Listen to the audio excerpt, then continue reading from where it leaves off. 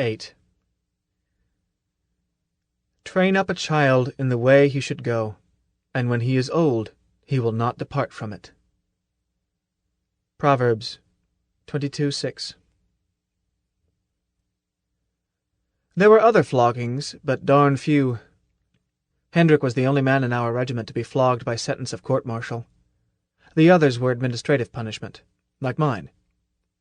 And for lashes it was necessary to go all the way up to the regimental commander, which a subordinate commander finds distasteful, to put it faintly. Even then, Major Malloy was much more likely to kick the man out, undesirable discharge, than to have the whipping post erected. In a way, an administrative flogging is the mildest sort of a compliment. It means that your supervisors think that there is a faint possibility that you just might have the character eventually to make a soldier and a citizen, unlikely as it seems at the moment. I was the only one to get the maximum administrative punishment. None of the others got more than 3 lashes. Nobody else came as close as I did to putting on civilian clothes, but I still squeaked by. This is a social distinction of sorts. I don't recommend it. But we had another case, much worse than mine or Ted Hendricks. A really sick-making one. Once, they erected gallows. Now look, get this straight. This case didn't really have anything to do with the Army. The crime didn't take place at Camp Curie, and the placement officer who accepted this boy for MI should turn in his suit. He deserted only 2 days after we arrived at Curie. Ridiculous, of course, but nothing about the case made sense. Why didn't he resign? Desertion, naturally, is one of the 31 crash landings. But the Army doesn't invoke the death penalty for it unless there are special circumstances, such as in the face of the enemy, or something else that turns it from a highly informal way of resigning into something that can't be ignored. The Army makes no effort to find deserters and bring them back. This makes the hardest kind of sense. We're all volunteers. We're MI because we want to be. We're proud to be MI, and MI is proud of us. If a man doesn't feel that way about it, from his calloused feet to his hairy ears, I don't want him on my flank when trouble starts. If I buy a piece of it, I want the men around me who will pick me up because they're MI, and I'm MI. And my skin means as much to them as their own. I don't want any ersatz soldiers dragging their tails and ducking out when the party gets rough. It's a whole lot safer to have a blank file on your flank than to have an alleged soldier who is nursing the conscript syndrome. So if they run, let 'em run. It's a waste of time and money to fetch 'em back. Of course, most of them do come back, though it may take them years, in which case the Army tiredly lets them have their 50 lashes instead of hanging them, and turns them loose.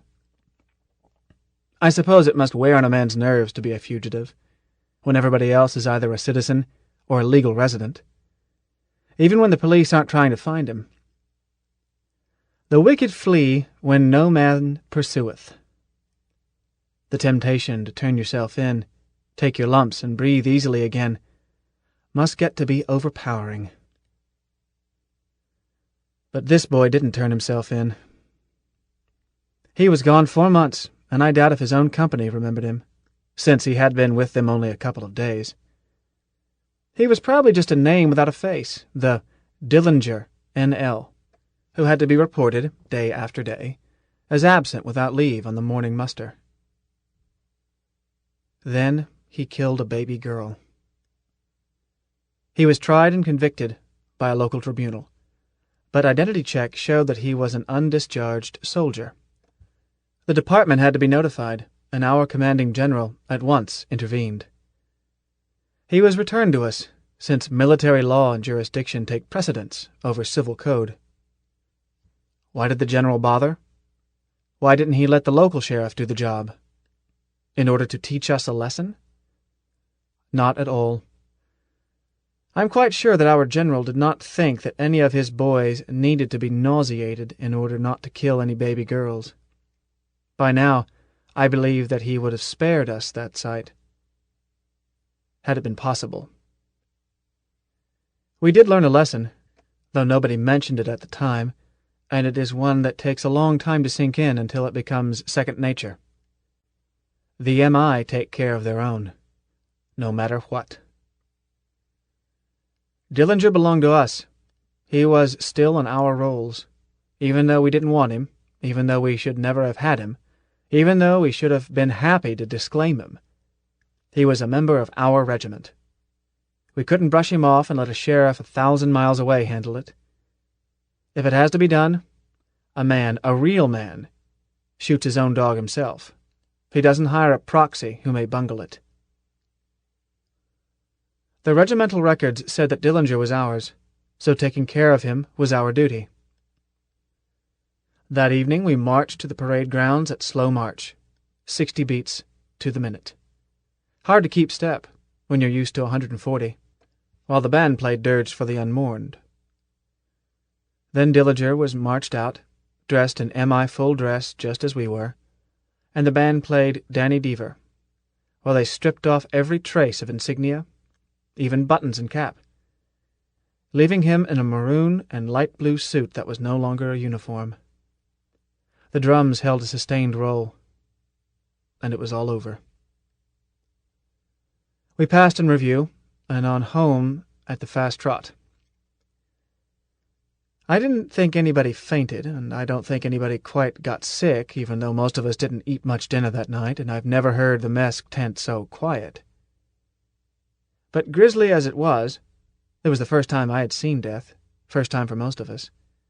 It was not the shock that Ted Hendricks' flogging was. I mean, you couldn't put yourself in Dillinger's place. You didn't have any feeling of, it could have been me.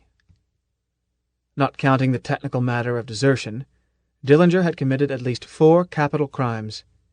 If his victim had lived, he still would have danced Danny Deever for any one of the other 3.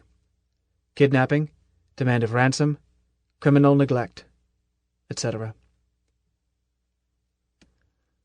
I had no sympathy for him and still haven't. That old saw that to understand all is to forgive all is a lot of tripe. Some things, the more you understand, the more you loathe them. My sympathy is reserved for Barbara Ann Enthwaite, whom I had never seen, and for her parents, who would never again see their little girl. As the band put away their instruments that night, we started 30 days of mourning for Barbara, and of disgrace for us. With our colors draped in black, no music at parade, no singing on route march. Only once did I hear anybody complain, and another boot promptly asked him how he would like a full set of lumps. Certainly it hadn't been our fault, but our business was to guard little girls, not kill them. Our regiment had been dishonored. We had to clean it. We were disgraced, and we felt disgraced. That night I tried to figure out how such things could be kept from happening. Of course, they hardly ever do nowadays, but even once is way too many. I never did reach any answer that satisfied me. This Dillinger, he looked like anybody else, and his behavior and record couldn't have been too odd, or he would never have reached Camp Curie in the first place. I suppose he was one of those pathological personalities you read about. No way to spot them. Well, if there was no way to keep it from happening once, there was only one sure way to keep it from happening twice, which we had used. If Dillinger had understood what he was doing, which seems credible, then he got what was coming to him, except that it seemed a shame that he hadn't suffered as much as had little Barbara Ann. He practically hadn't suffered at all. But suppose, as seemed more likely, he was so crazy that he had never been aware that he was doing anything wrong. What then? Well, we shoot mad dogs, don't we? Yes, but being crazy that way is a sickness. I couldn't see but 2 possibilities. Either he couldn't be made well, in which case he was better off dead for his own sake and for the safety of others, or he could be treated and made sane, in which case, it seemed to me, if he ever became sane enough for civilized society, and thought over what he had done while he was sick, what could be left for him but suicide? How could he live with himself? And suppose he escaped before he was cured and did the same thing again, and maybe again? How do you explain that to bereaved parents, in view of his record? I couldn't see but one answer.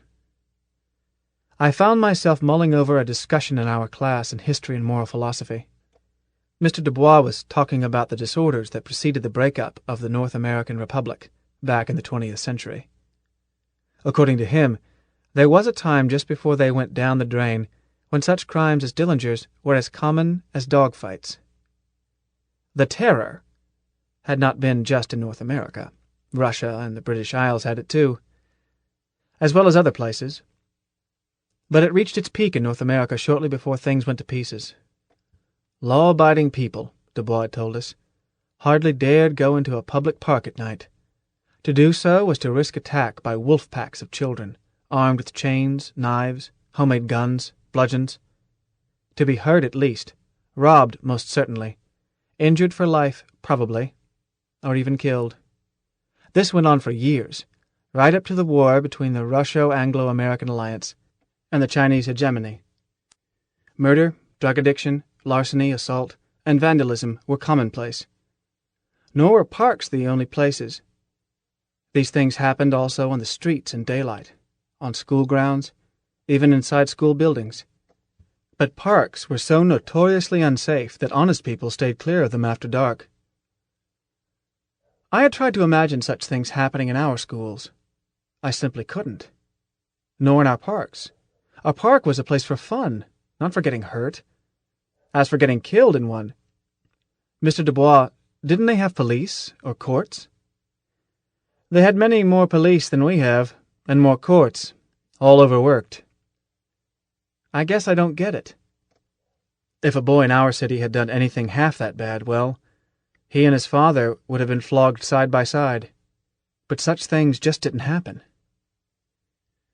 Mr. Dubois then demanded of me, "Define a juvenile delinquent." One of those kids, the ones who used to beat up people." "Wrong." "Huh? But the book said—" "My apologies. Your textbook does so state, but calling a tail a leg does not make the name fit. Juvenile delinquent is a contradiction in terms, one which gives a clue to their problem and their failure to solve it. Have you ever raised a puppy?" "Yes, sir." "Did you housebreak him?" Yes, sir, eventually. It was my slowness in this that caused my mother to rule that dogs must stay out of the house." "Ah, yes. When your puppy made mistakes, were you angry?" "What?" "Why, he didn't know any better. He was just a puppy." "What did you do?" "Why, I scolded him and rubbed his nose in it and paddled him." "Surely he could not understand your words?" "No, but he could tell I was sore at him." "But you just said that you were not angry." Mr. Dubois had an infuriating way of getting a person mixed up. "No, but I had to make him think I was. He had to learn, didn't he?" "Conceded. But, having made it clear to him that you disapproved, how could you be so cruel as to spank him as well? You said the poor beastie didn't know that he was doing wrong, yet you inflicted pain. Justify yourself. Or are you a sadist?" I didn't then know what a sadist was, but I knew pups. "Mr. Dubois, you have to. You scold him so that he knows he's in trouble. You rub his nose in it so that he will know what trouble you mean. You paddle him so that he darn well won't do it again. And you have to do it right away. It doesn't do a bit of good to punish him later. You'll just confuse him. Even so, he won't learn from one lesson, so you watch, and you catch him again and paddle him still harder. Pretty soon he learns, but it's a waste of breath just to scold him." Then I added, "I guess you've never raised pups." "Many. I'm raising a dachshund now, by your methods. Let's get back to those juvenile crimes. The most vicious averaged somewhat younger than you here in this class. and they often started their lawless careers much younger. Let us never forget that puppy. These children were often caught. Police arrested batches each day. Were they scolded?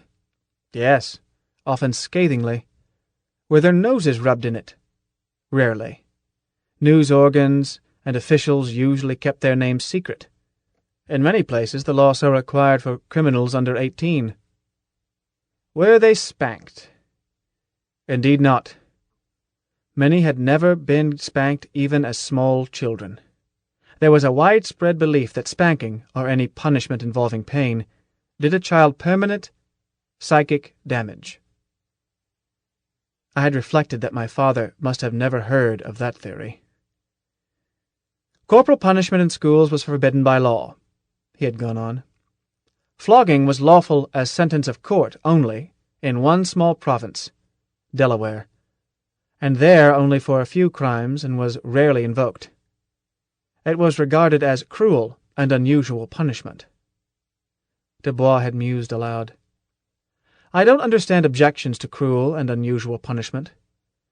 While a judge should be benevolent in purpose, his awards should cause the criminal to suffer, else there is no punishment, and pain is the basic mechanism built into us by millions of years of evolution, which safeguards us by warning when something threatens our survival.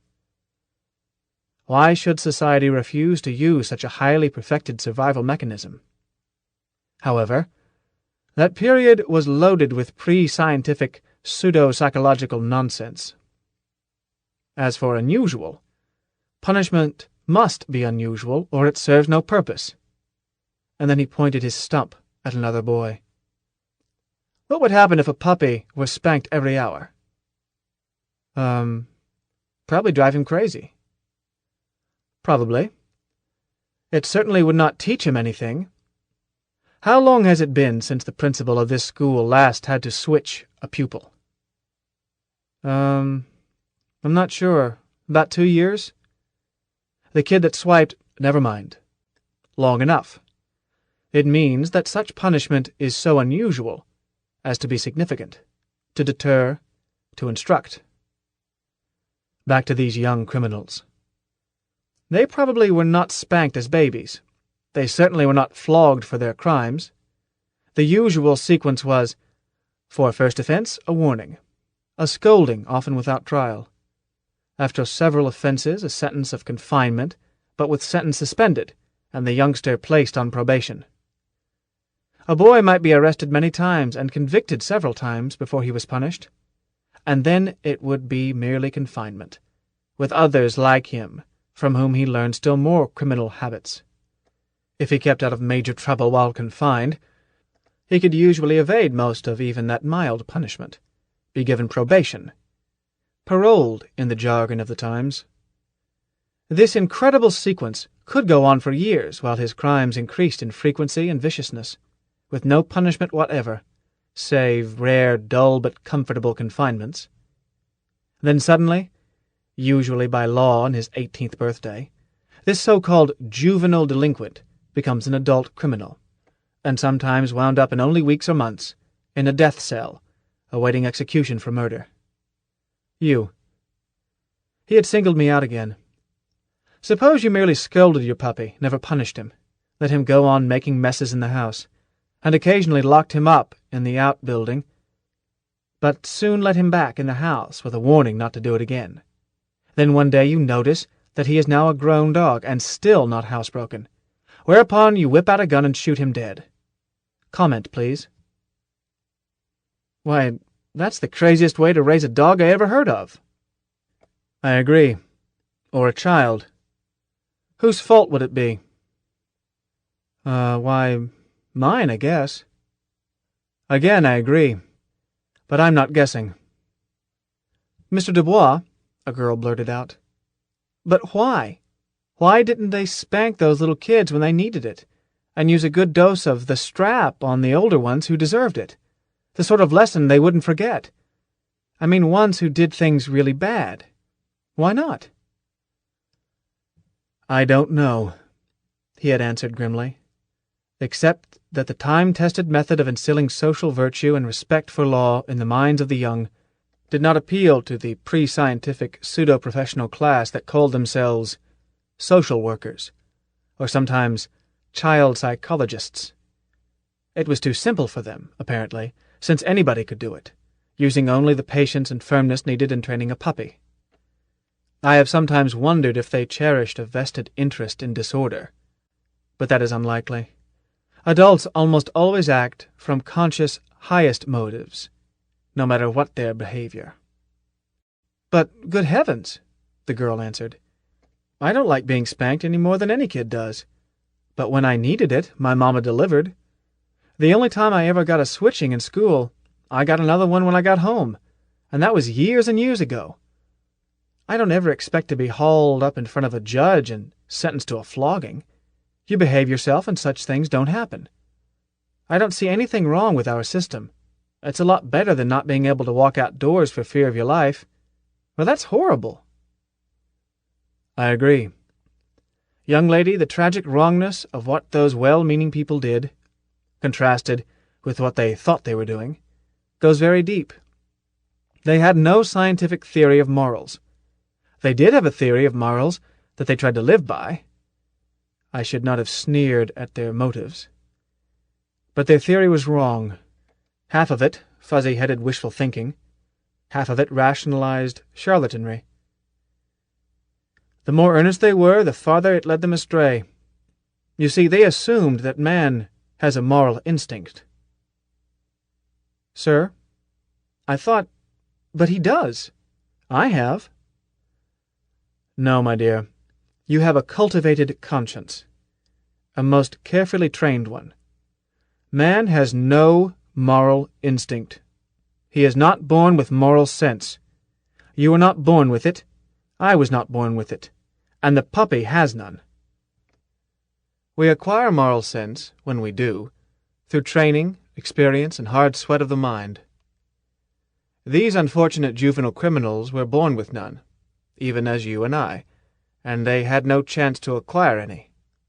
Their experiences did not permit it.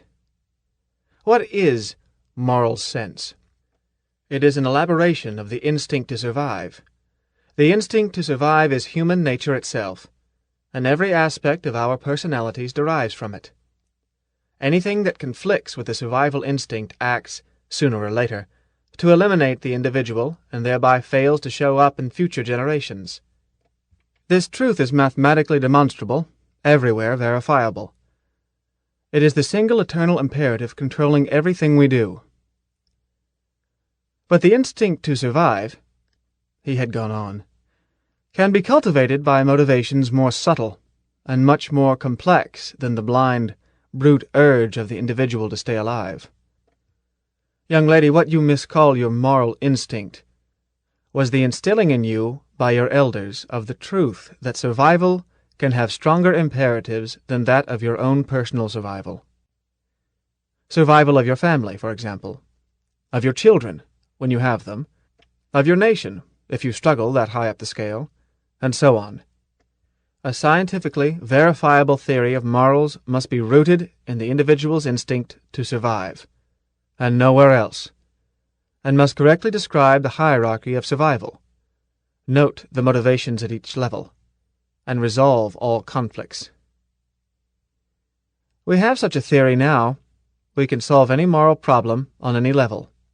Self-interest, love of family, duty to country, responsibility toward the human race. We are even developing an exact ethic for extra-human relations. But all moral problems can be illustrated by one misquotation. Greater love hath no man than a mother cat dying to defend her kittens. Once you understand the problem facing that cat and how she solved it, you will then be ready to examine yourself and learn how high up the moral ladder you are capable of climbing. These juvenile criminals hit a low level. Born with only the instinct for survival, the highest morality they achieved was a shaky loyalty to a peer group, a street gang. But the do-gooders attempted to appeal to their better natures, to reach them, to spark their moral sense. Tosh. They had no better natures. Experience taught them that what they were doing was the way to survive. The puppy never got his spanking. Therefore, what he did with pleasure and success must be moral. The basis of all morality is duty, a concept with the same relation to group that self-interest has to individual. Nobody preached duty to these kids in a way they could understand, that is, with a spanking. But the society they were in told them endlessly about their rights. The result should have been predictable, since a human being has no natural rights of any nature. Mr. Dubois had paused. Somebody took the bait. "Sir, how about life, liberty, and the pursuit of happiness?" "Ah, yes. The unalienable rights. Each year someone quotes that magnificent poetry. Life? What right to life has a man who is drowning in the Pacific? The ocean will not hearken to his cries. What right to life has a man who must die if he is to save his children? If he chooses to save his own life, does he do so as a matter of right? If two men are starving and cannibalism is the only alternative to death, which man's right is unalienable? And is it right? As liberty, the heroes who signed the great document pledged themselves to buy liberty with their lives. Liberty is never unalienable. It must be redeemed regularly with the blood of patriots, or it always vanishes. Of all the so-called natural human rights that have ever been invented, liberty is the least likely to be cheap, and is never free of cost. The third right, the pursuit of happiness, it is indeed unalienable, but it is not a right. It is simply a universal condition which tyrants cannot take away, nor patriots restore. Cast me into a dungeon, burn me at the stake, crown me king of kings. I can pursue happiness as long as my brain lives, but neither gods nor saints, wise men nor subtle drugs, can ensure that I will catch it. Mr. Dubois then turned to me. I told you that juvenile delinquent is a contradiction in terms. Delinquent means failing in duty, but duty is an adult virtue. Indeed, a juvenile becomes an adult when, and only when, he acquires a knowledge of duty, and embraces it as dearer than the self-love he was born with. There never was, there cannot be, a juvenile delinquent. But for every juvenile criminal, there are always one or more adult delinquents, people of mature years who either do not know their duty, or who, knowing it, fail.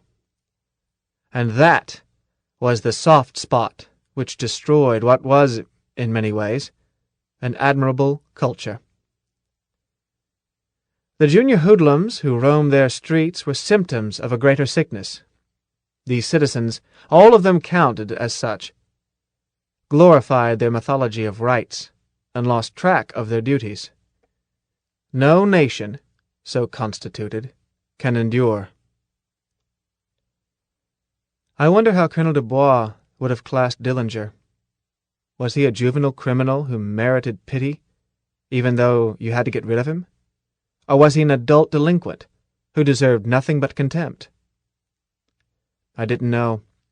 I would never know. The one thing I was sure of was that he would never again kill any little girls. That suited me. I went to sleep. 9. We've got no place in this outfit for good losers. We want tough hombres who will go in there and win. Admiral Jonas Ingram, 1926.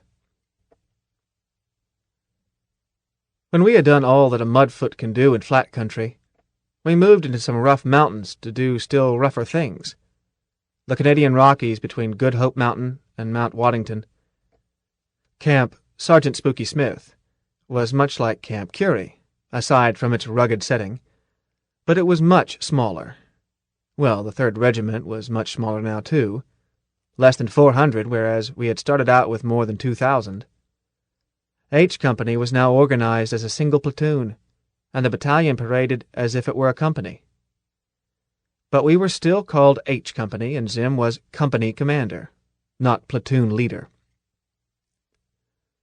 What the sweat-down meant, really, was much more personal instruction.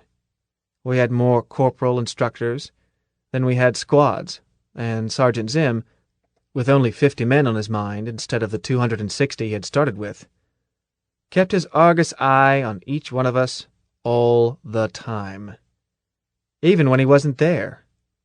At least, if you goofed, it turned out he was standing right behind you.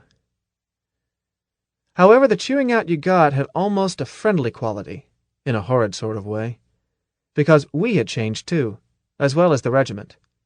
The 1 in 5 who was left was almost a soldier, and Zim seemed to be trying to make him into one, instead of running him over the hill.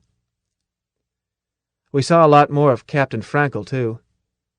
He now spent most of his time teaching us, instead of behind a desk, and he knew all of us by name and face, and seemed to have a card file in his mind of exactly what progress each man had made on every weapon, every piece of equipment, not to mention your extra duty status, medical record, and whether you had had a letter from home lately. He wasn't as severe with us as Zim was.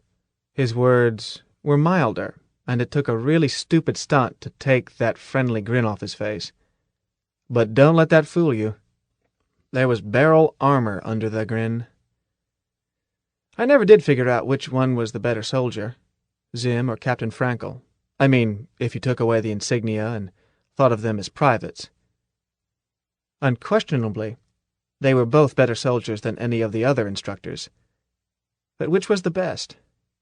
Zim did everything with precision and style, as if he were on parade. Captain Frankel did the same thing with dash and gusto, as if it were a game. The results were about the same, and it never turned out to be as easy as Captain Frankel made it look. We needed the abundance of instructors. Jumping a suit, as I have said, is easy on flat ground. Well, the suit jumps just as high and just as easily in the mountains, but it makes a lot of difference when you have to jump up a vertical granite wall between 2 close-set fir trees and override your jet controls at the last instant. We had 3 major casualties in suit practice in broken country, 2 dead and 1 medical retirement. But that rock wall is even tougher without a suit, tackled with lines and pitons. I didn't really see what use alpine drill was to a cap trooper, but I had learned to keep my mouth shut and try to learn what they shoved at us. I learned it, and it wasn't too hard. If anybody had told me a year earlier that I could go up a solid chunk of rock, as flat and as perpendicular as a blank wall of a building, using only a hammer, some silly little steel pins, and a chunk of clothesline, I would have laughed in his face. I'm a sea-level type. Correction, I was a sea-level type. There had been some changes made. Just how much I had changed, I began to find out. At Camp Sergeant Spooky Smith, we had liberty. To go to town, I mean. Oh, we had liberty after the first month at Camp Curie, too. This meant that, on a Sunday afternoon, if you weren't in the duty platoon, you could check out at the orderly tent and walk just as far away from the camp as you wished, bearing in mind that you had to be back for evening muster. But there was nothing within walking distance, if you don't count jackrabbits. No girls, no theaters, no dance halls, etc. Nevertheless, liberty, even at Camp Curie, was no mean privilege. Sometimes it can be very important indeed to be able to go so far away that you can't see a tent, a sergeant, nor even the ugly faces of your best friends among the boots. Not have to be on the bounce about anything. Have time to take out your soul and look at it. You could lose that privilege in several degrees. You could be restricted to camp, or you could be restricted to your own company street, which meant that you couldn't go to the library. nor to what was misleadingly called the recreation tent. Mostly some Parcheesi sets and similar wild excitements. Or you could be under close restriction, required to stay in your tent when your presence was not required elsewhere. This last sort didn't mean much in itself, since it was usually added to extra duty so demanding that you didn't have any time in your tent other than for sleep anyhow. It was a decoration added like a cherry on top of a dish of ice cream to notify you and the world that you had pulled not some everyday goof-off, but something unbecoming of a member of the MI, and were thereby unfit to associate with other troopers until you had washed away the stain. But at Camp Spooky, we could go into town, duty status, conduct status, etc. permitting. Shuttles ran to Vancouver every Sunday morning, right after divine services, which were moved up to 30 minutes after breakfast, and came back again just before supper and again just before taps. The instructors could even spend Saturday night in town, or cop a 3-day pass, duty permitting. I had no more than stepped out of the shuttle, my first pass, than I realized in part that I had changed. Johnny didn't fit any longer. Civilian life, I mean. It all seemed amazingly complex and unbelievably untidy. I'm not running down Vancouver. It's a beautiful city and a lovely setting. The people are charming, and they are used to having the MI in town, and they make a trooper welcome. There is a social center for us downtown, where they have dances for us every week, and see to it that junior hostesses are on hand to dance with, and senior hostesses to make sure that a shy boy, me to my amazement, but you try a few months without nothing female around but lady jackrabbits, gets introduced and has a partner's feet to step on. But I didn't go to the social center that first pass. Mostly I stood around and gawked at beautiful buildings, at display windows filled with all manner of unnecessary things, and not a weapon among them. At all those people running around, or even strolling, doing exactly as they pleased, and no two of them dressed alike. And at girls. Especially at girls. I hadn't realized just how wonderful they were. Look, I've approved of girls from the time I first noticed that the difference was more than just that they dressed differently. So far as I remember, I never did go through that period boys are supposed to go through when they know that girls are different but dislike them. I've always liked girls. But that day I realized that I had long been taking them for granted. Girls are simply wonderful. Just to stand on a corner and watch them going past is delightful. They don't walk, at least not what we do when we walk. I don't know how to describe it, but it's much more complex and utterly delightful. They don't move just their feet. Everything moves, and in different directions, and all of it graceful. I might have been standing there yet if a policeman hadn't come by. He sized us up and said, "Howdy, boys. Enjoying yourselves?" I quickly read the ribbons on his chest and was impressed. "Yes, sir." "You don't have to say sir to me. Not much to do here. Why don't you go to the hospitality center?" He gave us the address, pointed the direction, and we started that way. Pat Levy, Kitten Smith, and myself. He called after us, "Have a good time, boys, and stay out of trouble," which was exactly what Sergeant Zim had said to us as we climbed into the shuttle. But we didn't go there. Pat Levy had lived in Seattle when he was a small boy and wanted to take a look at his old hometown. He had money and offered to pay our shuttle fares if we would go with him. I didn't mind, and it was all right. Shuttles ran every 20 minutes, and our passes were not restricted to Vancouver. Smith decided to go along, too. Seattle wasn't very different from Vancouver, and the girls were just as plentiful. I enjoyed it. But Seattle wasn't quite as used to having MI around in droves, and we picked a poor spot to eat dinner, one where we weren't quite so welcome, a bar restaurant, down by the docks. Now, look, we weren't drinking. Well, Kitten Smith had one beer with his dinner, but he was never anything but friendly and nice. That is how he got his name. The first time we had hand-to-hand combat, Drill Corporal Jones had said to him disgustedly, "A kitten would have hit me harder than that." The nickname stuck. We were the only uniforms in the place. Most of the other customers were merchant marine sailors. Seattle handles an awful lot of surface tonnage. I hadn't known it at the time, but merchant sailors don't like us. Part of it has to do with the fact that their guilds have tried and tried to get their trade classed as equivalent to federal service, without success. But I understand that some of it goes way back in history. Centuries. There were some young fellas there, too, about our age. The right age to serve a term, only they weren't. Long-haired and sloppy and kind of dirty-looking. Well, say about the way I looked, I suppose, before I joined up. Presently we started noticing that at the table behind us, two of these young twerps and two merchant sailors, to judge by clothes, were passing remarks that were intended for us to overhear.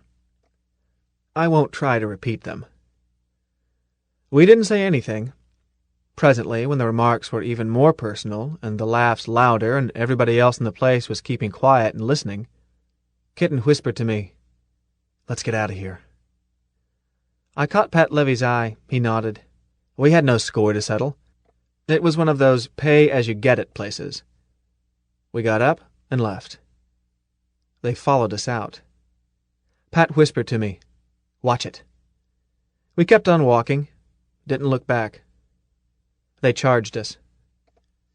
I gave my man a side-neck chop as I pivoted and let him fall past me, swung to help my mates. But it was over. 4 in, 4 down. Kitten had handled 2 of them, and Pat sort of wrapped the other one around a lamppost from throwing him a little too hard. Somebody, the proprietor, I guess, must have called the police as soon as we stood up to leave, since they arrived almost at once while we were still standing around wondering what to do with the meat. 2 policemen. It was that sort of neighborhood. The senior of them wanted us to prefer charges, but none of us was willing. Zim had told us to stay out of trouble. Kitten looked blank, and about 15 years old, and said, "I guess they stumbled." "So I see," agreed the officer, and towed a knife away from the outflung hand of my man. Put it against the curb and broke the blade. "Well, you boys had better run along. Farther uptown." We left. I was glad that neither Pat nor Kitten wanted to make anything of it. It's a mighty serious thing, a civilian assaulting a member of the armed forces. But what the deuce? The book's balanced. They jumped us. They got their lumps. All even.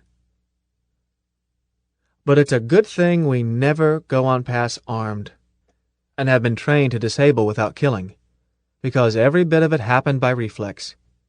I didn't believe that they would jump us until they already had, and I didn't do any thinking at all until it was over.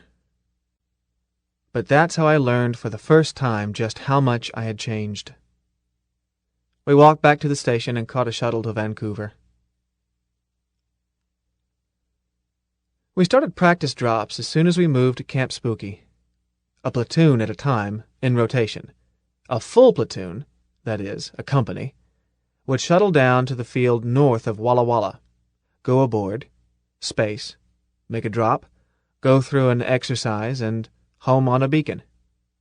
A day's work. With 8 companies, that gave us not quite a drop each week. And then it gave us a little more than a drop each week as attrition continued, whereupon the drops got tougher, over mountains, into the Arctic ice, into the Australian desert, and, before we graduated, onto the face of the moon, where your capsule is placed only 100 feet up and explodes as it ejects, and you have to look sharp and land with only your suit, no air, no parachute, and a bad landing can spill your air and kill you. Some of the attrition was from casualties, deaths or injuries, and some of it was just from refusing to enter the capsule, which some did, and that was that. They weren't even chewed out. They were just motioned aside, and that night they were paid off.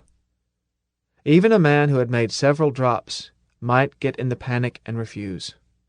And the instructors were just gentle with him, treated him the way you do a friend who is ill and won't get well. I never quite refused to enter the capsule, but I certainly learned about the shakes. I always got them. I was scared silly every time. I still am. But you're not a cap trooper unless you drop. They tell a story, probably not true, about a cap trooper who was sightseeing in Paris. He visited Les Invalides, looked down at Napoleon's coffin, and said to a French guard there, "Who's he?" The Frenchman was properly scandalized. "Monsieur does not know? This is the tomb of Napoleon, Napoleon Bonaparte, the greatest soldier who ever lived." The cap trooper thought about it. Then he asked, "So, where were his drops?" It is almost certainly not true, because there is a big sign outside that tells you exactly who Napoleon was. But that is how a cap trooper feels about it. Eventually, we graduated. I can see that I've left out almost everything. Not a word about most of our weapons. Nothing about the time we dropped everything and fought a forest fire for 3 days. No mention of the practice alert that was a real one, only we didn't know it until it was over. Nor about the day the cook tent blew away. In fact, not any mention of weather, and believe me, weather is important to a doughboy. Rain and mud especially. But though weather is important while it happens, it seems to me to be pretty dull to look back on. You can take descriptions of most any sort of weather out of an almanac and stick them in just anywhere. They'll probably fit. The regiment had started with 2,009 men. We graduated 187. Of the others, 14 were dead, 1 executed, and his name struck, and the rest resigned, dropped, transferred, medical discharge, etc. Major Malloy made a short speech. We each got a certificate. We passed in review for the last time, and the regiment was disbanded, its colors to be cased until they would be needed, 3 weeks later, to tell another couple of thousand civilians that they were an outfit, not a mob. I was a trained soldier, entitled to put TP in front of my serial number instead of RP. Big day. The biggest I ever had. 10. The Tree of Liberty must be refreshed from time to time with the blood of patriots. Thomas Jefferson, 1787. That is, I thought I was a trained soldier, until I reported to my ship. Any law against having a wrong opinion? I see that I didn't make any mention of how the Terran Federation moved from peace to a state of emergency, and then on into war. I didn't notice it too closely myself. When I enrolled, it was peace, the normal condition. At least so people think. Whoever expects anything else. Then, when I was at Curie, it became a state of emergency, but I still didn't notice it, as what Corporal Vronsky thought about my haircut, uniform, combat drill, and kit was much more important, and what Sergeant Zim thought about such matters was overwhelmingly important. In any case, emergency is still peace. Peace is a condition in which no civilian pays any attention to military casualties which do not achieve page 1 lead story prominence, unless that civilian is a close relative of one of the casualties. But if there ever was a time in history when peace meant that there was no fighting going on, I have been unable to find out about it. When I reported to my first outfit, Willie's Wildcats, sometimes known as Company K, 3rd Regiment, 1st MI Division, and shipped with them in the Valley Forge, with that misleading certificate in my kit. The fighting had already been going on for several years. The historians can't seem to settle whether to call this one the Third Space War or the Fourth, or whether the First Interstellar War fits it better. We just call it the Bug War, if we call it anything, which we usually don't. And in any case, the historians date the beginning of war after the time I joined my first outfit and ship. Everything up to then, and still later, were incidents, patrols, or police actions. However, you are just as dead if you buy a farm in an incident as you are if you buy it in a declared war. But to tell the truth, a soldier doesn't notice a war much more than a civilian does, except his own tiny piece of it, and that just on the days it is happening. The rest of the time, he is much more concerned with sack time, the vagaries of sergeants, and the chances of wheedling the cook between meals. However, when Kitten Smith and Al Jenkins and I joined them at Luna Base, each one of Willie's Wildcats had made more than one combat drop. They were soldiers, and we were not. We weren't hazed for it, at least I was not, and the sergeants and corporals were amazingly easy to deal with, after the calculated frightfulness of instructors. It took a little while to discover that this comparatively gentle treatment simply meant that we were nobody, hardly worth chewing out, until we had proved in a real drop, that we might possibly replace real Wildcats who had fought and bought it, and whose bunks we now occupied. Let me tell you how green I was. While the Valley Forge was still at Luna Base, I happened to come across my section leader just as he was about to hit dirt, all slicked up in dress uniform. He was wearing in his left earlobe a rather small earring, a tiny gold skull, beautifully made, and under it, instead of the conventional crossed bones of the ancient Jolly Roger design, was a whole bundle of little gold bones, almost too small to see. Back home, I had always worn earrings and other jewelry when I went out on a date. I had some beautiful ear clips, rubies as big as the end of my little finger, which had belonged to my mother's grandfather. I liked jewelry, and had rather resented being required to leave it all behind when I went to basic. But here was a type of jewelry which was apparently okay to wear with uniform. My ears weren't pierced. My mother didn't approve of it for boys. But I could have the jeweler mounted on a clip, and I still had some money left from pay call at graduation, and was anxious to spend it before it mildewed. Sergeant, where do you get earrings like that one? Pretty neat." He didn't look scornful. He didn't even smile. He just said, "You like it?" "I certainly do." The plain, raw gold pointed up the gold braid and piping of the uniform, even better than gems would have done.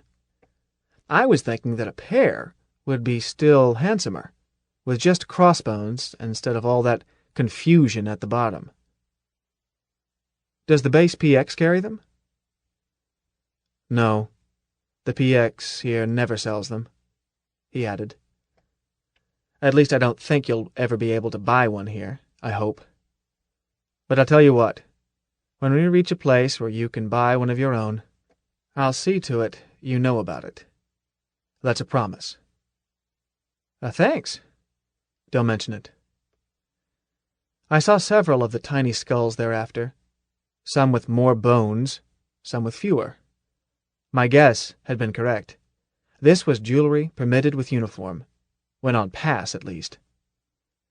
Then I got my chance to buy one almost immediately thereafter, and discovered that the prices were unreasonably high for such plain ornaments. It was Operation Bughouse. The first battle of Clendathu in the history books. Soon after Buenos Aires was smeared. It took the loss of B.A. to make the groundhogs realize that anything was going on, because people who haven't been out don't really believe in other planets. Not down deep where it counts. I know I hadn't, and I'd been space happy since I was a pup. But B.A. really stirred up the civilians and inspired loud screams to bring all our forces home from everywhere, orbit them around the planet practically shoulder to shoulder, and interdict the space Terra occupies. This is silly, of course. You don't win a war by defense, but by attack. No Department of Defense ever won a war. See the histories. But it seems to be a standard civilian reaction to scream for defensive tactics as soon as they do notice a war. Then they want to run the war, like a passenger trying to grab the controls away from the pilot in an emergency. However, nobody asked my opinion at the time. I was told. Quite aside from the impossibility of dragging the troops home, in view of our treaty obligations and what it would do to the colony planets in the Federation, and to our allies, we were awfully busy doing something else. To wit, carrying the war to the bugs. I suppose I noticed the destruction of BA much less than most civilians did. We were already a couple of parsecs away under Cherenkov Drive, and the news didn't reach us until we got it from another ship after we came out of Drive. I remember thinking, gosh, that's terrible, and feeling sorry for the one Porteño in the ship. But BA wasn't my home, and Terra was a long way off, and I was very busy, as the attack on Klendathu, the bug's home planet, was mounted immediately after that, and we spent the time in rendezvous strapped in our bunks, doped and unconscious, with the internal gravity field of the Valley Forge off to save power and give greater speed. The loss of Buenos Aires did mean a great deal to me. It changed my life enormously, but this I did not know until many months later. When it came time to drop onto Klendathu, I was assigned to PFC Dutch Bamberger as a supernumerary. He managed to conceal his pleasure at the news, and as soon as the platoon sergeant was out of earshot, he said, "Listen, Boot, you stick close behind me and stay out of my way. You go slowing me down, I'll break your silly neck." I just nodded. I was beginning to realize that this was not a practice drop. Then I had the shakes for a while, and then we were down. Operation Bughouse should have been called Operation Madhouse. Everything went wrong. It had been planned as an all-out move to bring the enemy to their knees, occupy their capital and the key points of their home planet, and end the war. Instead, it darn near lost the war. I am not criticizing General Dienz. I don't know whether it's true that he demanded more troops and more support, and allowed himself to be overruled by the Sky Marshal-in-Chief, or not. Nor was it any of my business. Furthermore, I doubt if some of the smart second-guessers know all the facts. What I do know is that the general dropped us and commanded us on the ground, and, when the situation became impossible, he personally led the diversionary attack that allowed quite a few of us, including me, to be retrieved, and in doing so, bought his farm. He's radioactive debris on Klendathu, and it's much too late to court-martial him, so why talk about it? I do have one comment to make to any armchair strategist who has never made a drop. Yes, I agree that the bug's planet, possibly, could have been plastered with H-bombs until it was surfaced with radioactive glass. But would that have won the war? The bugs are not like us. The pseudo-arachnids aren't even like spiders. They are anthropods who happen to look like a madman's conception of a giant, intelligent spider. But their organization, psychological and economic, is more like that of ants or termites.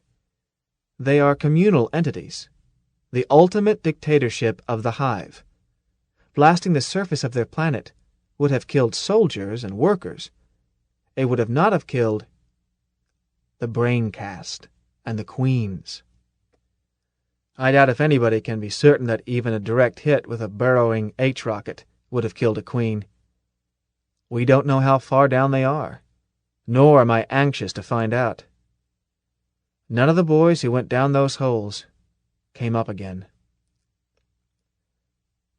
Suppose we did ruin the productive surface of Klendathu. They still would have ships and colonies and other planets, same as we have, and their HQ is still intact.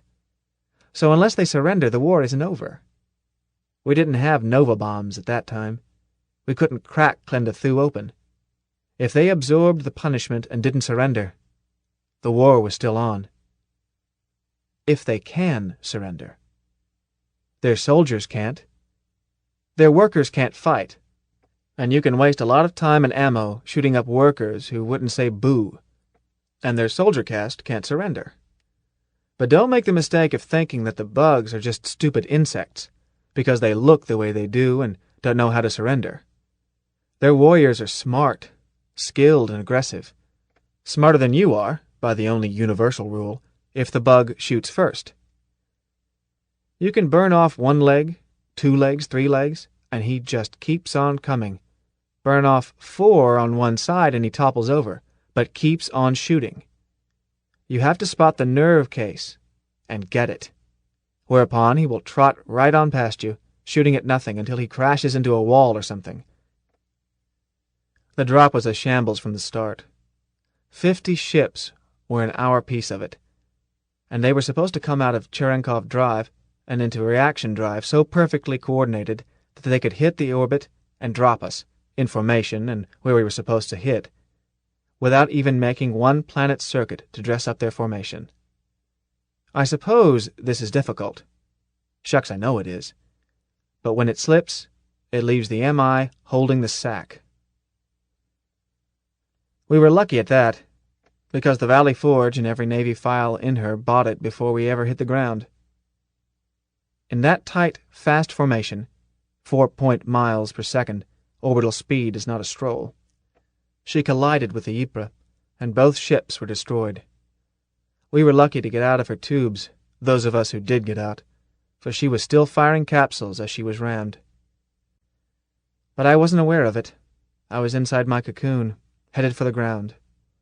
I suppose our company commander knew that the ship had been lost, and half his wildcats with it, since he was out first and would know when he suddenly lost touch, over the command circuit, with the ship's captain. But there was no way to ask him, because he wasn't retrieved. All I ever had was a gradually dawning realization that things were in a mess. The next 18 hours were nightmare. I shan't tell much about it, because I don't remember much. Just snatches, stop-motion scenes of horror. I've never liked spiders, poisonous or otherwise. A common house spider in my bed can give me the creeps. Tarantulas are simply unthinkable, and I can't eat lobster, crab, or anything of that sort.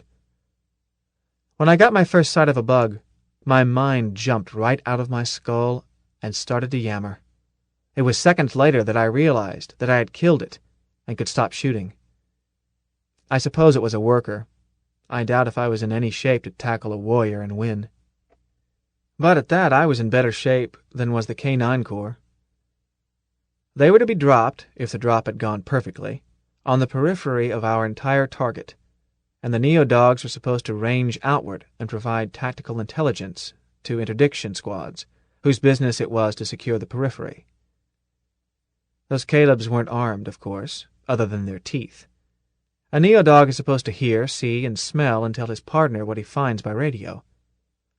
All he carries is a radio and a destruction bomb with which he, or his partner, can blow the dog up in case of bad wounds or capture. Those dogs didn't wait to be captured. Apparently most of them suicided as soon as they made contact. They felt the way I do about the bugs, only worse. They have Neo-Dogs now that are indoctrinated from puppyhood to observe and evade without blowing their tops at the mere sight or smell of a bug. But these weren't. But that wasn't all that went wrong. Just name it. It was fouled up. I didn't know what was going on, of course. I just stuck close behind Dutch, trying to shoot or flame anything that moved, dropping a grenade down a hole wherever I saw one. Presently, I got so that I could kill a bug without wasting ammo or juice, although I did not learn to distinguish between those that were harmless and those that were not. Only about 1 in 50 is a warrior, but he makes up for the other 49. Their personal weapons aren't as heavy as ours, but they are lethal just the same. They've got a beam that will penetrate armor and slice flesh like cutting a hard-boiled egg. And they cooperate even better than we do, because the brain that is doing the heavy thinking for the squad isn't where you can reach it. It's down one of the holes.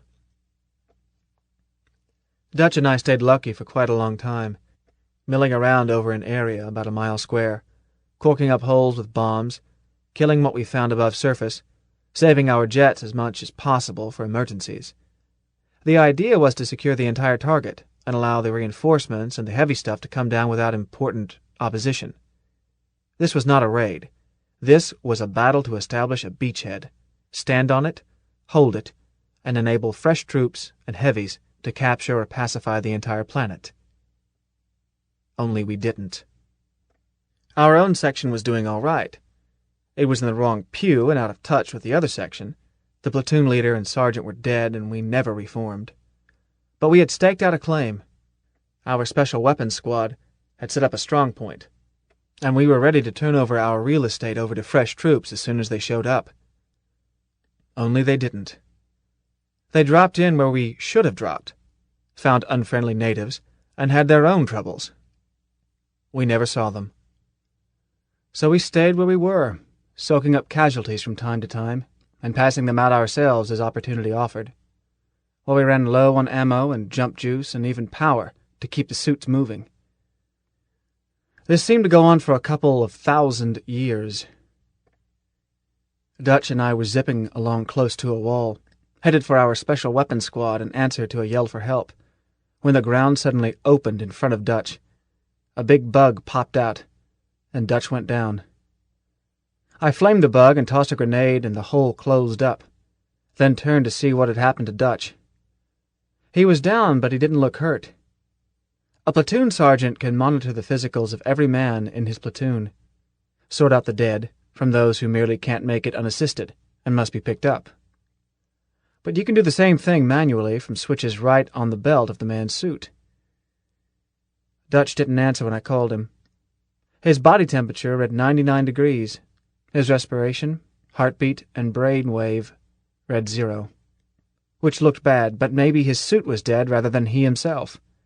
Or so I told myself, forgetting that the temperature indicator would give no reading if it were the suit rather than the man. Anyhow, I grabbed the can-opener wrench from my own belt and started to take him out of his suit while trying to watch all around me. Then I heard an all-hands call in my helmet that I never want to hear again. Sauve Kipu, home, home, pick up and home. Any beacon you can hear, 6 minutes. All hands, save yourselves. Pick up your mates. Home on any beacon. Sauve Ki... I hurried. His head came off as I tried to drag him out of his suit, so I dropped him and got out of there. On a later drop, I would have had sense enough to salvage his ammo, but I was far too sluggish to think. I simply bounced away from there, and tried to rendezvous with the strong point we had been heading for. It was already evacuated, and I felt lost and deserted. Then I heard recall. Not the recall it should have been, Yankee Doodle, if it had been a boat from the Valley Forge, but Sugar Bush, a tune I didn't know. No matter, it was a beacon. I headed for it, using the last of my jump juice lavishly. Got aboard just as they were about to button up, and shortly thereafter was in the Voortrekker, in such a state of shock that I couldn't remember my serial number. I've heard it called a strategic victory, but I was there, and I claim we took a terrible licking. 6 weeks later, and feeling about 60 years older, at Fleet Base on Sanctuary, I boarded another ground boat and reported for duty to Ship Sergeant Jalal at the Roger Young. I was wearing, in my pierced left earlobe, a broken skull with one bone. Al Jenkins was with me and was wearing one exactly like it. Kitten never made it out of the tube. The few surviving Wildcats were distributed elsewhere around the fleet. We had lost half our strength, about, in collision with the Valley Forge and the Ypres. That disastrous mess on the ground had run our casualties up over 80%, and the powers that be decided that it was impossible to put the outfit back together with survivors. Close it out. put the records in the archives, and wait until the scars had healed before reactivating Company K, Wildcats, with new faces but old traditions. Besides, there were a lot of empty files to fill in other outfits. Sergeant Jalal welcomed us warmly, told us that we were joining a smart outfit, best in the fleet, in a taut ship, and didn't seem to notice our ear skulls. Later that day he took us forward to meet the lieutenant, who smiled rather shyly and gave us a fatherly little talk. I noticed that Al Jenkins wasn't wearing his gold skull. Neither was I, because I had already noticed that nobody in Ratchik's Roughnecks wore the skulls. They didn't wear them because, in Ratchik's Roughnecks, it didn't matter in the least how many combat drops you had made, nor which ones.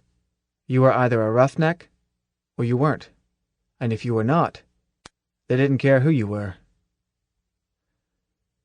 Since we had come to them not as recruits, but as combat veterans, they gave us all possible benefit of doubt, and made us welcome, with no more than that unavoidable trace of formality anybody necessarily shows to a house guest who is not a member of the family. But less than a week later, when we had made one combat drop with them, we were full-fledged roughnecks, members of the family, called by our first names, chewed out on occasion without any feeling on either side that we were less than blood brothers thereby, borrowed from and lent to, included in bull sessions and privileged to express our own silly opinions with complete freedom, and have them slapped down just as freely. We even called non-coms by their first names on any but strictly duty occasions. Sergeant Jalal was always on duty, of course, unless you ran across him dirt side, in which case he was jelly, and went out of his way to behave as if his lordly rank meant nothing between roughnecks. But the lieutenant was always the lieutenant, never Mr. Ratchik, nor even Lieutenant Ratchik, simply the lieutenant, spoken to and of in the third person. There was no god but the lieutenant, and Sergeant Jalal was his prophet. Jelly could say no in his own person, and it might be subject to further argument, at least from junior sergeants. But if he said, the lieutenant wouldn't like it, he was speaking ex cathedra, and the matter was dropped permanently. Nobody ever tried to check up on whether or not the lieutenant would or would not like it. The word had been spoken. The lieutenant was father to us, and loved us, and spoiled us, and was nevertheless rather remote from us aboard ship, and even dirtside, unless we reached dirt via a drop. But in a drop, well, you wouldn't think that an officer could worry about every man of a platoon spread over 100 square miles of terrain. But he can. He can worry himself sick over each one of them. How he could keep track of us all I can't describe. But in the midst of a ruckus, his voice would sing out over the command circuit, "Johnson, check Squad 6, Smitty's in trouble." And it was better than even money that the lieutenant had noticed it before Smith's squad leader. Besides that, you knew with utter and absolute certainty that, as long as you were still alive, the lieutenant would not get into the retrieval boat without you. There have been prisoners taken in the Bug War, but none from Ratchik's Roughnecks. Jelly was mother to us, and was close to us, and took care of us, and didn't spoil us at all. But he didn't report us to the lieutenant. There was never a court-martial among the Roughnecks, and no man was ever flogged. Jelly didn't even pass out extra duty very often. He had other ways of paddling us. He could look you up and down at daily inspection and simply say, "In the Navy, you might look good. Why don't you transfer?" And get results, it being an article of faith among us that the Navy crew members slept in their uniforms and never washed below their collar lines. But Jelly didn't have to maintain discipline among privates, because he maintained discipline among his non-coms, and expected them to do likewise. My squad leader, when I first joined, was red-green. After a couple of drops, when I knew how good it was to be a roughneck, I got to feeling gay and a bit too big for my clothes, and talked back to Red. He didn't report me to Jelly. He just took me back to the washroom and gave me a medium set of lumps, and we got to be pretty good friends. In fact, he recommended me for Lance later on. Actually, we didn't know whether the crew members slept in their clothes or not. We kept to our part of the ship, and the Navy men kept to theirs, because they were made to feel uncomfortable if they showed up in our country other than on duty. After all, one has social standards one must maintain, mustn't one? The lieutenant had his stateroom in male officers' country, a Navy part of the ship, but we never went there either, except on duty, and rarely. We did go forward for guard duty, because the Roger Young was a mixed ship. Female captain and pilot officers, some female Navy ratings. Forward of Bulkhead 30 was ladies' country. And 2 armed MI, day and night, stood guard at the one door cutting it.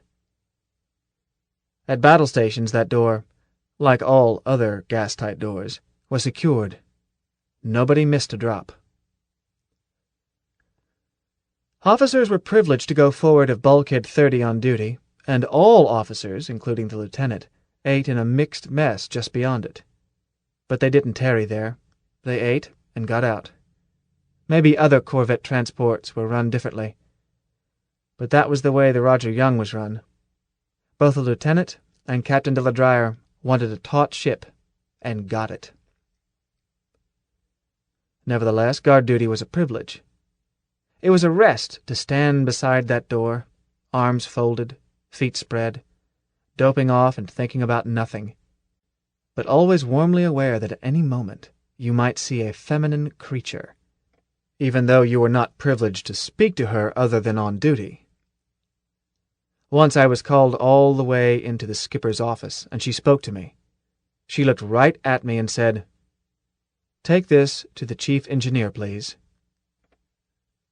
My daily shipside job, aside from cleaning, was servicing electronic equipment under the close supervision of Padre Migliaccio, the section leader of the first section, exactly as I used to work under Carl's eye. Drops didn't happen too often, and everybody worked every day. If a man didn't have any other talent, he could always scrub bulkheads. Nothing was ever quite clean enough to suit Sergeant Jalal. We followed the MI rule. Everybody fights, everybody works. Our first cook was Johnson, the second section's sergeant, a big friendly boy from Georgia, the one in the Western Hemisphere, not the other one. And a very talented chef. He wheedled pretty good, too.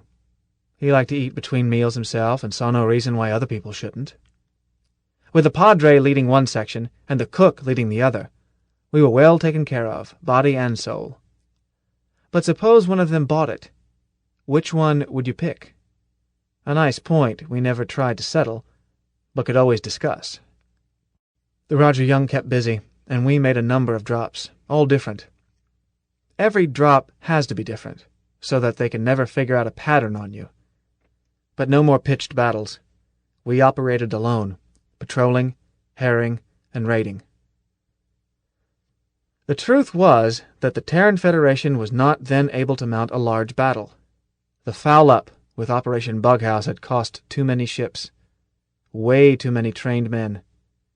It was necessary to take time to heal up, train more men. In the meantime, small, fast ships, among them the Roger Young and other corvette transports, tried to be everywhere at once, keeping the enemy off balance, hurting him and running. We suffered casualties and filled our holes when we returned to Sanctuary for more capsules. I still got the shakes every drop, but actual drops didn't happen too often, nor were we ever down long, and between times there were days and days of shipboard life among the roughnecks. It was the happiest period of my life, although I was never quite consciously aware of it. I did my full share of beefing just as everybody else did, and enjoyed that, too. We weren't really hurt until the lieutenant bought it. I guess that was the worst time in all my life. I was already in bad shape for a personal reason, My mother had been in Buenos Aires when the bugs smeared it. I found out about it one time when we put in at Sanctuary for more capsules and some mail caught up with us. A note from my Aunt Eleonora, one that had not been coded and sent fast, because she had failed to mark for that. The letter itself came. It was about 3 bitter lines. Somehow she seemed to blame me for my mother's death. Whether it was my fault because I was in the armed services and should have therefore prevented the raid, or whether she felt that my mother had made a trip to Buenos Aires because I wasn't home where I should have been, was not quite clear. She managed to imply both in the same sentence. I tore it up and tried to walk away from it. I thought that both my parents were dead, since Father would never send Mother on a trip that long by herself. Aunt Eleonora had not said so, but she wouldn't have mentioned Father in any case. Her devotion was entirely to her sister. I was almost correct. Eventually I learned that Father had planned to go with her, but something had come up and he stayed over to settle it, intending to come along the next day. But Aunt Eleonora did not tell me this. A couple of hours later the lieutenant sent for me and asked me very gently if I would like to take leave at Sanctuary while the ship went out on her next patrol. He pointed out that I had plenty of accumulated R&R and might as well use some of it. I don't know how he knew that I had lost a member of my family, but he obviously did. I said no, thank you, sir. I prefer to wait until the outfit all took R&R together. I'm glad I did it that way, because if I hadn't, I wouldn't have been along when the lieutenant bought it, and that would have been just too much to be borne. It happened very fast and just before retrieval. A man in the 3rd Squad was wounded, not badly, but he was down. The assistant section leader moved in to pick up, and bought a small piece of it himself. The lieutenant, as usual, was watching everything at once. No doubt he had checked physicals on each of them by remote, but we'll never know. What he did was to make sure that the assistant section leader was still alive, then made pickup on both of them himself, one in each arm of his suit. He threw them the last 20 feet, and they were passed into the retrieval boat. And with everybody else in, the shield gone and no interdiction, was hit and died instantly. I haven't mentioned the names of the private and of the assistant section leader on purpose. The lieutenant was making pickup on all of us with his last breath. Maybe I was the private. It doesn't matter who he was. What did matter was that our family had had its head chopped off. The head of the family from which we took our name. The father who made us what we were. After the lieutenant had to leave us, Captain de la Dreyer invited Sergeant Jalal to eat forward, with the other heads of departments. But he begged to be excused. Have you ever seen a widow with stern character keep her family together? By behaving as if the head of the family had simply stepped out and would return at any moment? That's what Jelly did. He was just a touch more strict with us than ever, and if he ever had to say, "The lieutenant wouldn't like that," it was almost more than a man could take. Jelly didn't say it very often. He left our combat team organization almost unchanged. Instead of shifting everybody around, he moved the assistant section leader of the 2nd section over into the nominal platoon sergeant spot, leaving his section leaders where they were needed, with their sections. And he moved me from Lance to assistant squad leader, into acting corporal as a largely ornamental assistant section leader. Then he himself behaved as if the lieutenant were merely out of sight, and that he was just passing on the lieutenant's orders, as usual. It saved us. 11. I have nothing to offer but blood, toil, tears, and sweat. W. Churchill, 20th Century Soldier-Statesman. As we came back into the ship after the raid on the Skinnies, the raid in which Dizzy Flores bought it, Sergeant Jalal's first drop as platoon leader, a ship's gunner, who was tending the boat lock, spoke to me. How'd it go? "Routine," I answered briefly. I suppose his remark was friendly, but I was feeling very mixed up and in no mood to talk. Sad over Dizzy, glad that we had made pickup anyhow, mad that the pickup had been useless, and all of it tangled up with that washed-out but happy feeling of being back in the ship again, able to muster arms and legs and note that they are all present. Besides, how can you talk about a drop to a man who has never made one? "So," he answered, "you guys have got it soft. Loaf 30 days, work 30 minutes. Me, I stand a watch in 3 and turn 2. "Yeah, I guess so," I agreed and turned away. "Some of us are born lucky." "Soldier, you ain't peddling vacuum," he said to my back. And yet there was much truth in what the Navy gunner had said. We cap troopers are like aviators of the early mechanized war. A long and busy military career could contain only a few hours of actual combat facing the enemy, the rest being train, get ready, go out, then come back, clean up the mess, get ready for another one, and practice, practice, practice in between. We didn't make another drop for almost 3 weeks, and that on a different planet around another star. A bug colony. Even with Cherenkov Drive, stars are far apart. In the meantime, I got my corporal stripes, nominated by Jelly and confirmed by Captain Deladryer, in the absence of a commissioned officer of our own. Theoretically, the rank would not be permanent until approved against vacancy by the Fleet MI, Repple-Depple. But that meant nothing, as the casualty rate was such that there were always more vacancies in the TO than there were warm bodies to fill them. I was a corporal when Jelly said I was a corporal. The rest was red tape.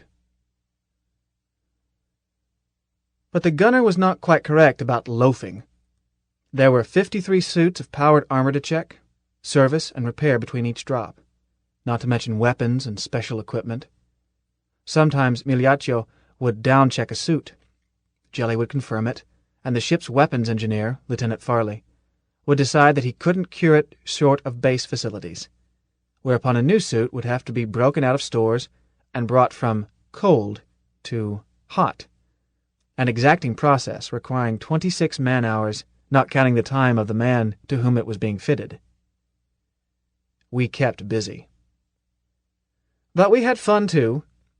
There were always several competitions going on, from AC-Doocy to Honor Squad, and we had the best jazz band in several cubic light years. Well, the only one, maybe. With Sergeant Johnson on the trumpet, hitting them mellow and sweet for hymns, or tearing the steel right off the bulkheads, as the occasion required. After that masterful, or should it be mistressful, retrieval rendezvous without a program ballistic, the platoon's metalsmith, PFC Archie Campbell, made a model of the Roger Young for the skipper, and we all signed it, and Archie engraved our signatures on the base plate. To Hot Pilot Yvette Deladryer, with thanks from Ratchik's Roughnecks. And we invited her aft to eat with us, and the roughneck downbeat combo played during dinner, and then the junior private presented it to her. She got tears and kissed him, and kissed Jelly as well, and he blushed purple. After I got my chevrons, I simply had to get things straight with Ace, because Jelly kept me on as assistant section leader. This is not good. A man ought to fill each spot on his way up. I should have had to turn as squad leader instead of being bumped from lance to assistant squad leader, to corporal and assistant section leader. Jelly knew this, of course, but I know perfectly well that he was trying to keep the outfit as much as possible the way it had been when the lieutenant was alive, which meant that he left his squad leaders and section leaders unchanged. But it left me with a ticklish problem. All 3 of the corporals under me as squad leaders were actually senior to me. But if Sergeant Johnson bought it on the next drop, it would not only lose us a mighty fine cook, it would leave me leading the section. There mustn't be any shadow of doubt when you give an order, not in combat. I had to clear up any possible shadow before we dropped again. Ace was the problem. He was not only senior of the 3, He was a career corporal as well, and older than I was. If Ace accepted me, I wouldn't have any trouble with the other 2 squads. I hadn't really had any trouble with him aboard. After we made pick-up on Flores together, he had been civil enough. On the other hand, we hadn't had anything to have trouble over. Our ship-side jobs didn't put us together, except at daily muster and guard mount, which is all cut and dried. But you can feel it. He was not treating me as somebody he took orders from. So I looked him up during off hours. He was lying in his bunk reading a book, Space Rangers Against the Galaxy. A pretty good yarn, except that I doubt if a military outfit ever had so many adventures and so few goof-offs. The ship had a good library. Ace, got to see you. He glanced up. So? I just left the ship. I'm off duty. I've got to see you now. Put your book down. What's so aching urgent? I've got to finish this chapter. Oh, come off it, Ace. If you can't wait, I'll tell you how it comes out. You do, and I'll clobber you. He put the book down, sat up, and listened. I said, Ace, about this matter of section organization. You're senior to me. You ought to be assistant section leader. Oh, so it's that again. Yep. I think you and I ought to go see Johnson and get him to fix it up with Jelly. You do, eh? Yes, I do. That's how it's got to be. So, look, Shorty, let me put you straight. I got nothing against you at all. Matter of fact, you were on the bounce that day we had to pick up Dizzy. I'll hand you that. But if you want a squad, you go dig up one of your own. Don't go eyeing mine. Why, my boys wouldn't even peel potatoes for you. That's your final word? That's my first, last, and only word. I sighed. I thought it would be, but I had to make sure. Well, that settles that. But I got one thing on my mind. I happen to notice that the washroom needs cleaning, and I think maybe you and I ought to attend to it. So put your book aside, as Jelly says. Non-coms are always on duty. He didn't stir at once. He said quietly, You really think it's necessary, Shorty? As I said, I got nothing against you. Looks like. Think you can do it? I can sure try. Okay, let's take care of it. We went aft to the washroom, chased out a private who was about to take a shower he didn't really need, and locked the door. Ace said, You got any restrictions in mind, Shorty? Well, I hadn't planned to kill you. Check, and no broken bones. Nothing that would keep either one of us from the next drop. Except maybe an accident, of course. That suit you? Suits, I agreed. I think maybe I'll take my shirt off. Wouldn't want to get blood on your shirt. He relaxed. I started to peel it off, and he let go a kick from my kneecap. No wind-up, flat-footed and not tense. Only my kneecap wasn't there. I had learned. A real fight ordinarily can last only a second or two, because that is all the time it takes to kill a man, or knock him out, or disable him to the point where he can't fight. But we had agreed to avoid inflicting permanent damage. This changes things. We were both young, in top condition, highly trained, and used to absorbing punishment. Ace was bigger. I was maybe a touch faster. Under such conditions, the miserable business simply has to go on until one or the other is too beaten down to continue, unless a fluke settles it sooner. But neither one of us was allowing any flukes. We were professionals and wary.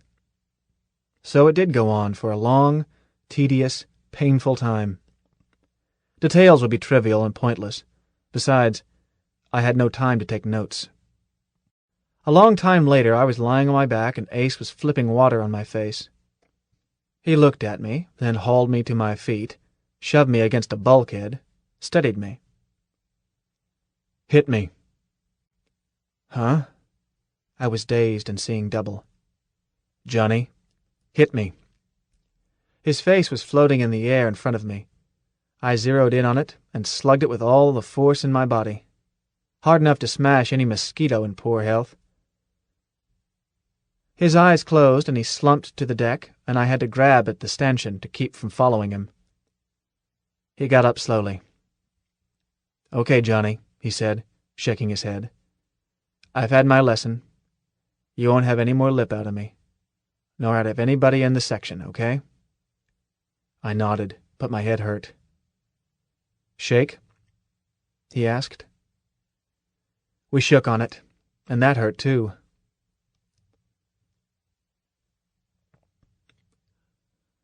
Almost anybody else knew more about how the war was going on than we did, even though we were in it.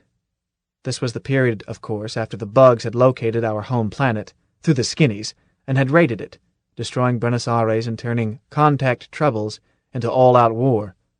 But before we had built up our forces, and before the skinnies had changed sides and become our co-belligerents and de facto allies. Partly effective interdiction for Terra had been set up from Luna. We didn't know it. But speaking broadly, the Terran Federation was losing the war. We didn't know that either. Nor did we know that strenuous efforts were being made to subvert the alliance against us and bring the skinnies over to our side. The nearest we came to being told about that was when we got instructions, before the raid in which Flores was killed, to go easy on the skinnies, destroy as much property as possible, but to kill inhabitants only when unavoidable. What a man doesn't know he can't spill if he is captured.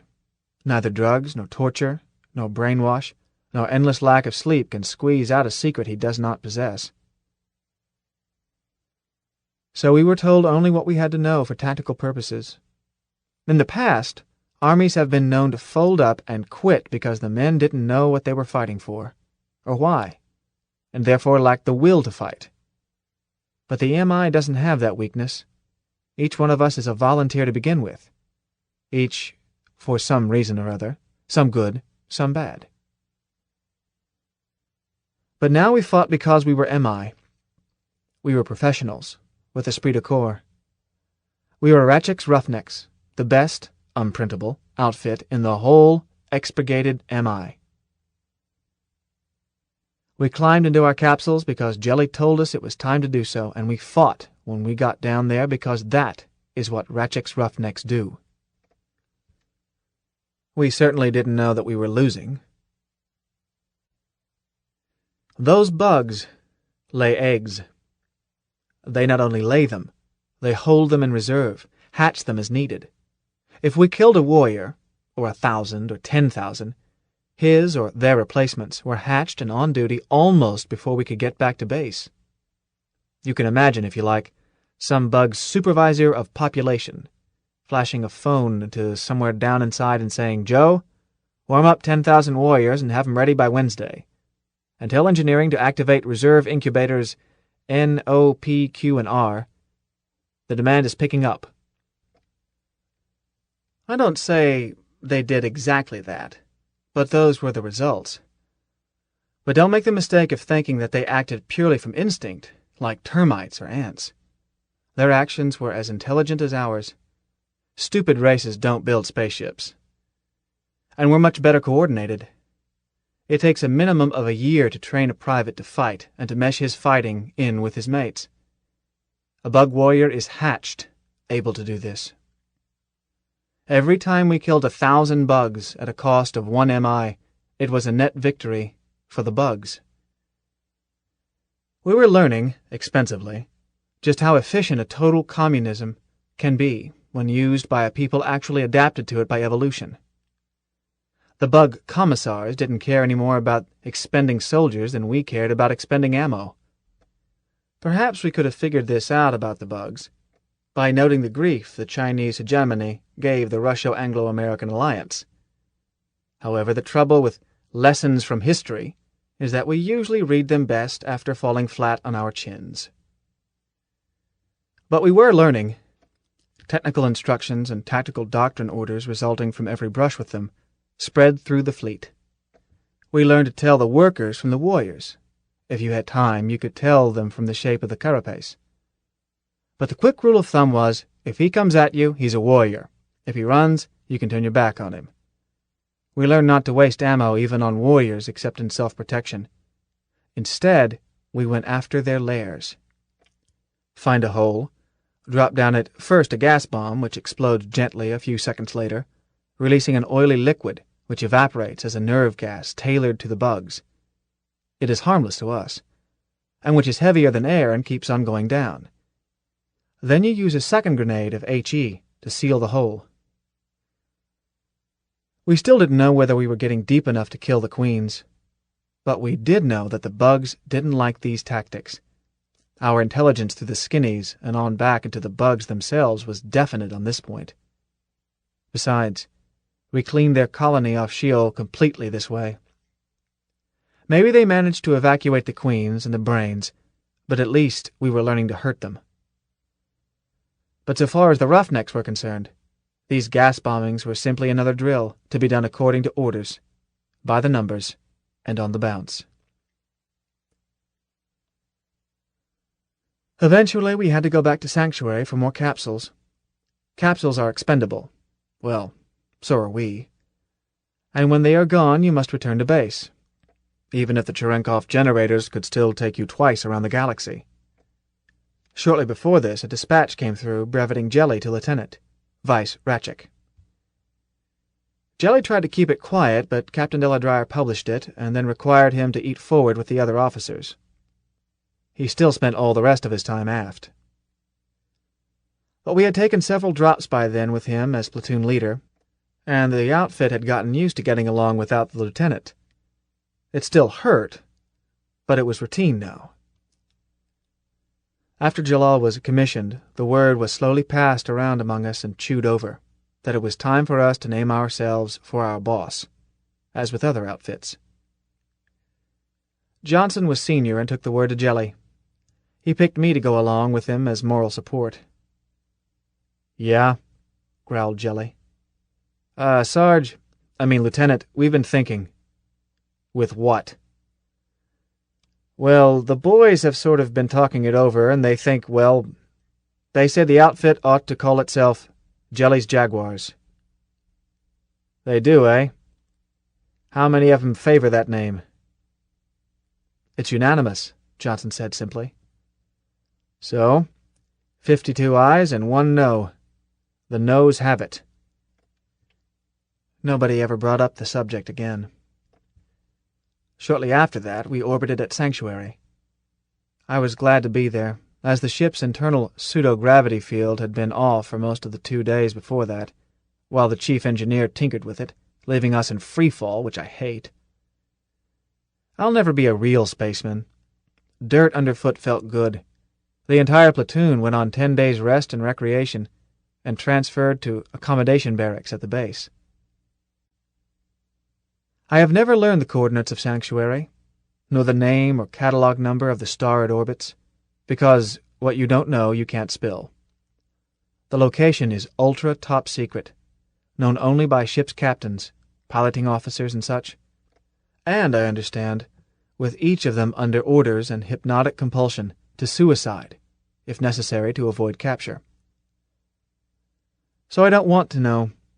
With the possibility that Luna Base might be taken and Terra herself occupied, the Federation kept as much of its beef as possible at Sanctuary, so that a disaster back home would not necessarily mean capitulation. But I can tell you what sort of planet it is. Like Earth, but retarded. Literally retarded. Like a kid who takes 10 years to learn to wave bye-bye and never does manage to master patty cake. It is a planet as near like Earth as 2 planets can be. Same age, according to the planetologists, and its star is the same as the Sun and the same type, so say the astrophysicists. It has plenty of flora and fauna, the same atmosphere as Earth, near enough, and much the same weather. It even has a good-sized moon and Earth's exceptional tides. With all these advantages, it barely got away from the starting gate. You see, it's short on mutations. It does not enjoy Earth's high level of natural radiation. Its typical and most highly developed plant life is a very primitive giant fern. Its top animal life is a proto-insect which hasn't even developed colonies. I am not speaking of transplanted Terran flora and fauna. Our stuff moves in and brushes the native stuff aside. With its evolutionary progress held down almost to zero by lack of radiation, and a consequent most unhealthily low mutation rate, native life forms on Sanctuary just haven't had a decent chance to evolve, and aren't fit to compete. Their gene patterns remain fixed for a relatively long time. They aren't adaptable, like being forced to play the same bridge hand over and over again, for eons with no hope of getting a better one. As long as they just competed with each other, this didn't matter too much. Morons among morons, so to speak. But when types that had evolved on a planet enjoying high radiation and fierce competition were introduced, the native stuff was outclassed. Now all the above is perfectly obvious from high school biology, but the high forehead from the research station there, who was telling me about this, brought up a point I never would have thought of. What about the human beings who have colonized Sanctuary? Not transients like me, but colonists who live there, many of whom were born there, and whose descendants will live there, even unto the upteenth generation. What about those descendants? It doesn't do a person any harm not to be radiated. In fact, it's a bit safer. Leukemia and some types of cancer are almost unknown here. Besides that, the economic situation is at present all in their favor. When they plant a field of Terran wheat, they don't even have to clear out the weeds. Terran wheat displaces anything native. But the descendants of those colonists won't evolve. Not much, anyhow. This chap told me that they could improve a little through mutation from other causes, from new blood added by immigration, and from natural selection among the gene patterns they already own. But that is all very minor compared to the evolutionary rate on Terra, and on any usual planet. So what happens? Do they stay frozen at their present level while the rest of the human race moves on past them? Until they are living fossils? As out of place as a pithecanthropus in a spaceship? Or will they worry about the fate of their descendants and dose themselves regularly with X-rays, or maybe set off lots of dirty-type nuclear explosions each year to build up a fallout reservoir in the atmosphere? Accepting, of course, the immediate dangers of radiation to themselves in order to provide a proper genetic heritage of mutation for the benefit of their descendants. This bloke predicted that they would not do anything. He claims that the human race is too individualistic, too self-centered to worry that much about future generations. He says that the genetic impoverishment of distant generations through lack of radiation is something most people are simply incapable of worrying about. And of course, it is a far distant threat.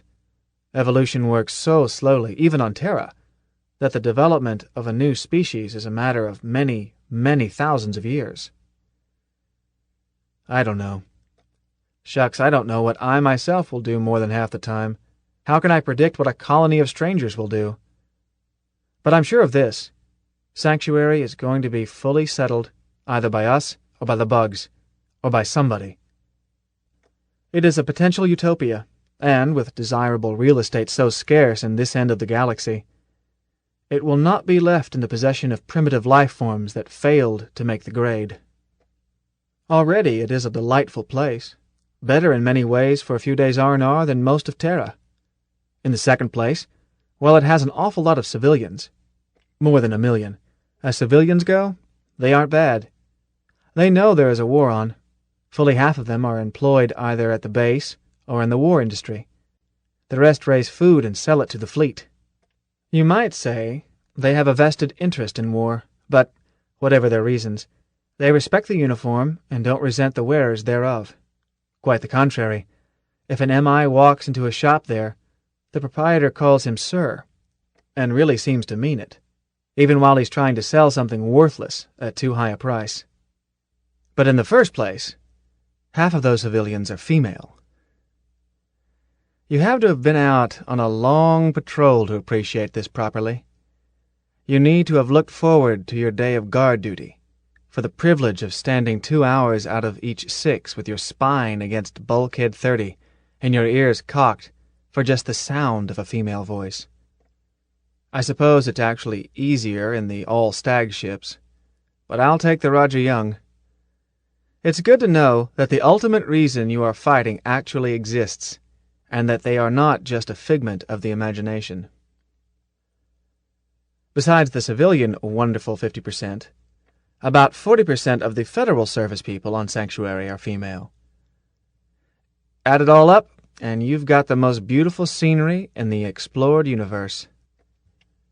Besides these unsurpassed natural advantages, a great deal has been done artificially to keep R&R from being wasted. Most of the civilians seem to hold 2 jobs.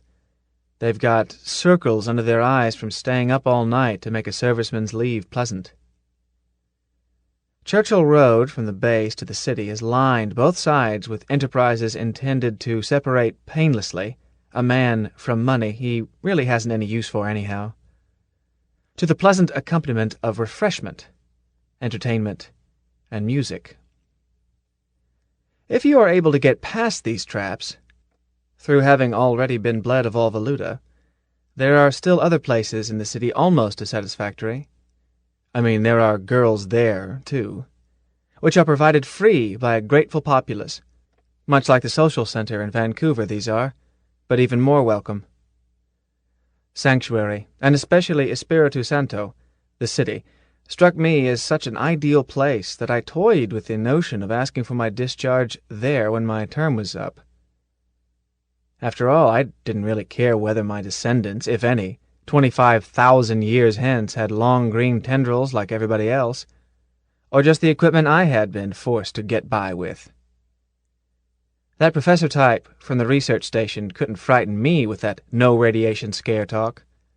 It seemed to me, from what I could see around me, that the human race had reached its ultimate peak anyhow. No doubt a gentleman warthog feels the same way about a lady warthog, but if so, both of us are very sincere.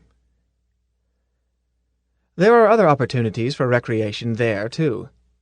I remember with particular pleasure one evening when a table of roughnecks got into a friendly discussion with a group of Navy men, not from the Roger Young, seated at the next table. The debate was spirited, a bit noisy, and some base police came in and broke it up with stun guns just as we were warming up to our rebuttal. Nothing came of it, except that we had to pay for the furniture. The base commandant takes the position that a man on R&R should be allowed a little freedom as long as he doesn't pick one of the 31 crash landings. The accommodation barracks are all right, too. Not fancy, but comfortable. And the chow line works 25 hours a day, with civilians doing all the work. No reveille, no taps.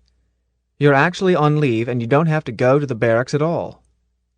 I did, however, as it seemed downright preposterous to spend money on hotels when there was a clean, soft sack free, and so much better ways to spend accumulated pay. That extra hour in each day was nice, too, as it meant 9 hours solid, and the day still untouched. I caught up some sack time clear back to Operation Bughouse. It might as well have been a hotel. Ace and I had a room all to ourselves in visiting non-com quarters. One morning, when the R&R was regrettably drawing to a close, I was just turning over about local noon when Ace shook my bed. "On the bounce, soldier. The bugs are attacking." I told him what to do with the bugs. "Let's hit the dirt," he persisted. No De Niro. I'd had a date the night before with a chemist, female, of course, and charmingly so, from the research station. She had known Carl on Pluto, and Carl had written to me to look her up if I ever got to Sanctuary. She was a slender redhead, with expensive tastes. Apparently Carl had intimated to her that I had more money than was good for me, for she decided that the night before was just the time for her to get acquainted with the local champagne. I didn't let Carl down by admitting that all I had was a trooper's honorarium. I bought it for her while I drank what they said was, but wasn't, fresh pineapple squash. The result was that I had to walk home afterwards. The cabs aren't free. Still, it had been worth it. After all, what is money? I'm speaking of bug money, of course. No ache, Ace answered. I can juice you. I got lucky last night. Ran into a Navy file who didn't know percentages. So, I got up and shaved and showered, and we hit the chow line for half a dozen shell eggs and sundries, such as potatoes and ham and hotcakes and so forth. And then we hit the dirt to get something to eat. The walk up Churchill Road was hot, and Ace decided to stop in a cantina. I went along to see if their pineapple squash was real. It wasn't, but it was cold. You can't have everything. We talked about this and that, and Ace ordered another round. I tried their strawberry squash. Same deal. Ace stared into his glass, then said, "Ever thought about greasing for officer?" I said, "Huh? Are you crazy?" "Nope. Look, Johnny, this war may run on quite a piece. No matter what propaganda they put out for the folks at home, you and I know that the bugs aren't ready to quit. So why don't you plan ahead? As the man says, if you've got to play in the band, it's better to wave the stick than to carry the big drum." I was startled by the turn the talk had taken, especially from Ace. "Well, how about you? Are you planning to buck for a commission?" "Me?" he answered. "Check your circuits, son. You're getting wrong answers. I've got no education, and I'm 10 years older than you are. But you've got enough education to hit the selection exams for OCS, and you've got the IQ they like. I guarantee that if you go career, you'll make sergeant before I do, and get picked for OCS the day after." "Now I know you're crazy." "Listen to your pop. I hate to tell you this, but you are just stupid and eager and sincere enough to make the kind of officer that men love to follow into some silly predicament. But me? Well, I'm a natural non-com, with a proper pessimistic attitude to offset the enthusiasm of the likes of you. Someday I'll make sergeant, and presently I'll have my 20 years in, and retire and get one of those reserve jobs. Cop, maybe. And marry a nice fat wife with the same low tastes I have. And I'll follow the sports and fish and go pleasantly to pieces." Ace stopped to wet his whistle. "But you," he went on, "you'll stay in and probably make high rank and die gloriously, and I'll read about it and say proudly, 'I knew him when. Why, I used to lend him money. We were corporals together.'" "Well?" "I've never thought about it," I said slowly. "I just meant to serve my term." He grinned sourly. "Do you see any term enrollees being paid off today? You expect to make it on 2 years?" He had a point. As long as the war continued, a term didn't end, at least not for cap troopers. It was mostly a difference in attitude, at least for the present. Those of us on term could at least feel like short-timers. We could talk about it. When this flea-bitten war is over. A career man doesn't say that. He wasn't going anywhere, short of retirement or buying it. On the other hand, neither were we. But if you went career and then didn't finish 20, well, they could be pretty sticky about your franchise, even though they wouldn't keep a man who didn't want to stay. "Maybe not a 2-year term," I admitted. "But the war won't last forever." "It won't." "How can it?" "Blessed if I know. They don't tell me these things. But I know that's not what is troubling you, Johnny. You got a girl waiting?" "No. Well, I had," I answered slowly. "But she, dear John'd me. As a lie, this was no more than a mild decoration, which I tucked in because Ace seemed to expect it. Carmen wasn't my girl, and she never waited for anybody, but she did address letters with Dear Johnny on the infrequent occasions when she wrote to me. Ace nodded wisely. They'll do it every time. They'd rather marry civilians and have somebody around to chew out when they feel like it. Never you mind, son. You'll find plenty of them more than willing to marry when you're retired. But you'll be better able to handle one at that age. Marriage is a young man's disaster and an old man's comfort. He looked at my glass. It nauseates me to see you drinking that slop. I feel the same way about the stuff you drink, I told him. He shrugged. As I say, it takes all kinds. You think it over. I will.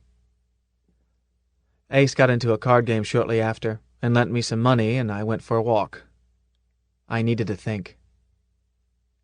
Go career? Quite aside from that noise about a commission, did I want to go career? Why, I'd gone through all this to get my franchise, hadn't I? And if I went career, I was just as far away from the privilege of voting as if I had never enrolled. Because as long as you were still in uniform, you weren't entitled to vote. Which was the way it should be, of course. Why, if they let the roughnecks vote, the idiots might vote not to make a drop. Can't have that. Nevertheless, I had signed up in order to win a vote. Or had I? Had I ever cared about voting? No. It was the prestige, the pride, the status of being a citizen. Or was it? I couldn't, to save my life, remember why I had signed up. Anyhow, it wasn't the process of voting that made a citizen. The lieutenant had been a citizen in the truest sense of the word, even though he had not lived long enough ever to cast a ballot. He had voted every time he made a drop. And so had I. I could hear Colonel Dubois in my mind. Citizenship is an attitude, a state of mind, an emotional conviction that the whole is greater than the part, and that the part should be humbly proud to sacrifice itself, that the whole may live. I still didn't know whether I yearned to place my one and only body between my loved home and the war's desolation. I still got the shakes every drop, and that desolation could be pretty desolate. But nevertheless, I knew at least what Colonel Dubois had been talking about. The EMI was mine, and I was theirs. If that was what the EMI did to break the monotony, then that was what I did. Patriotism was a bit esoteric for me, too large scale to see. But the EMI was my gang. I belonged. They were all the family I had left. They were the brothers I had never had, closer than Carl had ever been. If I had left them, I'd be lost. So why shouldn't I go career? All right. But how about this nonsense of greasing for a commission? That was something else again. I could see myself putting in 20 years and then taking it easy, the way Ace had described, with ribbons on my chest and carpet slippers on my feet, or evenings down at the Veterans Hall, rehashing old times with others who belonged. But OCS? I could hear Al Jenkins in one of the bull sessions we had about such things. I'm a private. I'm going to stay a private. When you're a private, they don't expect anything of you. Who wants to be an officer? Or even a sergeant? You're breathing the same air, aren't you? Eating the same food? Going the same places? Making the same drops? But no worries. Al had a point. What had chevrons ever gotten me, aside from lumps? Nevertheless, I knew I would take sergeant if it was ever offered to me. You don't refuse. A cap trooper doesn't refuse anything. He steps up and takes a swing at it. Commission, too, I suppose. Not that it would happen. Who was I to think that I could ever be what Lieutenant Ratchik had been? My walk had taken me close to the candidate school. though I don't believe I intended to come that way. A company of cadets were out on their parade ground, drilling a trot, looking for all the world like boots in basic. The sun was hot, and it looked not nearly as comfortable as a bull session in the drop room of the Roger Young. Why, I hadn't marched farther than bulkhead 30 since I'd finished basic. That breaking in nonsense was past. I watched them a bit, sweating through their uniforms. I heard them being chewed out, by sergeants, too. Old home week. I shook my head and walked away from there. Went back to the accommodation barracks, over to the BOQ wing, found Jelly's room. He was in it, his feet up on a table and reading a magazine. I knocked on the frame of the door. He looked up and growled. "Yeah?" Lieutenant? Spit it out." "Sir, I want to go career." He dropped his feet to the desk. "Put up your right hand." He swore me, reached into the drawer of the table, and pulled out papers. He had my papers already made out, waiting for me, ready to sign, and I hadn't even told Ace. How about that? 12. It is by no means enough that an officer should be capable. He should be as well a gentleman of liberal education, refined manners, punctilious courtesy, and the nicest sense of personal honor. No meritorious act of the subordinate should escape his attention, even if the reward be only one word of approval. Conversely, he should not be blind to a single fault in any subordinate. True as may be the political principles for which we are now contending, the ships themselves must be ruled under a system of absolute despotism. I trust that I have now made clear to you the tremendous responsibilities. We must do the best we can with what we have. John Paul Jones, September 14, 1775.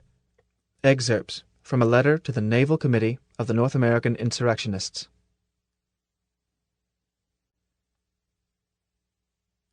The Roger Young was again returning to base for replacements, both capsules and men. Al Jenkins had bought his farm, covering a pickup. And that one had cost us the Padre, too. And besides that, I had to be replaced. I was wearing brand-new sergeant's chevrons, vice miliaccio. But I had a hunch that Ace would be wearing them as soon as I was out of the ship. They were mostly honorary, I knew. The promotion was Jelly's way of giving me a good send-off, and I was detached for OCS. But it didn't keep me from being proud of them. At the fleet landing field, I went through the exit gate with my nose in the air, and strode up to the quarantine desk to have my orders stamped. As this was being done, I heard a polite, respectful voice behind me. "Excuse me, Sergeant, but that boat that just came down, is it from the Roger—" I turned to see the speaker, flicked my eyes over his sleeves, saw that it was a small, slightly stooped-shouldered corporal, no doubt one of our— "Father?" Then the corporal had his arms around me. Juan, oh, my little Johnny." I kissed him and hugged him and started to cry. Maybe that civilian clerk at the quarantine desk had never seen two non-coms kiss each other before. Well, if I had noticed him so much as lifting an eyebrow, I would have pasted him. But I didn't notice him. I was busy. He had to remind me to take my orders with me. By then we had blown our noses and quit making an open spectacle of ourselves. I said, "Father, let's find a corner somewhere and sit down and talk. I want to know, well, everything." I took a deep breath. "I thought you were dead." "No. Came close to buying it once or twice, maybe. But, son, Sergeant, I really do have to find out about that landing boat. You see—" "Oh, that? It's from the Roger Young. I just—" He looked terribly disappointed. Then I've got to bounce right now.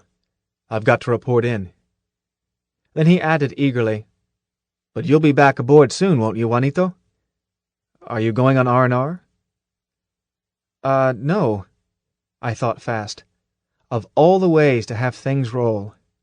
Look, Father, I know the boat schedule. You can't go aboard for at least an hour and a bit. That boat is not on a fast retrieve. She'll make a minimum fuel rendezvous when the Raj completes its pass, if the pilot doesn't have to wait over for the next pass after that. They've got to load first. He said dubiously, My orders read to report at once to the pilot of the first available ship's boat. Father, do you have to be so confounded regulation? The girl who's pushing that heap won't care whether you're aboard the boat now or just as they button up. Anyhow, they'll play the ship's recall over the speakers in here 10 minutes before boost and announce it. You can't miss it. He let me lead him over to an empty corner. As we sat down, he added, Will you be going up in the same boat, Juan? Or later?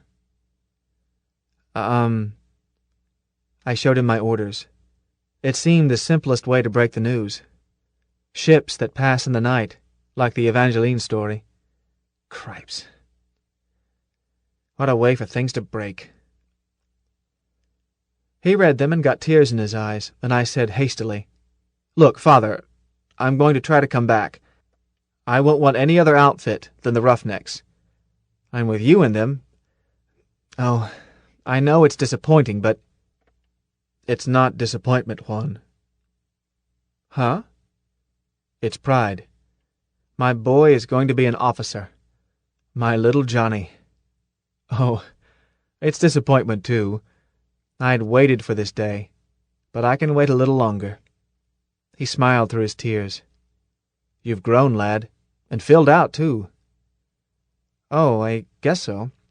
But, Father, I'm not an officer yet, and I might be out of the Raj a few days. I mean, they sometimes bust 'em out pretty fast, and... Enough of that, young man. Huh? You'll make it. Let's have no more talk of busting out. Suddenly he smiled. That's the first time I've been able to tell a sergeant to shut up. Well, I'll certainly try, Father. And if I do make it, I'll certainly put in for the old Raj. But... I trailed off. Yes, I know. Your request won't mean anything unless there's a billet for you. Never mind. If this hour is all we have, we'll make the most of it. And I'm so proud of you, I'm splitting my seams. How have you been, Johnny? Oh, fine. Just fine. I wasn't thinking that it wasn't all bad. He would be better off in the Roughnecks than in any other outfit. All my friends, they take care of him, keep him alive. I'd have to send a gram to Ace. Father, like as not, wouldn't even let them know he was related. Father, how long have you been in? A little over a year. And corporal already?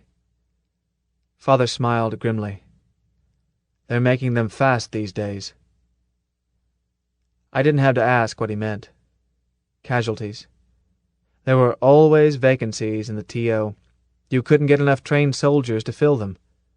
Instead, I said, but Father, you're... Well, I mean, aren't you sort of old to be soldiering? I mean the Navy, or logistics, or... I wanted the MI, and I got it, he said emphatically. And I'm no older than many sergeants. Not as old, in fact.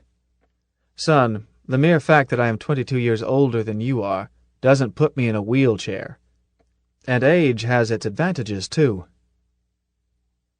Well, there was something in that. I recall how Sergeant Zim had always tried the older men first, when he was dealing out boot chevrons. And Father would never have goofed in basic the way I had. No lashes for him. He was probably spotted as non-com material before he ever finished basic. The Army needs a lot of really grown-up men in the middle of grades. It's a paternalistic organization. I didn't have to ask him why he wanted MI. nor why or how he had wound up in my ship. I just felt warm about it, more flattered by it than any praise he had ever given me in words. And I didn't want to ask him why he had joined up. I felt that I knew. Mother. Neither of us had mentioned her. Too painful. So I changed the subject abruptly. Bring me up to date. Tell me where you've been and what you've done. Well, I trained at Camp St. Martin. Huh? Not Curie? New one. But the same old lumps, I understand. Only they rush you through 2 months faster. You don't get Sundays off. Then I requested the Roger Young, and didn't get it, and wound up in McSlattery's Volunteers. A good outfit. Yes, I know. They had a reputation for being rough, tough, and nasty. Almost as good as the Roughnecks. I should say that it was a good outfit. I made several drops with them, and some of the boys bought it, and after a while I got these. He glanced at his chevrons. I was a corporal when we dropped in Sheol. You were there? So was I. With a sudden warm flood of emotion, I felt closer to my father than I ever had before in my life. I know. At least I knew your outfit was there. I was about 50 miles north of you, near as I can guess. We soaked up that counterattack when they came boiling up out of the ground like bats out of a cave. Father shrugged. So when it was over, I was a corporal without an outfit. Not enough of us left to make a healthy cadre. So they sent me here. I could have gone with King's Kodiak Bears, but I had a word with the replacement sergeant, and sure as sunrise, the Roger Young came back with a billet for a corporal. So here I am. And when did you join up? I realized that it was the wrong remark as soon as I had made it. But I had to get the subject away from McSlattery's Volunteers. An orphan from a dead outfit wants to forget it. Father said quietly, shortly after Buenos Aires. Oh, I see. Father didn't say anything for several moments. Then he said softly, I'm not sure that you do see, son. Sir? It will not be easy to explain. Certainly losing your mother had a great deal to do with it. But I didn't enroll to avenge her, even though I had that in mind, too. You had more to do with it. Me? Yes, you. Son, I've always understood that you were doing better than your mother did.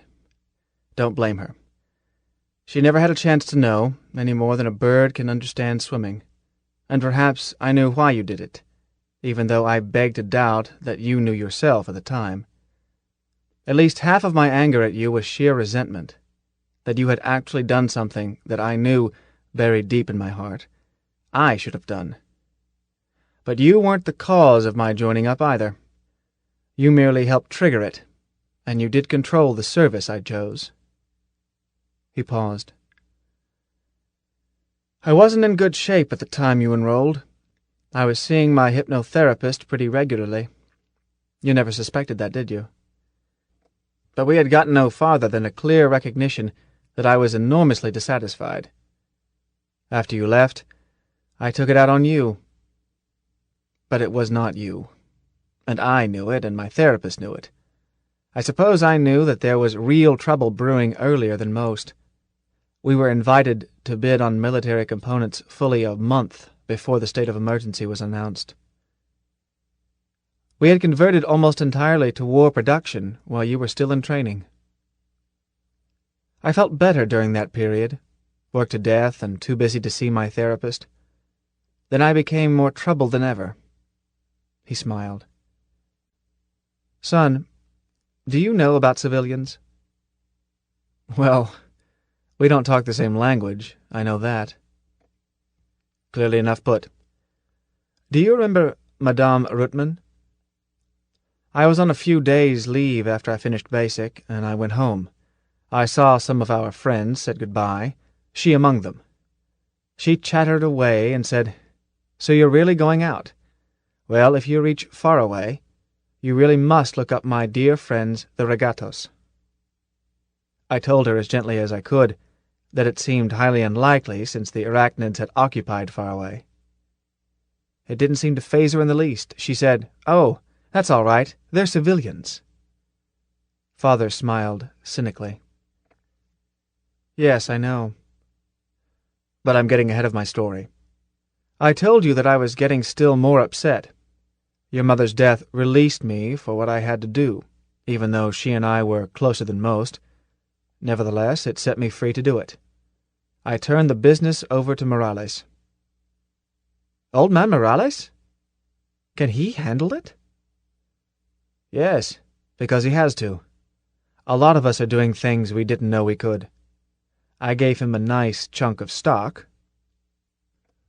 You know the old saying about the kind that tread the grain. The rest I split 2 ways, in a trust, half to the Daughters of Charity, half to you, whenever you want to go back and take it. If you do. Never mind. I had at last found out what was wrong with me." He stopped, then said very softly, "I had to perform an act of faith. I had to prove to myself that I was a man, not just a producing, consuming, economic animal, but a man." At that moment, before I could answer anything, the wall speakers around us sang, shines the name of Roger Young," and a girl's voice added, "Personnel for FCT Roger Young. Stand to boat. Berth H, 9 minutes." Father bounced to his feet, grabbed his kit roll. "That's mine. Take care of yourself, son, and hit those exams, or you'll find you're still not too big to paddle." "I will, Father." He embraced me hastily. "See you when we get back." And he was gone, on the bounce. In the Commandant's outer office I reported to a fleet sergeant who looked remarkably like Sergeant Ho, even to lacking an arm. However, he lacked Sergeant Ho's smile as well. I said, "Career Sergeant Juan Rico, to report to the Commandant, pursuant to orders." He glanced at the clock. "Your boat was down 73 minutes ago." "Well?" So I told him. He pulled his lip and looked at me meditatively. "I've heard every excuse in the book, but you've just added a new page. Your father, your own father, really was reporting to your old ship just as you were detached." "The bare truth, Sergeant. You can check it. Corporal Emilio Rico." "We don't check the statements of the young gentlemen around here. We simply cashier them if it ever turns out that they have not told the truth." "Okay. A boy who wouldn't be late in order to see his old man off wouldn't be worth much in any case. Forget it." "Thanks, Sergeant. Do I report to the Commandant now?" "You've reported to him." He made a check mark on a list. "Maybe a month from now he'll send for you along with a couple of dozen others. Here's your room assignment. Here's a check-off list you start with. And you can start by cutting off those chevrons. But save them. You may need them later. But as of this moment you are Mr., not Sergeant." "Yes, sir." "Don't call me sir. I call you sir. But you won't like it." I am not going to describe officer candidate school. It's like basic, but squared and cubed, with books added. In the mornings we behaved like privates, doing the same old things we had done in basic and in combat, and being chewed out for the way we did them by sergeants.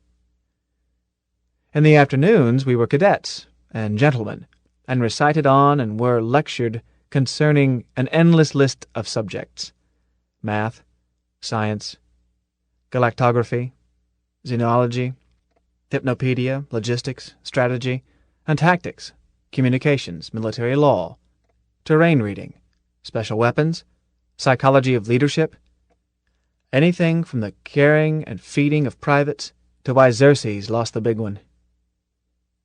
Most especially, how to be a one-man catastrophe yourself while keeping track of 50 other men, nursing them, loving them, leading them, saving them, but never babying them.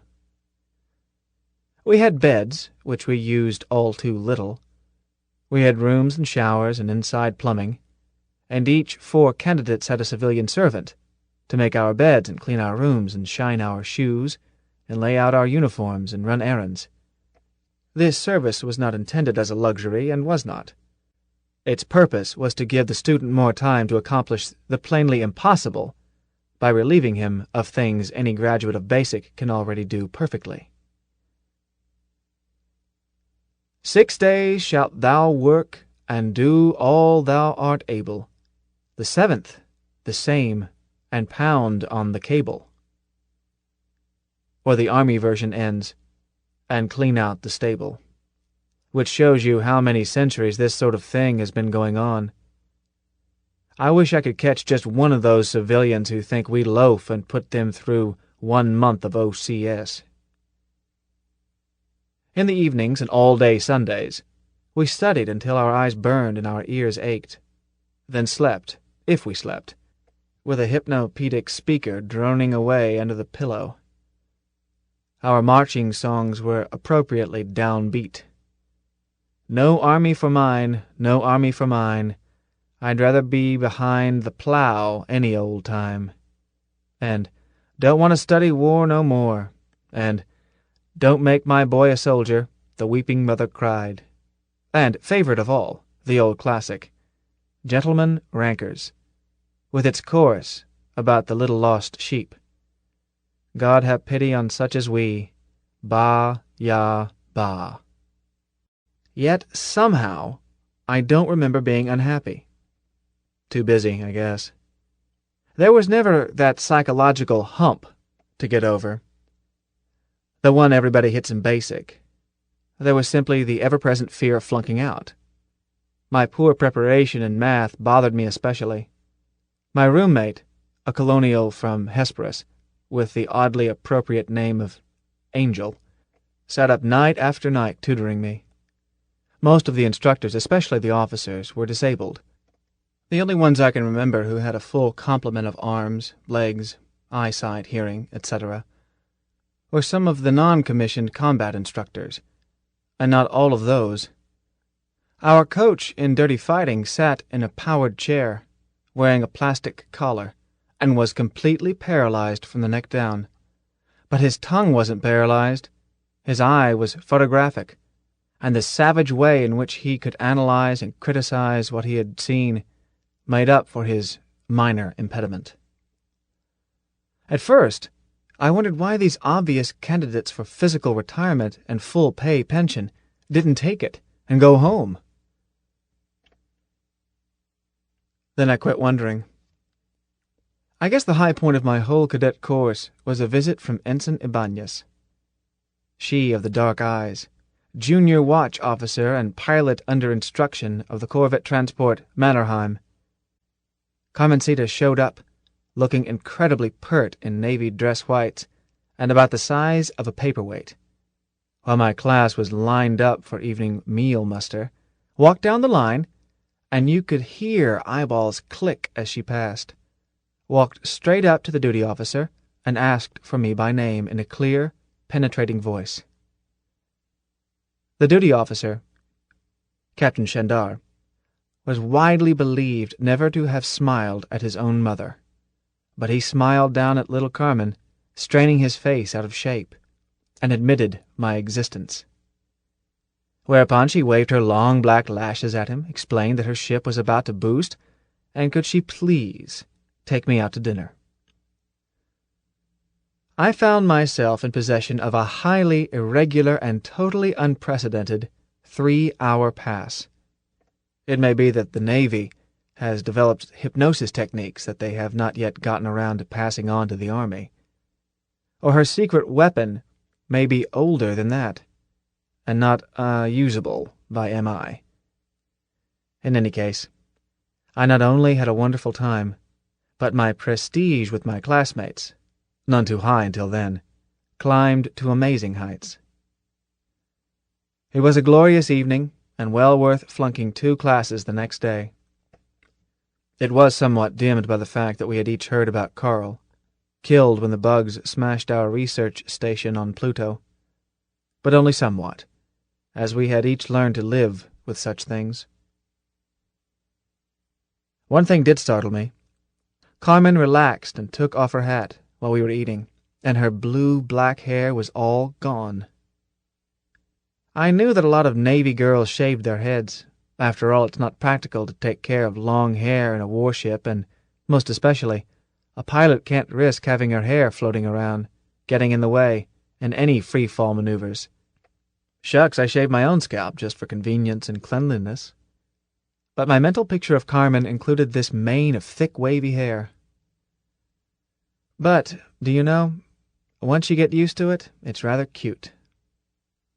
I mean, if a girl looks all right to start with, she still looks all right with her head smooth.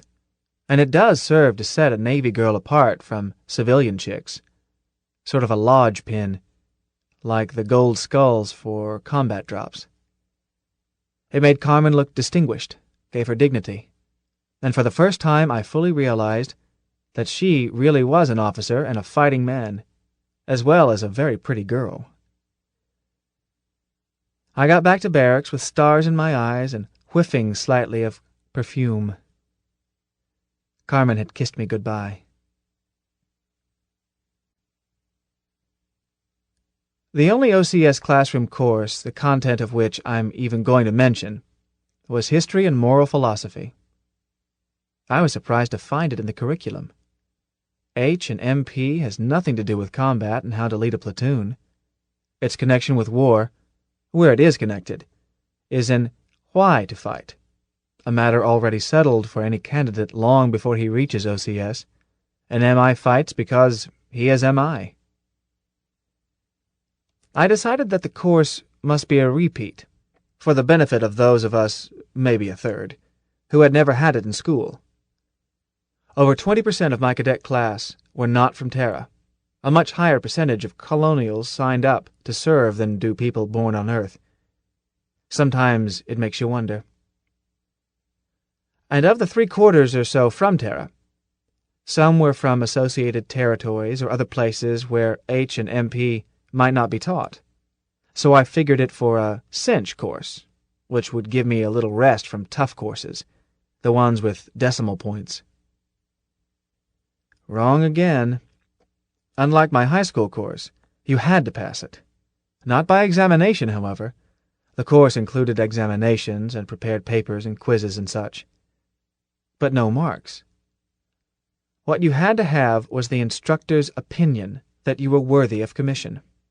If he gave you a down check, a board sat on you, questioning not merely whether you could be an officer, but whether you belonged in the Army at any rank, no matter how fast you might be with weapons, deciding whether to give you extra instruction or just kick you out and let you be a civilian. History and moral philosophy works like a delayed action bomb. You wake up in the middle of the night and think, now what did he mean by that? That had been true even with my high school course. I simply hadn't known what Colonel Dubois was talking about. When I was a kid, I thought it was silly for the course to be in the science department. It was nothing like physics or chemistry. Why wasn't it over in the fuzzy studies where it belonged? The only reason I paid attention was because there were such lovely arguments. I had no idea that Mr. Dubois was trying to teach me why to fight until long after I had decided to fight anyhow. Well, why should I fight? Wasn't it preposterous to expose my tender skin to the violence of unfriendly strangers, especially as the pay at any rank was barely spending money, the hours terrible, and the working conditions worse? When I could be sitting at home while such matters were handled by thick-skulled characters who enjoyed such games?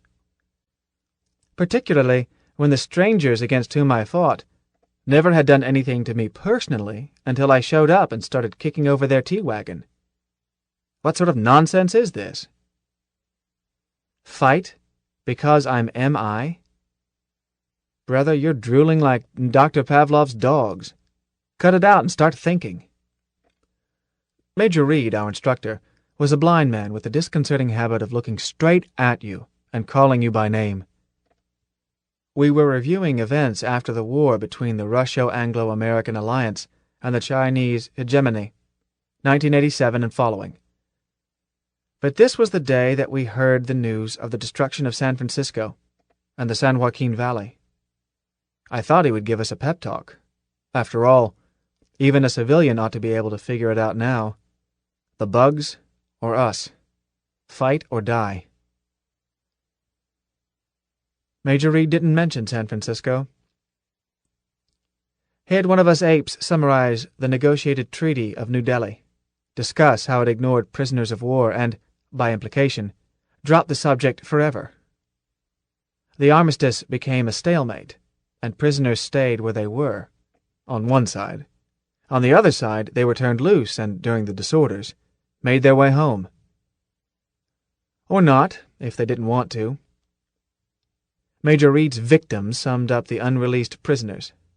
Survivors of 2 divisions of British paratroopers, some thousands of civilians, captured mostly in Japan, the Philippines and Russia, and sentenced for political crimes. Besides that, there were many other military prisoners, Major Reed's victim went on, captured during and before the war. There were rumors that some had been captured in the earlier war and never released. The total of unreleased prisoners was never known. The best estimates place the number around 65,000. Why the best? That's the estimate in the textbook, sir.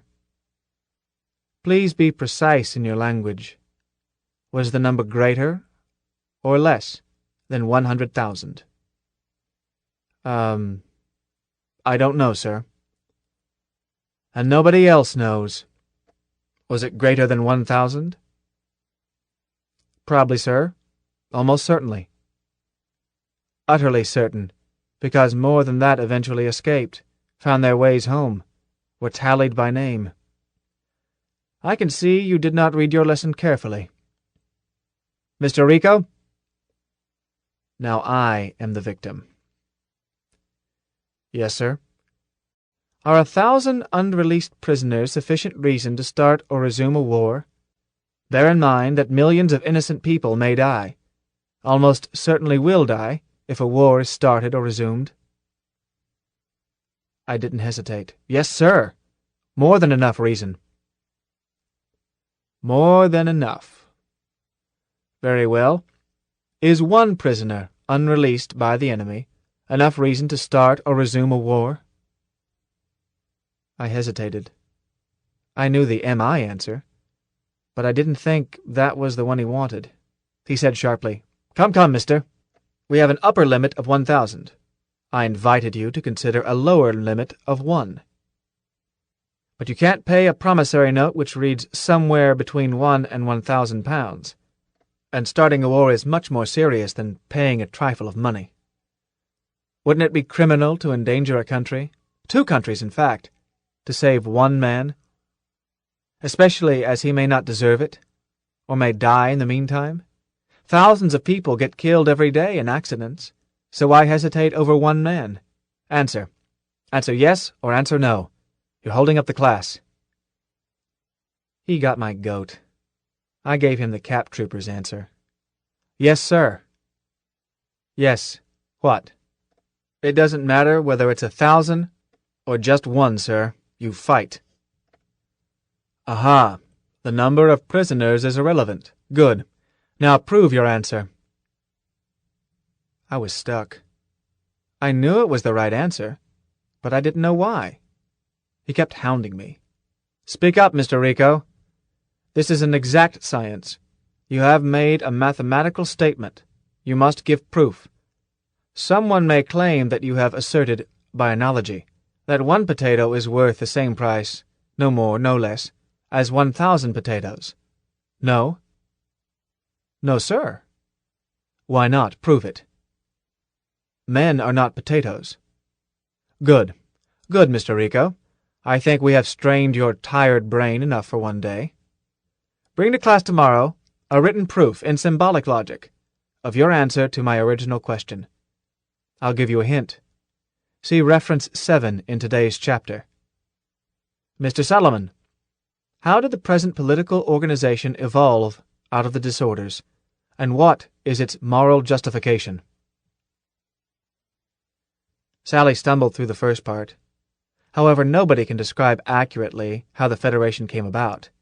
It just grew. With national governments in collapse at the end of the 20th century, something had to fill the vacuum, and in many cases, it was returned veterans. They had lost a war. Most of them had no jobs. Many were sore as could be over the terms of the Treaty of New Delhi, especially the POW foul-up. And they knew how to fight. But it wasn't revolution. It was more like what happened in Russia in 1917. The system collapsed. Somebody else moved in. The first known case in Aberdeen, Scotland, was typical. Some veterans got together as vigilantes to stop rioting and looting, hanged a few people, including 2 veterans, and decided not to let anyone but veterans on their committee. Just arbitrary at first. They trusted each other a bit. They didn't trust anyone else. What started as an emergency measure became constitutional practice in a generation or 2. Probably those Scottish veterans, since they were finding it necessary to hang some veterans, decided that if they had to do this, they weren't going to let any bleedin', profiteering, black market, double time for overtime, army-dodging, unprintable civilians have any say about it. They'd do what they were told, see, while us apes straightened things out. That's my guess, because I might feel the same way. The historians agree that antagonism between civilians and returned soldiers was more intense than we can imagine today. Sally didn't tell it by the book. Finally, Major Reed cut him off. Bring a summary to class tomorrow, 3,000 words. Mr. Solomon, can you give me a reason, not historical nor theoretical, but practical, why the franchise is today limited to discharged veterans? Because they are picked men, sir? Smarter? Preposterous. Sir? Is the word too long for you? I said it was a silly notion. Servicemen are not brighter than civilians. In many cases, civilians are much more intelligent. That was the sliver of justification underlying the attempted coup d'etat just before the Treaty of New Delhi, the so-called revolt of the scientists. Let the intelligent elite run things and you'll have utopia. It fell flat on its foolish face, of course, because the pursuit of science, despite its social benefits, is not a social virtue. Its practitioners can be men so self-centered as be lacking in social responsibility. I've given you a hint, mister. Can you pick it up? Sally answered, Servicemen are disciplined, sir? Major Reed was gentle with him. Sorry. An appealing theory not backed up by facts. You and I are not permitted to vote as long as we remain in the service. Nor is it verifiable that military discipline makes a man self-disciplined once he is out. The crime rate of veterans is much like that of civilians. And you have forgotten that in peacetime most veterans come from non-combat auxiliary services and have not been subjected to the full rigors of military discipline. They have merely been harried, overworked, and endangered. Yet their votes count. Major Reed smiled.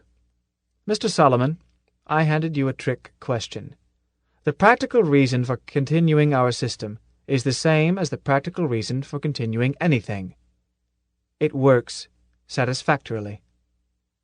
Nevertheless, it is instructive to observe the details.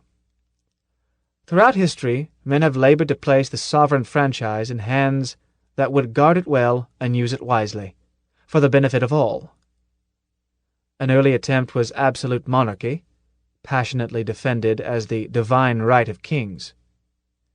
Sometimes attempts were made to select a wise monarch, rather than leave it up to God, as when the Swedes picked a Frenchman, General Bernadotte, to rule them. The objection to this is that the supply of Bernadottes is limited. Historic examples range from absolute monarch to utter anarch. Mankind has tried thousands of ways, and many more have been proposed. Some weird in the extreme, such as the ant-like communism urged by Plato under the misleading title The Republic. But the intent has always been moralistic, to provide stable and benevolent government. All systems seek to achieve this by limited franchise to those who are believed to have the wisdom to use it justly. I repeat, all systems, even the so-called unlimited democracies, excluded from franchise not less than 1/4 of their populations, by age, birth, poll tax, criminal record, or other. Major Reed smiled cynically. I have never been able to see how a 30-year-old moron can vote more wisely than a 15-year-old genius. But that was the age of the divine right of the common man. Never mind. They paid for their folly. The sovereign franchise has been bestowed by all sorts of rules: place of birth, family of birth, race, sex, property, education, age, religion, etc. All these systems worked, and none of them well. All were regarded as tyrannical by many, all eventually collapsed or were overthrown. Now here we are with still another system, and our system works quite well. Many complain, but none rebel. Personal freedom for all is greatest in history. Laws are few, taxes are low. Living standards are as high as productivity permits. Crime is at its lowest ebb. Why?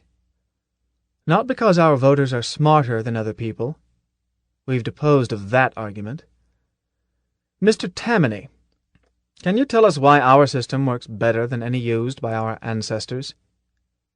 I don't know where Clyde Tammany got his name. I'd take him for a Hindu.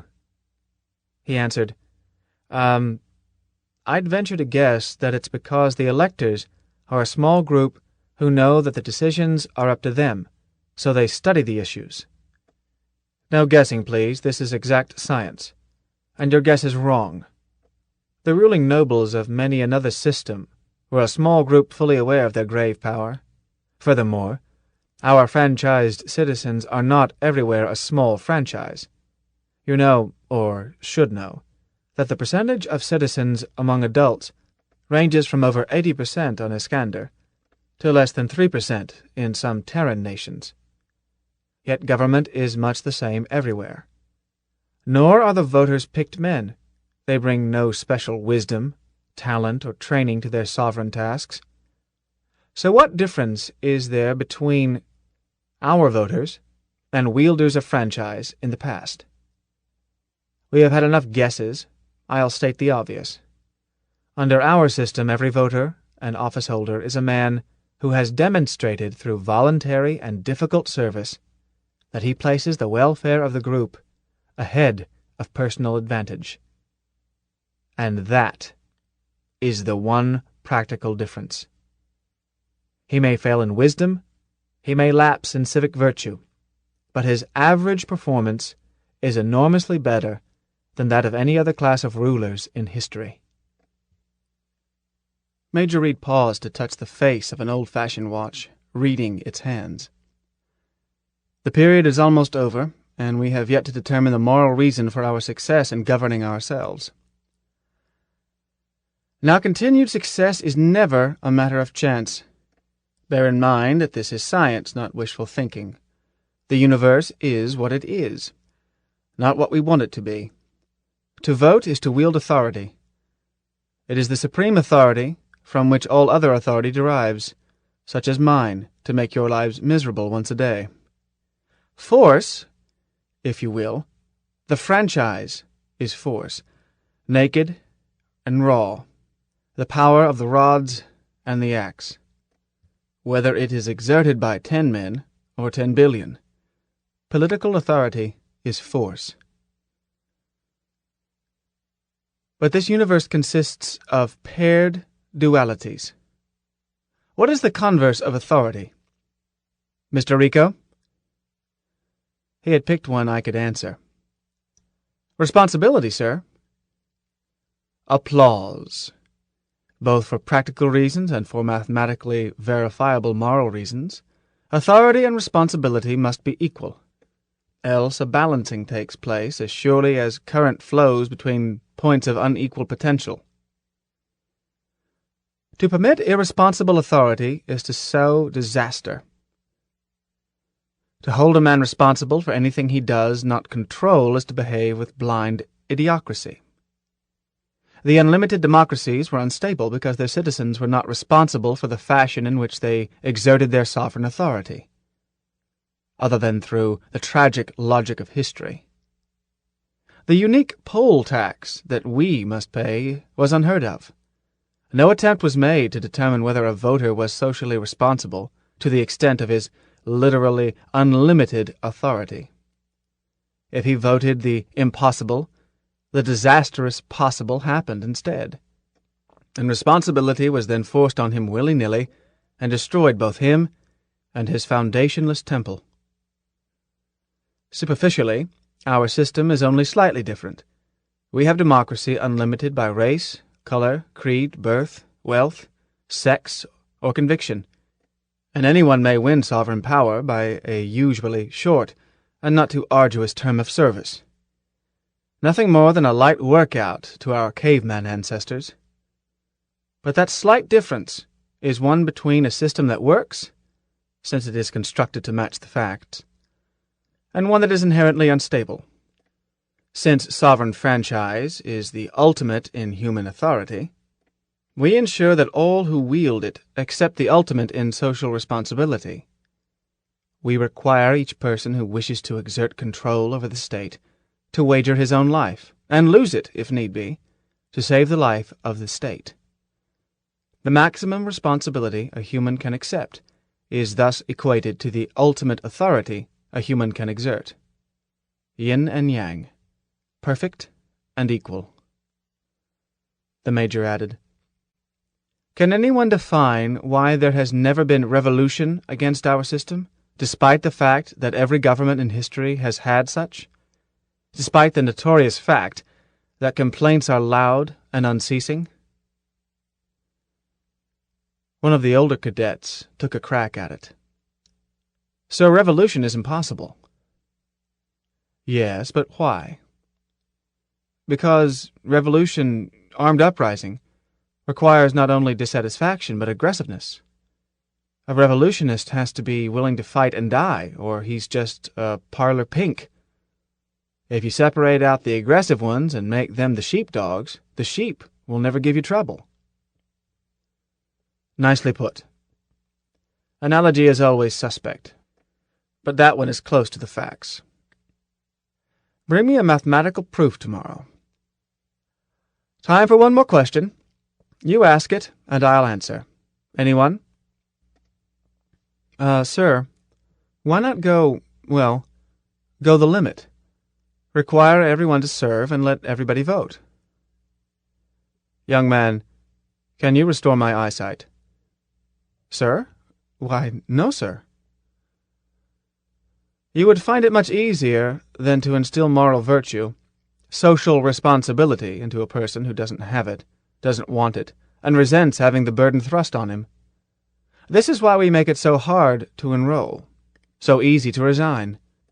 Social responsibility above the level of family, or at the most, of tribe, requires imagination, devotion, loyalty, all the higher virtues which a man must develop himself. If he has them forced down him, he will vomit them out. Conscript armies have been tried in the past. Look up in the library the psychiatric report on brainwashed prisoners in the so-called Korean War circa 1950. The Mayer report. Bring an analysis to class. He touched his watch. Dismissed. Major Reed gave us a busy time. But it was interesting. I caught one of those master's thesis assignments he chucked around so casually. I had suggested that the Crusades were different from most wars. I got sawed off and handed this. Required to prove that war and moral perfection derive from the same genetic inheritance. Briefly thus, all wars arise from populace pressure. Yes, even the Crusades, though you have to dig into trade routes and birth rate and several other things to prove it. Morals, all correct moral rules, derive from the instinct to survive. Moral behavior is survival behavior above the individual level, as in a father who dies to save his children. But since population pressure results from the process of surviving through others, then war, because it results from population pressure, derives from the same inherent instinct which produces all moral rules suitable for human beings. Check of proof. Is it possible to abolish war by relieving population pressure, and thus do away with the all-too-evident evils of war, through constructing a moral code under which population is limited to resources? Without debating the usefulness or morality of Planned Parenthood, it may be verified by observation that any breed which stops its own increase gets crowded out by breeds which expand. Some human populations did so, in Terran history, and other breeds moved in and engulfed them.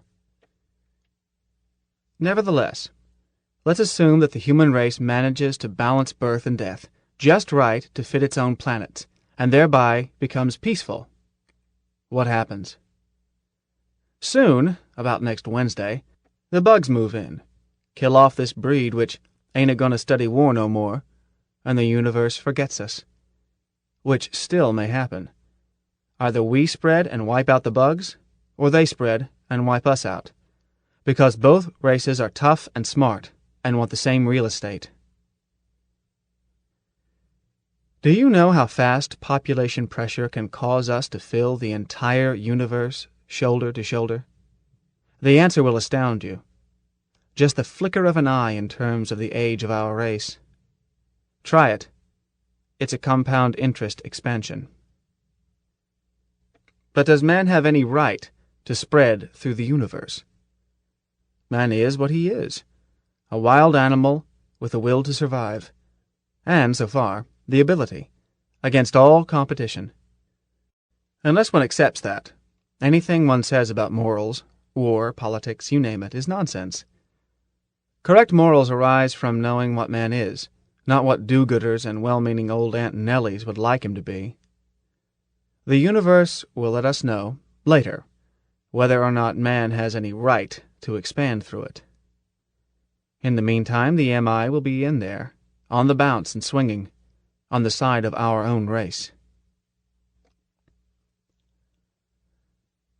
Toward the end, each of us was shipped out to serve under an experienced combat commander.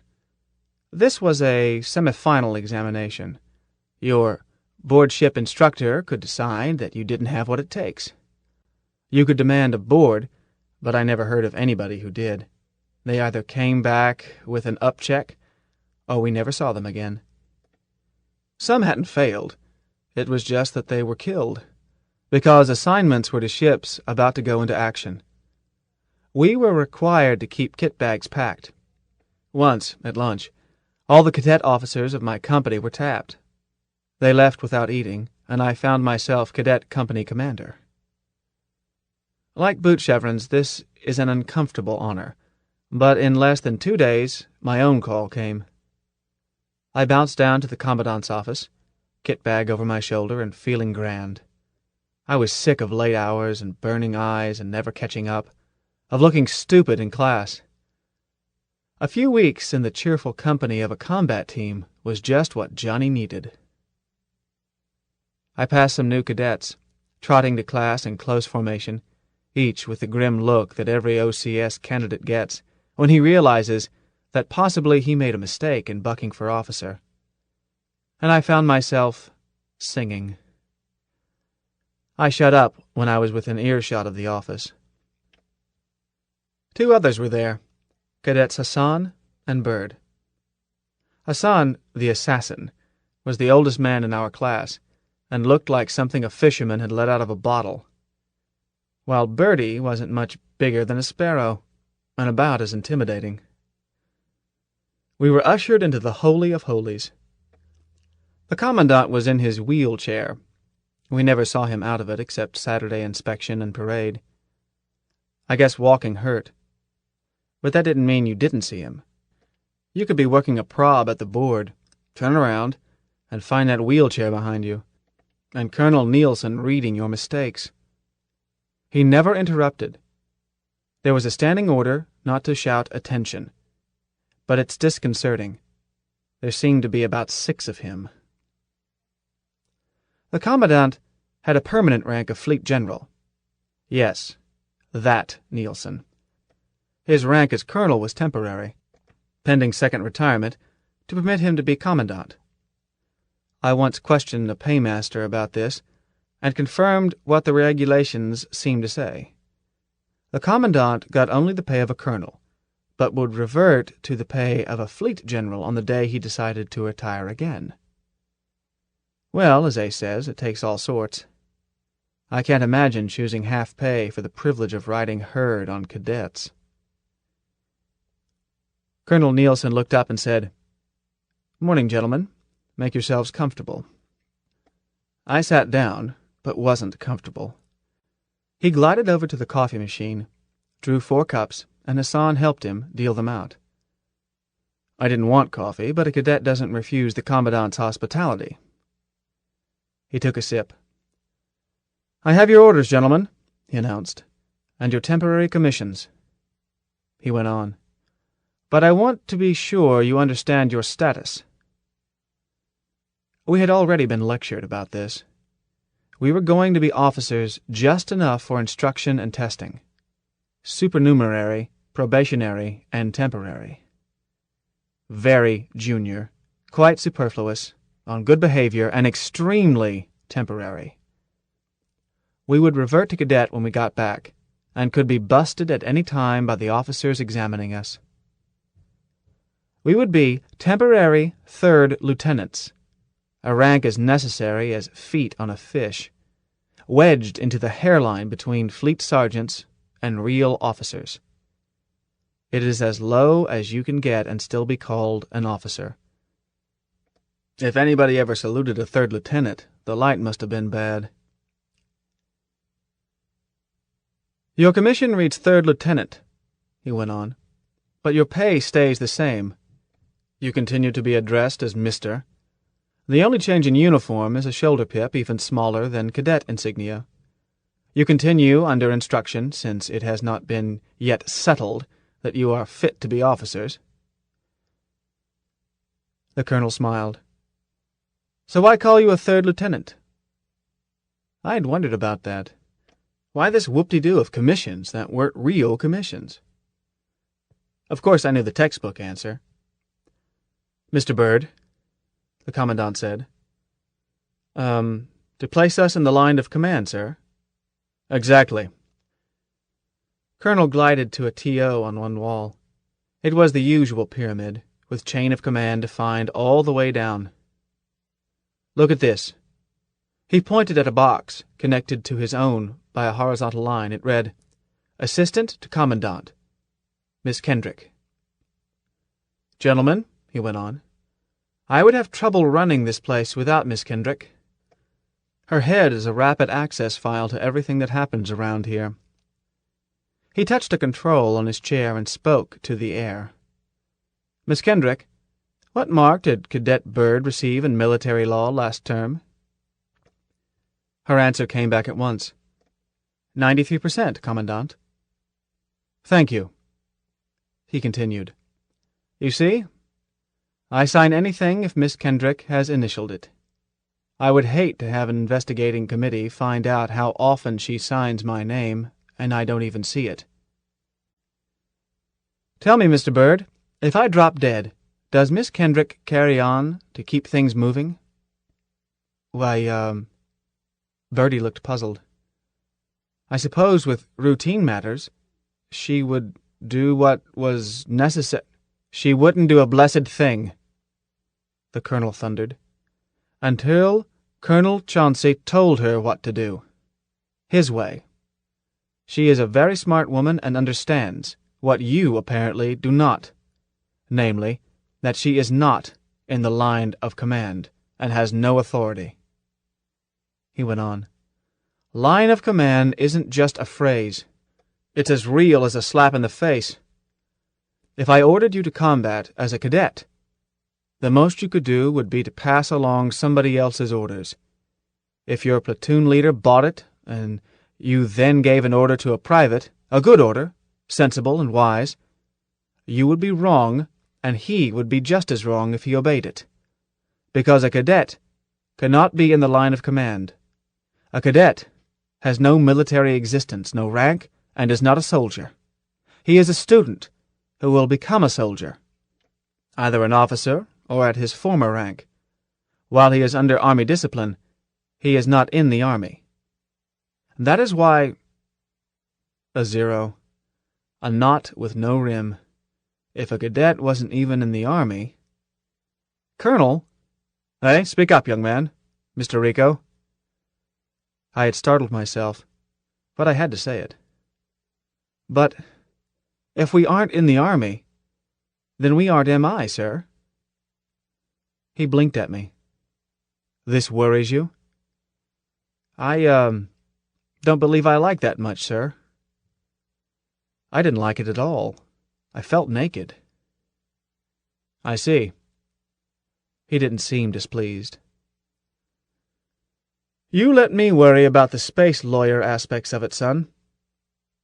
But that's an order. You are technically not an MI, but the MI hasn't forgotten you. The MI never forgets its own, no matter where they are. If you are struck dead this instant, you will be cremated as Second Lieutenant Juan Rico, Mobile Infantry of—" Colonel Nielsen stopped. "Miss Kendrick, what was Mr. Rico's ship?" "The Roger Young." "Thank you." He added, "In and of TFCT Roger Young, assigned to Mobile Combat Team 2nd Platoon of George Company, 3rd Regiment, 1st Division MI. The Roughnecks," he recited with relish, not consulting anything once he had been reminded of my ship. "A good outfit, Mr. Rico. Proud and nasty. Your final orders go back to them for taps, and that's the way your name will read in Memorial Hall. That's why we always commission a dead cadet, son, so we can send him home to his mates." I felt a surge of relief and homesickness, and missed a few words. "Lipped button while I talk. We'll have you back in the MI where you belong. You must be temporary officers for your 'prentice crews, because there is no room for deadheads in a combat drop. You'll fight, and take orders, and give orders. Legal orders, because you will hold rank, and be ordered to serve in that team. That makes any order you give in carrying out your assigned duties as binding as one signed by the C&C. Even more," the Commandant went on, "once you are in line of command. You must be ready instantly to assume higher command. If you are in a one-platoon team, quite likely in the present state of the war, and you are assistant platoon leader when your platoon leader buys it, then you are it." He shook his head. "Not acting platoon leader, not a cadet leading a drill, not a junior officer under instruction. Suddenly you are the old man, the boss, commanding officer present, and you discover with a sickening shock that fellow human beings are depending on you alone to tell them what to do, how to fight, how to complete the mission and get out alive. They wait for the sure voice of command, while seconds trickle away, and it's up to you to be that voice, make decisions, give the right orders. And not only the right ones, but in a calm, unworried tone. Because it's a cinch, gentlemen, that your team is in trouble, bad trouble. And a strange voice with panic in it can turn the best combat team in the galaxy into a leaderless, lawless, fear-crazed mob. The whole merciless load will land without warning. You must act at once, and you'll have only God over you. Don't expect him to fill in tactical details. That's your job. He'll be doing all that a soldier has a right to expect, if he helps you keep the panic that you are sure to feel out of your voice."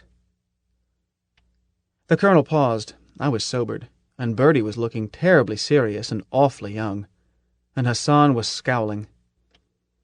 I wished that I were back in the drop-room of the Raj, with not too many chevrons and an after-chow bull session in full swing. There was a lot to be said for the job of assistant section leader.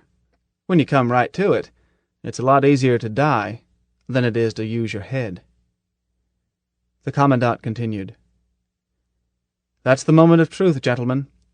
Regrettably, there is no method known to military science to tell a real officer from a glib imitation with pips on his shoulders, other than through ordeal by fire. Real ones come through, or die, gallantly. Imitations crack up. Sometimes, in cracking up, the misfits die. But the tragedy lies in the loss of others. Good men, sergeants and corporals and privates, whose only lack is fatal bad fortune in finding themselves under the command of an incompetent. We try to avoid this. First is our unbreakable rule that every cadet must be a trained trooper, bloodied under fire, a veteran of combat drops. No other army in history has stuck to this rule, although some have come close. Most great military schools of the past, St. Cyr, West Point, Sandhurst, Colorado Springs, don't even pretend to follow it. They accepted civilian boys, trained them, commissioned them, sent them out with no battle experience to command men, and sometimes discovered too late that this smart young officer was a fool, a poltroon, or a hysteric. At least we have no misfits of those sorts. We know you are good soldiers, brave and skilled, proved in battle. Else you would not be here. We know that your intelligence and education meet acceptable minimums. With this to start on, we eliminate as many as possible of the not quite competent. Get them quickly back in ranks before we spoil good cap troopers by forcing them beyond their abilities. The course is very hard, because what will be expected of you later is still harder. In time, we have a small group whose chances look fairly good. The major criterion left untested is one we cannot test here. That undefinable something, which is the difference between a leader in battle and one who merely has the earmarks, but not the vocation. So we field test for it. Gentlemen, you have reached that point. Are you ready to take the oath?" There was an instant of silence. Then Hassan, the assassin, answered firmly, "Yes, Colonel," and Bertie and I echoed. The colonel frowned. "I have been telling you how wonderful you are. Physically perfect, mentally alert, trained, disciplined, bloodied. The very model of the smart young officer." He snorted. "Nonsense. You may become officers some day. I hope so. We not only hate to waste money and time and effort, but also, and much more important, I shiver in my boots every time I send one of you half-baked, not-quite officers up to the fleet, knowing what a Frankensteinian monster I may be turning loose on a good combat team. If you understood what you're up against, you wouldn't be so all-fired ready to take the oath the second the question is put to you. You may turn it down and force me to let you go back to your permanent ranks, but you don't know. So I'll try once more. Mr. Rico, have you ever thought how it would feel to be court-martialed for losing a regiment?" I was startled silly. "Why, no, sir. I never have." To be court-martialed, for any reason, is 8 times as bad for an officer as for an enlisted man. Offenses which will get privates kicked out, maybe with lashes, possibly without, rate death in an officer. Better never to have been born. "Think about it," he said grimly. "When I suggested that your platoon leader might be killed, I was by no means citing the ultimate in military disaster. Mr. Hassan, what is the largest number of command levels ever knocked out in a single battle? The assassin scowled harder than ever. I'm not sure, sir. Wasn't there a while during Operation Bughouse when a major commanded a brigade before the Sauve-qui-Peut? There was, and his name was Fredericks. He got a decoration and a promotion. If you go back to the Second Global War, you can find a case in which a naval junior officer took command of a major ship and not only fought it, but sent signals as if he were admiral. He was vindicated, even though there were officers senior to him in line of command who were not even wounded. Special circumstances. A breakdown in communications. But I am thinking of a case in which 4 levels were wiped out in 6 minutes, as if a platoon leader were to blink his eyes and find himself commanding a brigade. Any of you heard of it? Dead silence. Very well. It was one of those bush wars that flared up on the edges of the Napoleonic Wars. This young officer was the most junior in a naval vessel. Wet navy, of course, wind-powered, in fact. This youngster was about the age of most of your class. He was not commissioned. He carried the title of temporary 3rd lieutenant. Note that this is the title you are about to carry. He had no combat experience. There were 4 officers in the chain of command above him. When the battle started, his commanding officer was wounded. The kid picked him up and carried him out of the line of fire. That's all. Make a pickup on a comrade. But he did it without being ordered to leave his post. The other officers all bought it while he was doing this, and he was tried for deserting his post of duty as commanding officer in the presence of the enemy. Convicted, cashiered. I gasped. For that, sir? Why not? True, we make pickup. We do it under different circumstances from a wet navy battle, and by orders to the man making pickup. But pickup is never an excuse for breaking off battle in the presence of the enemy. This boy's family tried for a century and a half to get his conviction reversed. No luck, of course. There was doubt about some circumstances, but no doubt that he had left his post during battle without orders. True, he was green as grass, but he was lucky not to be hanged. Colonel Nielsen fixed me with a cold eye. Mr. Rico, could this happen to you? I gulped. I hope not, sir. Let me tell you how it could on this very Prentice cruise. Suppose you are in a multiple-ship operation with a full regiment in the drop. Officers drop first, of course. There are advantages to this, and disadvantages, but we do it for reasons of morale. No trooper ever hits the ground on a hostile planet without an officer. Assume the bugs know this, and they may. Suppose they work up some trick to wipe out those who hit the ground first, but not good enough to wipe out the whole drop. Now suppose, since you are a supernumerary, you have to take any vacant capsule, instead of being fired with the first wave. Where does that leave you? I'm not sure, sir. You have just inherited command of a regiment. What are you going to do with your command, mister? Talk fast. The bugs won't wait. I caught an answer right out of the book and parroted it.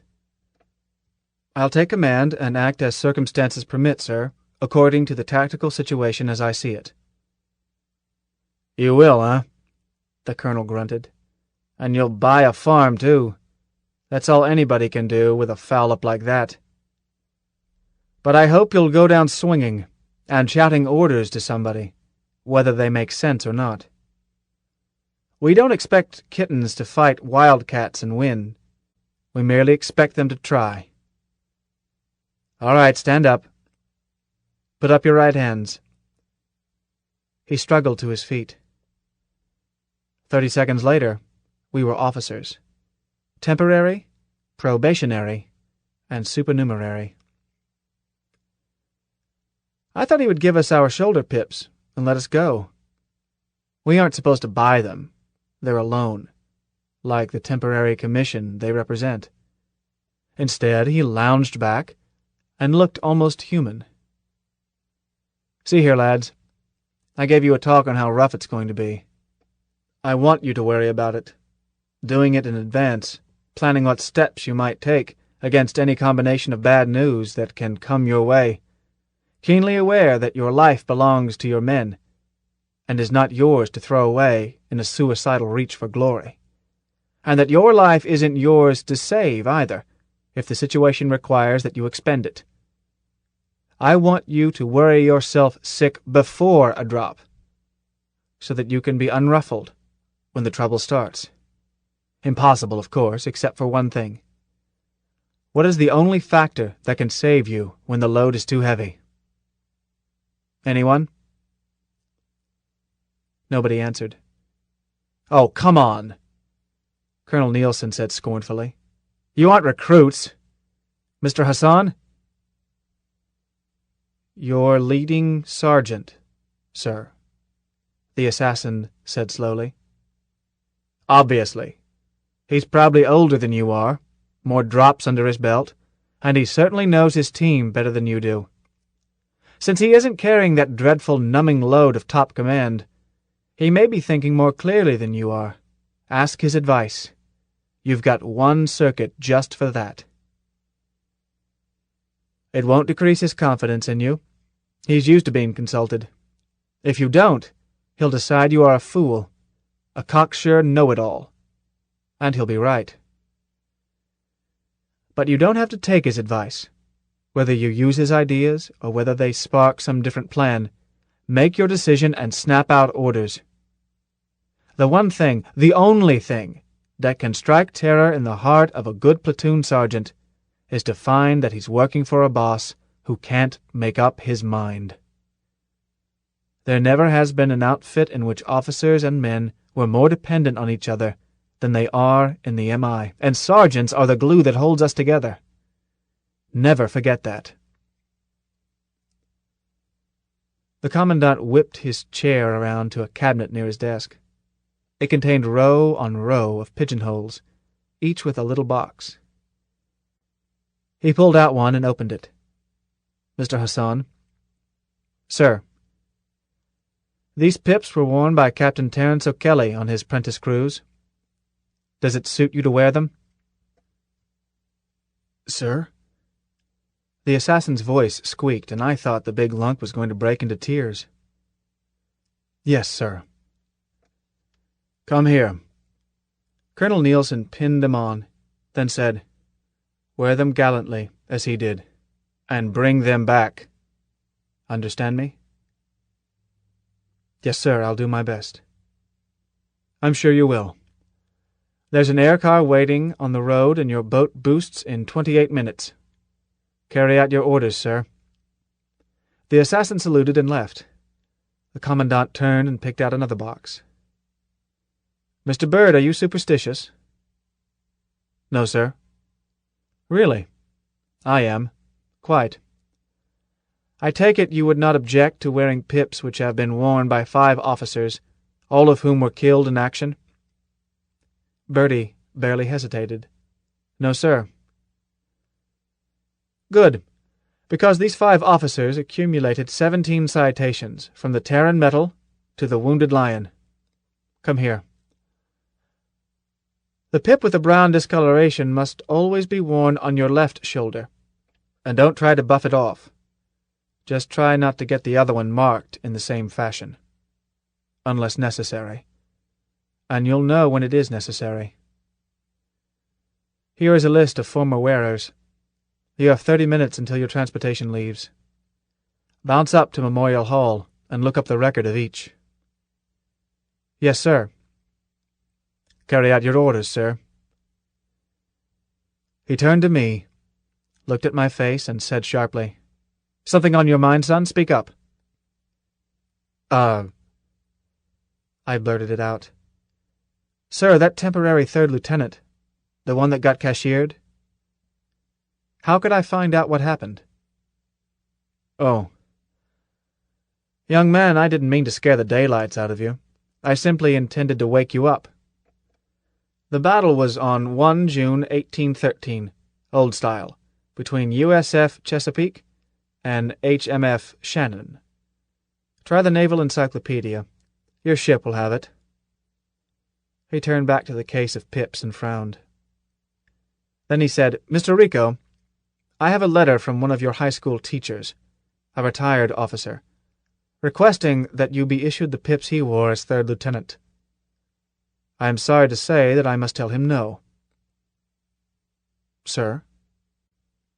I was delighted to hear that Colonel Dubois was still keeping track of me, and very disappointed, too. Because I can't. I issued those pips 2 years ago, and they never came back. Real estate deal. He took a box and looked at me. You could start a new pair. The metal isn't important. The importance of the request lies in the fact that your teacher wanted you to have them. Whatever you say, sir. Or, he cradled the box in his hands, you could wear these. They have been worn 5 times, and the last 4 candidates to wear them have all failed of commission. Nothing dishonorable, but pesky bad luck. Are you willing to take a swing at breaking the hoodoo?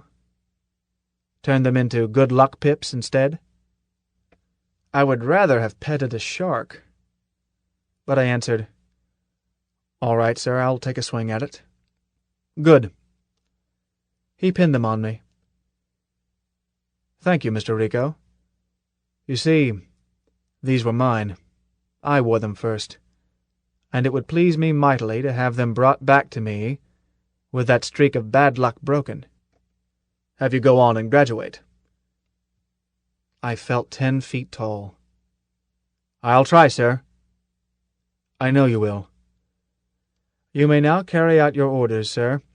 The same air car will take both you and Bird. Just a moment. Are your mathematics textbooks in your bag? Sir? No, sir. Get them. The waitmaster of your ship has been advised of your extra baggage allowance. I saluted and left, on the bounce. He had me shrunk down to size as soon as he had mentioned math. My math books were on my study desk, tied into a package with a daily assignment sheet tucked under the cord. I gathered the impression that Colonel Nielsen never left anything unplanned, but everybody knew that. Bertie was waiting on the roof by the air car. He glanced at my books and grinned. Too bad. Well, if we're in the same ship, I'll coach you. What ship? Tours. Sorry, I'm for the Moskva.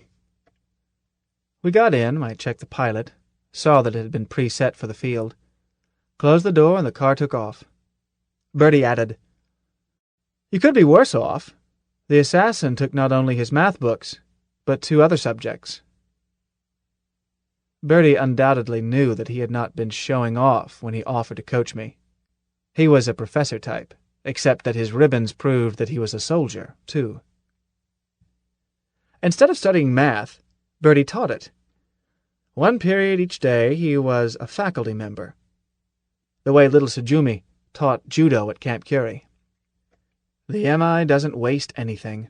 We can't afford to. Bertie had a B.S. in math on his 18th birthday.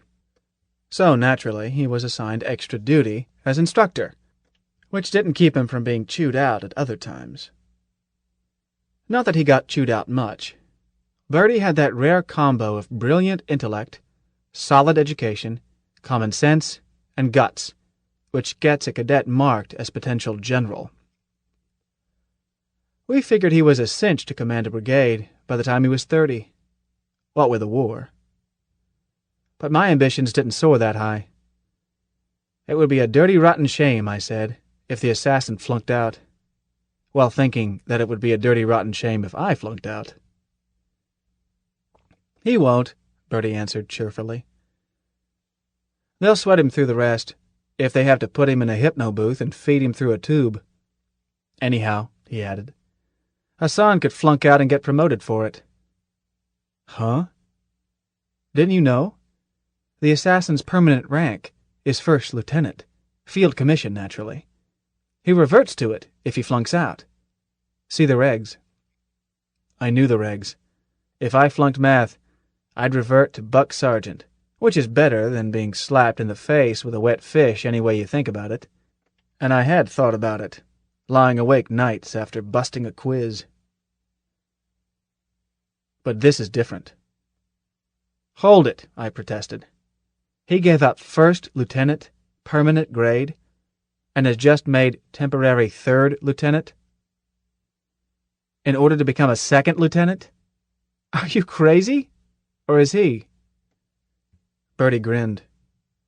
Just enough to make us both MI. But I don't get it. Sure you do. The assassin has no education that he didn't pick up in the MI. So how high can he go? I'm sure he could command a regiment in battle and do a real swinging job, provided somebody else planned the operation. But commanding in battle is only a fraction of what an officer does, especially a senior officer. To direct a war, or even to plan a single battle and mount the operation, you have to have theory of games, operational analysis, symbolic logic, pessimistic synthesis, and a dozen other skull subjects. You can sweat them out on your own if you've got the grounding, but have them you must, or you'll never get past captain, or possibly major.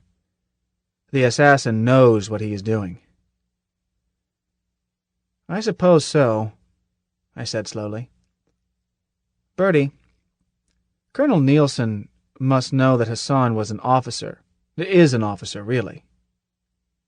Huh? Of course. He didn't talk as if he knew. We all got the same lecture. Not quite. Did you notice that when the Commandant wanted a question answered a particular way, he always asked the assassin? I decided it was true. Bertie, what is your permanent rank? The car was just landing. He paused with a hand on the latch and grinned. PFC. I don't dare flunk out. I snorted. You won't. You can't.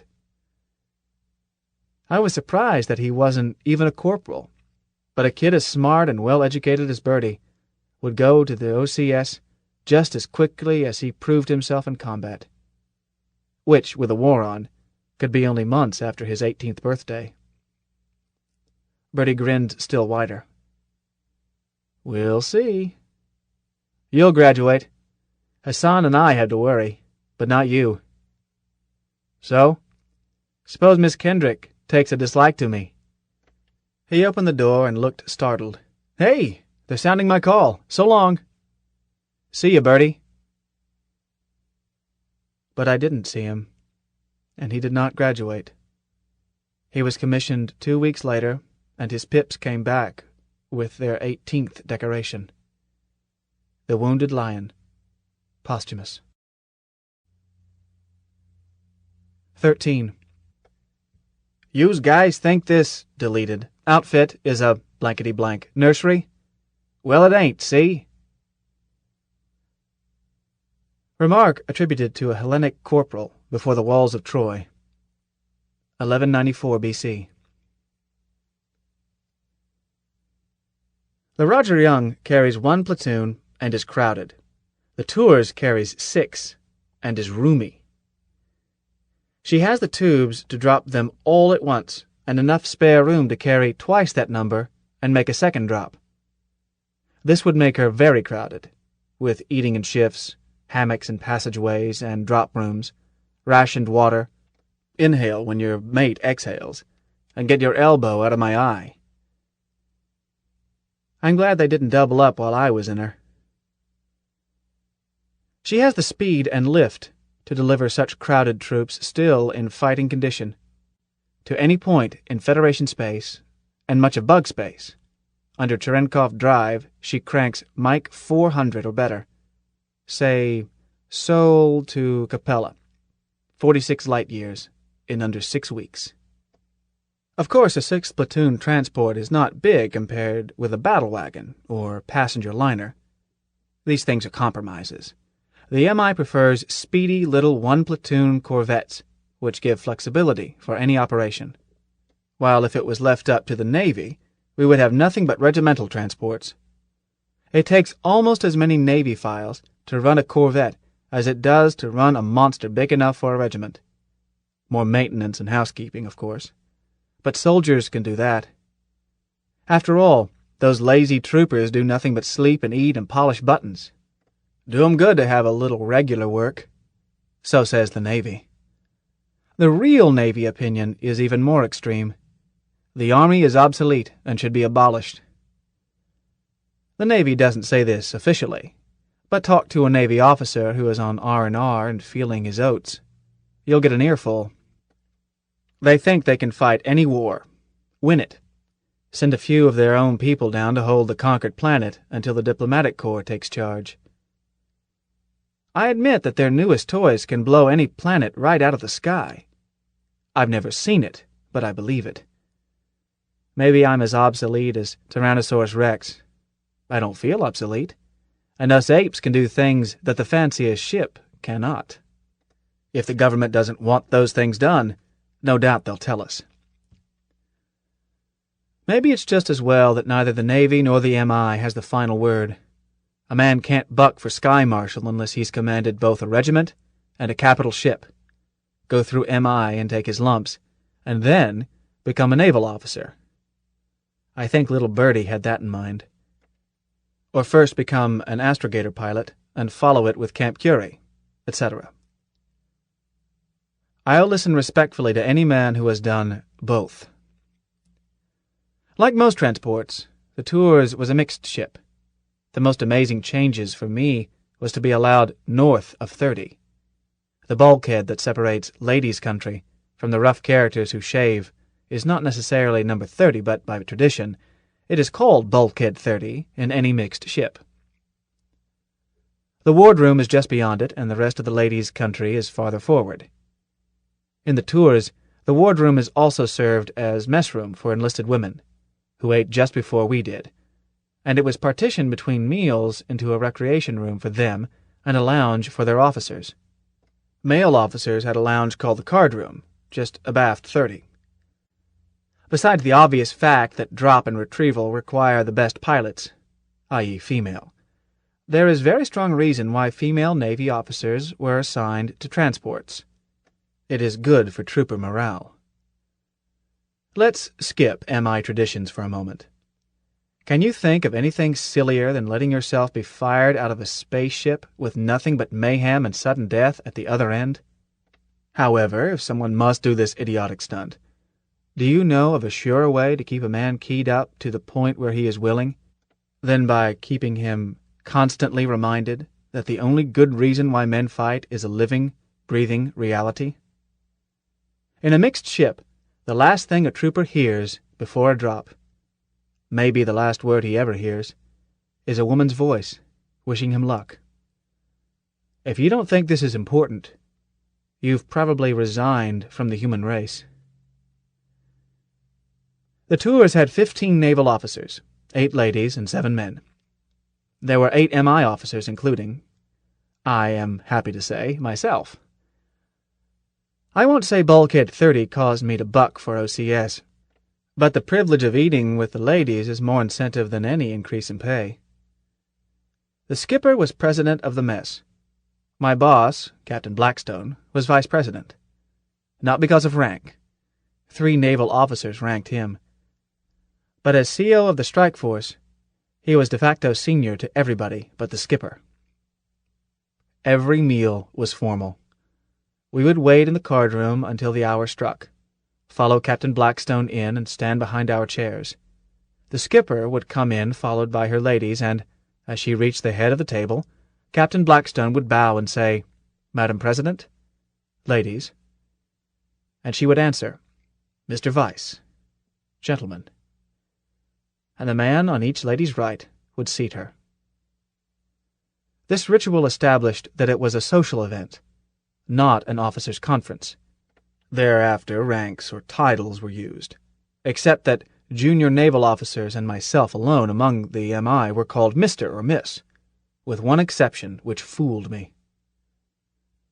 My first meal aboard, I heard Captain Blackstone called Major, although his shoulder pips plainly read Captain. I got straightened out later. There can't be two captains in a Navy vessel, so an Army captain is bumped one rank socially, rather than commit the unthinkable of calling him by the title reserved for the one and only monarch. If a naval captain is aboard as anything but skipper, he or she is called Commodore, even if the skipper is a lowly lieutenant. The MI observes this by avoiding the necessity in the wardroom and paying no attention to the silly custom on our own part of the ship. Seniority ran downhill from each end of the table, with the skipper at the head and the strike force CO at the foot, the junior midshipman at his right, and myself at the skipper's right. I would most happily have sat by the junior midshipman. She was awfully pretty. But the arrangement is planned chaperonage. I never even learned her first name. I knew that I, as the lowliest male, sat on the skipper's right, but I didn't know that I was supposed to seat her. At my first meal, she waited, and nobody sat down, until the third assistant engineer jogged my elbow. I haven't been so embarrassed since a very unfortunate incident in kindergarten, even though Captain Jorgensen acted as if nothing had happened. When the skipper stands up, the meal is over. She was pretty good about this, but once she stayed seated only a few minutes, and Captain Blackstone got annoyed. He stood up, but called out, "Captain?" She stopped. "Yes, Major." "Will the captain please give orders that my officers and myself be served in the card-room?" She answered coldly, "Certainly, sir." And we were, but no naval officer joined us. The following Saturday, she exercised her privilege of inspecting the MI aboard, which transport skippers almost never do. However, she simply walked down the ranks without comment. She was not really a martinet, and she had a nice smile when she wasn't being stern. Captain Blackstone assigned Second Lieutenant Rusty Graham to crack the whip over me about math. She found out about it somehow and told Captain Blackstone to have me report to her office for 1 hour after lunch each day, whereupon she tutored me in math and bawled me out when my homework wasn't perfect. Our 6 platoons were 2 companies in a rump battalion. Captain Blackstone commanded Company D, Blackie's Blackguards, and also commanded the rump battalion. Our battalion commander by the TO, Major Zira, was with A and B companies in the tour's sister ship, Normandy Beach, maybe half a sky away. He commanded us only when the full battalion dropped together, except that Captain Blackie routed certain reports and letters through him. Other materials went directly to fleet, division, or base, and Blackie had a truly wizard fleet sergeant to keep such things straight, and to help him handle both a company and a rump battalion in combat. Administrative details are not simple in any army spread through many light years and hundreds of ships. In the old Valley Forge, in the Roger Young, and now in the Tours, I was in the same regiment, the 3rd Pampered Pets Regiment of the 1st Polaris MI Division. 2 battalions, formed from available units, had been called the 3rd Regiment in Operation Bughouse, but I did not see my regiment. All I saw was PFC Bamberger and a lot of bugs. I might be commissioned in the Pampered Pets, grow old and retire in it, and never even see my regimental commander. The Roughnecks had a company commander, but he also commanded the 1st Platoon, Hornets, in another corvette. I didn't know his name until I saw it on my orders to OCS. There is a legend about a lost platoon that went on R&R as its corvette was decommissioned. Its company commander had just been promoted, and the other platoons had been attached tactically elsewhere. I've forgotten what happened to the platoon's lieutenant, but R&R is a routine time to detach an officer, theoretically after a relief has been sent to understudy him, but reliefs are always scarce. They say this platoon enjoyed a local year of the flesh pots along Churchill Road before anybody missed them. I don't believe it, but it could happen. The chronic scarcity of officers strongly affected my duties in Blackie's Blackguards. The MI has the lowest percentage of officers in any army of record, and this factor is just part of the MI's unique divisional wedge. DW is military jargon, but the idea is simple. If you have 10,000 soldiers, how many fight? And how many just peel potatoes, drive lorries, count graves, and shuffle papers? In the MI, 10,000 men fight. In the mass wars of the 20th century, it sometimes took 70,000 men, fact, to enable 10,000 to fight. I admit it takes the Navy to place us where we fight. However, an MI strike force, even in a corvette, is at least 3 times as large as the transport's Navy crew. It also takes civilians to supply and service us.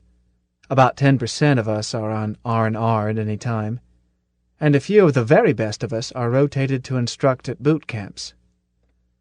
While a few MI are on desk jobs, you will always find that they are shy an arm or leg, or some such. These are the ones, the Sergeant Hose and the Colonel Nielsen's, who refuse to retire, and they really ought to count twice, since they release able-bodied MI by filling jobs which require fighting spirit but not physical perfection. They do work that civilians can't do, or we would hire civilians. Civilians are like beans. You buy 'em as needed for any job which merely requires skill and savvy. But you can't buy fighting spirit. It's scarce. We use all of it, waste none. The MI is the smallest army in history for the size of population it guards. You can't buy an MI. You can't conscript him. You can't coerce him. You can't even keep him if he wants to leave. He can quit 30 seconds before a drop, lose his nerve, and not get into his capsule, and all that happens is that he is paid off and can never vote. At OCS we studied armies in history that were driven like galley slaves. But the MI is a free man. All that drives him comes from inside. That self-respect and need for the respect of his mates, and his pride in being one of them, called morale, or esprit de corps. The root of our morale is, everybody works, everybody fights. An MI doesn't pull strings to get a soft, safe job. There aren't any. Oh, a trooper will get away with what he can. Any private with enough savvy to mark time to music can think up reasons why he should not clean compartments or break out stores. This is a soldier's ancient right. But all soft, safe jobs are filled by civilians. The gold-bricking private climbs into his capsule certain that everybody, from general to private, is doing it with him. Light years away, and on a different day, or maybe an hour or so later. No matter. What does matter is that everybody drops. This is why he enters the capsule, even though he may not be conscious of it. If we ever deviate from this, the MI will go to pieces. All that holds us together is an idea, one that binds more strongly than steel, but its magic power depends on keeping it intact. It is this everybody fights rule that lets the MI get by with so few officers. I know more about this than I want to, because I asked a foolish question in military history and got stuck with an assignment which forced me to dig up stuff ranging from De Bello Gallico to Tsing's classic Collapse of the Golden Hegemony. Consider an ideal MI division. On paper, because you won't find one elsewhere. How many officers does it require? Never mind units attached from other corps. They may not be present during a ruckus. They are not like MI. The special talents attached to logistics and communications are all ranked as officers. If it will make a memory man, a telepath, a censor, or a lucky man happy to have me salute him, I'm glad to oblige. He is more valuable than I am, and I could not replace him if I lived to be 200. Or take the Canine Corps, which is 50% officers, but whose other 50% are neo-dogs. None of these is in line of command, so let's consider only us apes and what it takes to lead us.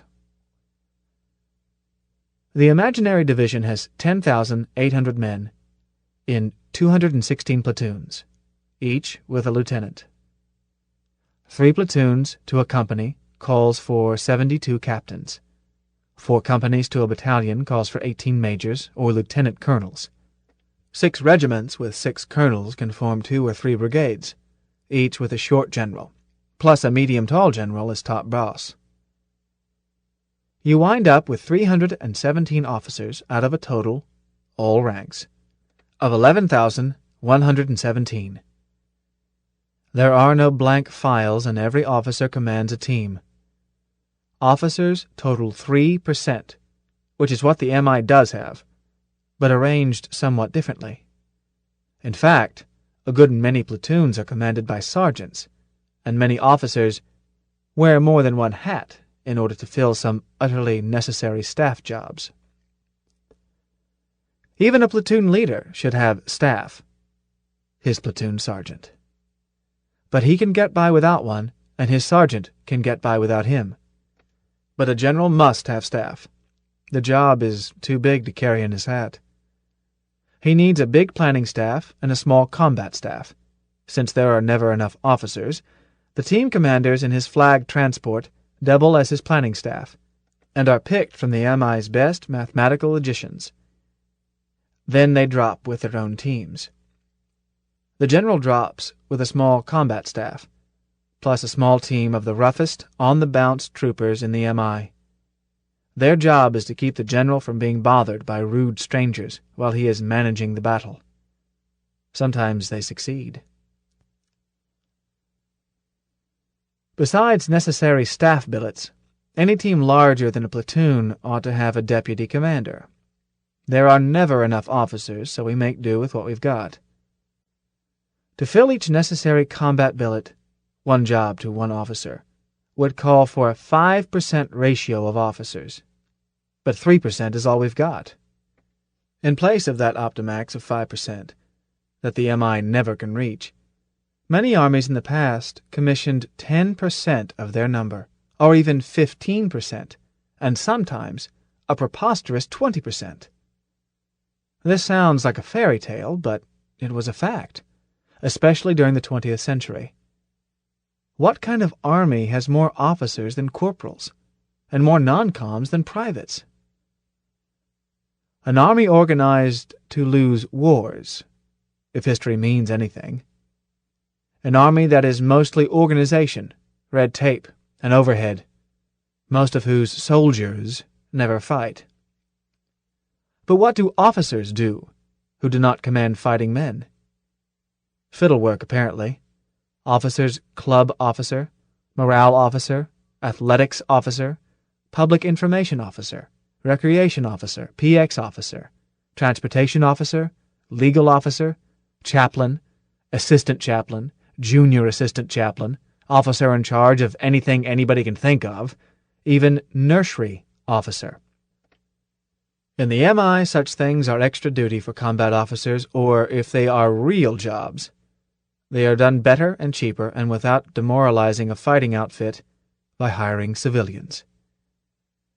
But the situation got so smelly in one of the 20th century major powers that real officers, ones who commanded fighting men, were given special insignia to distinguish them from the swarms of swivel-chair hussars.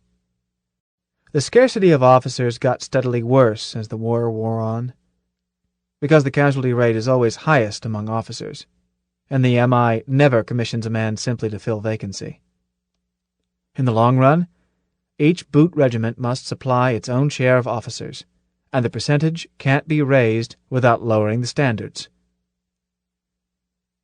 The strike force in the tours needed 13 officers, 6 platoon leaders, 2 company commanders, and 2 deputies, and a strike force commander staffed by a deputy and an adjunct. What it had was 6. And me. Table of Organization, Rump Battalion Strike Force. Captain Blackstone, First Hat, Fleet Sergeant. Company C, Warren's Wolverines. First Lieutenant Warren. First Platoon, First Lieutenant Bayonne. Second Platoon, Second Lieutenant Sucarnaro. Third Platoon, Second Lieutenant Nagain. D Company, Blackie's Blackguards. Captain Blackstone, Second Hat. First Platoon, First Lieutenant Silva, hospitalized. Second Platoon, Second Lieutenant Koroshin. Third Platoon, Second Lieutenant Graham. I would have been under Lieutenant Silva, but he left for the hospital the day I reported, ill with some sort of twitching offals. But this did not necessarily mean that I would get his platoon. A temporary third lieutenant is not considered an asset. Captain Blackstone could place me under Lieutenant Bayonne and put a sergeant in charge of his own first platoon, or even put on a third hat and take the platoon himself. In fact, he did both, and nevertheless assigned me as platoon leader of the first platoon of the Blackguards. He did this by borrowing the Wolverines' best buck sergeant to act as his battalion staffer. Then he placed his fleet sergeant as platoon sergeant of his first platoon, a job 2 grades below his chevrons. Then Captain Blackstone spelled it out for me in a head-shrinking lecture. I would appear on the TO as platoon leader, but Blackie himself and the fleet sergeant would run the platoon. As long as I behaved myself, I could go through the motions. I would even be allowed to drop as platoon leader. But one word from my platoon sergeant to my company commander, and the jaws of the nutcracker would close. It suited me. It was my platoon as long as I could swing it, and if I couldn't, the sooner I was shoved aside, the better for everybody. Besides, it was a lot less nerve-wracking to get a platoon that way than by sudden catastrophe in battle. I took my job very seriously, for it was my platoon. The TO said so. But I had not yet learned to delegate authority, and, for about a week, I was around troopers' country much more than is good for a team. Blackie called me into his stateroom. "Son, what in Ned do you think you're doing?" I answered stiffly that I was trying to get my platoon ready for action. "So? Well, that's not what you are accomplishing. You are stirring them like a nest of wild bees. Why the deuce do you think I turned over to you the best sergeant in the fleet? If you will go to your stateroom, hang yourself on a hook and stay there until 'prepare for action' is sounded, he'll hand that platoon over to you tuned like a violin." "As the captain pleases, sir," I agreed glumly. "And that's another thing. I can't stand an officer who acts like a confounded cadet. Forget that silly third-person talk around me. Save it for generals and the skipper. Quit bracing your shoulders and clicking your heels. Officers are supposed to look relaxed, son." "Yes, sir." "And let that be the last time you say sir to me for one solid week. Same for saluting. Get that grim cadet look off your face and hang a smile on it." "Yes, sir." "Okay.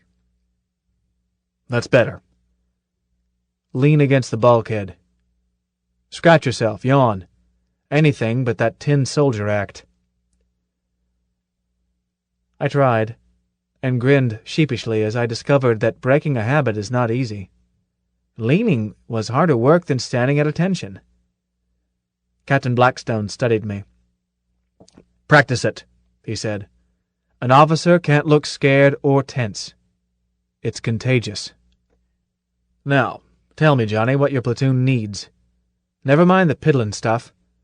I'm not interested in Whether a man has the regulation number of socks in his locker. I thought rapidly. Do you happen to know if Lieutenant Silva intended to put Brumby up for sergeant? I do happen to know. What's your opinion? Well, the record shows that he has been acting section leader the past 2 months. His efficiency marks are good. I asked for your recommendation, mister. Well, sir, sorry. I've never seen him work on the ground, so I can't have a real opinion. Anybody can soldier in the drop room, but the way I see it, he's been acting sergeant too long to bust him back to chaser and promote a squad leader over him. He ought to get that 3rd chevron before we drop. Or he ought to be transferred when we get back. Sooner, if there's a chance for a space-side transfer. Blackie grunted. You're pretty generous in giving away my blackguards for a 3rd lieutenant. I turned red. Just the same, it's a soft spot in my platoon. Brumby ought to be promoted or transferred.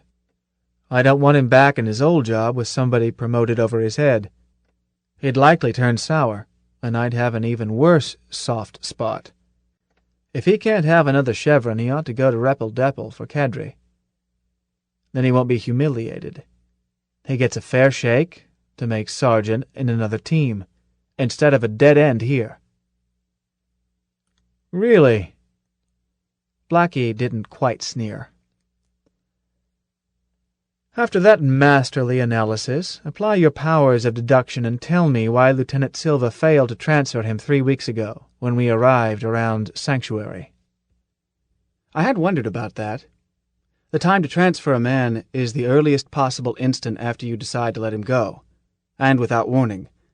It's better for the man and the team. So says the book. I said slowly, Was Lieutenant Silva already ill at that time, Captain? No. The pieces matched. Captain, I recommend Brumby for immediate promotion. His eyebrows shot up. A minute ago you were about to dump him as useless. Not quite. I said it had to be one or the other, but I didn't know which. Now I know. Continue. This assumes that Lieutenant Silva was an efficient officer. Mister, for your information, Quick Silva has an unbroken string of excellent, recommended for promotion on his Form 31. But I knew that he was good, I plowed on, because I inherited a good platoon. A good officer might not promote a man for, many reasons, and still not put his misgivings in writing. But in this case, if he could not recommend him for sergeant, then he wouldn't keep him with the team. So he would get him out of the ship at the first opportunity. But he didn't. Therefore, I know he intended to promote Brumby. I added, But I can't see why he didn't push it through 3 weeks ago so that Brumby could have worn his 3rd chevron on R&R. Captain Blackstone grinned. That's because you don't credit me with being efficient. Sir, I beg your pardon? Never mind. You've proved who killed Cock Robin, and I don't expect a still moist cadet to know all the tricks. But listen and learn, son. As long as this war goes on, don't ever promote a man just before you return to base. Why not, Captain? You mentioned sending Brumby to replacement depot if he was not to be promoted. But that's just where he would have gone if we had promoted him 3 weeks ago. You don't know how hungry that non-com desk at Repple-Depple is. Paw through the dispatch file and you'll find a demand that we supply 2 sergeants for cadre, with a platoon sergeant being detached for OCS and a buck sergeant spot vacant. I was under compliment, and able to refuse. He grinned savagely. It's a rough war, son, and your own people will steal your best men if you don't watch 'em.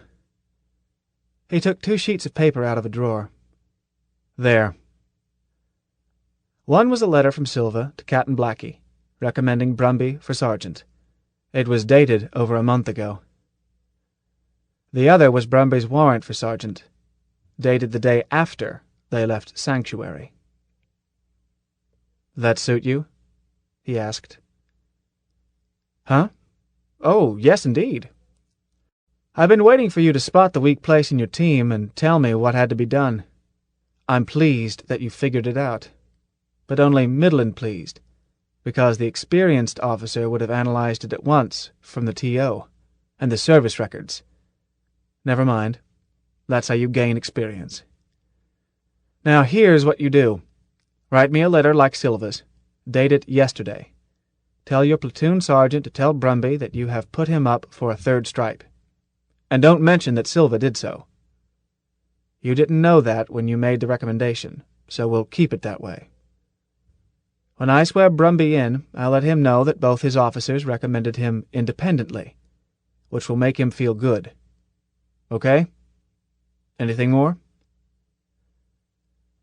Not in organization, unless Lieutenant Silva planned to promote Naidi, Vice Brumby, in which case we could promote 1 PFC to Lance, and that would allow us to promote 4 privates to PFC, including 3 vacancies now existing. I don't know whether it's your policy to keep the TO filled up tight or not. "Might as well," Blackie said gently. "As you and I know, that some of those lads aren't going to have many days in which to enjoy it. Just remember that we don't make a man a PFC until after he has been in combat. Not in Blackie's blackguards we don't. Figure it out with your platoon sergeant and let me know. Now hurry. Any time before bedtime tonight. Now, anything else?" "Well, Captain, I'm worried about the suits." "So am I. All platoons." "I don't know all the other platoons, but with 5 recruits to fit, plus 4 suits damaged and exchanged, and 2 more down-checked this past week and replaced from stores, well, I don't see how Cunha and Navarre can warm up that many and run routine tests on 41 others and get it all done by our calculated date. Even if no trouble develops, trouble always develops." "Yes, Captain, but that's 286 man-hours just to warm and fit, plus 123 hours of routine checks, and it always takes longer." "Well, what do you think can be done? The other platoons will lend you help if they finish their suits ahead of time, which I doubt. Don't ask to borrow help from the Wolverines. We're more likely to lend them help." Captain, I don't know what you'll think of this, since you told me to stay out of Troopers' country, but when I was a corporal I was assistant to the Ordnance and Armor Sergeant." "Keep talking." "Well, right at the last I was the O&A Sergeant, but I was just standing in another man's shoes.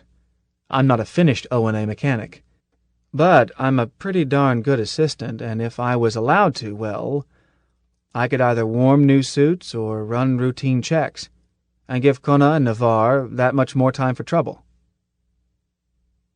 Blackie leaned back and grinned. "Mister, I have searched the regs carefully, and I can't find one that says an officer mustn't get his hands dirty." He added, "I mentioned that because some young gentlemen who have been assigned to me apparently had read such a regulation. All right, draw some dungarees. No need to get your uniform dirty along with your hands. Go aft and find your platoon sergeant. Tell him about Brumby, and order him to prepare recommendations to close the gaps in the TO, in case I should decide to confirm your recommendation for Brumby. Then tell him that you are going to pull in all your time on ordnance and armor, and that you want him to handle everything else. Tell him that if he has any problems to look you up in the armory. Don't tell him you consulted me. Just give him orders. Follow me?" "Yes, sir. Yes, I do."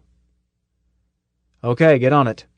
As you pass through the card room, please give my compliments to Rusty and tell him to drag his lazy carcass in here." For the next 2 weeks, I was never so busy, not even in boot camp. Working as an ordnance and armor mech about 10 hours a day was not all that I did. Math, of course, and no way to duck it with the skipper tutoring me. Meals, say an hour and a half a day, plus the mechanics of staying alive, shaving, showering, putting buttons in uniforms, and trying to chase down the Navy Master-at-Arms, get him to unlock the laundry to locate clean uniforms 10 minutes before inspection. It is an unwritten law of the Navy that facilities must always be locked when they are most needed.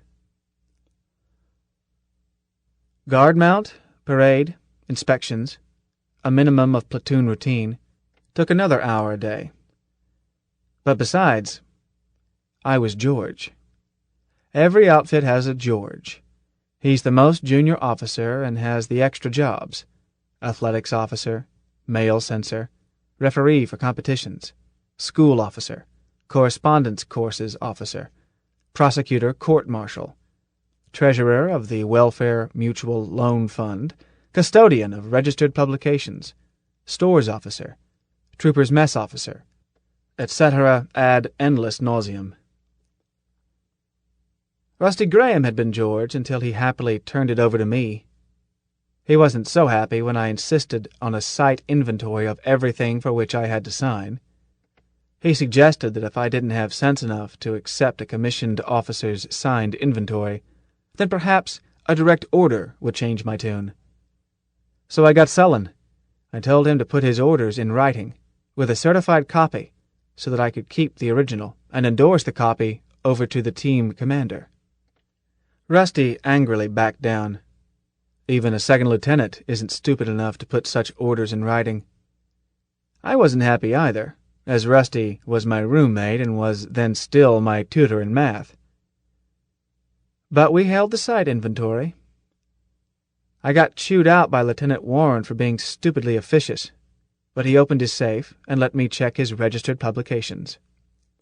Captain Blackstone opened his with no comment, and I couldn't tell whether he approved of my site inventory or not.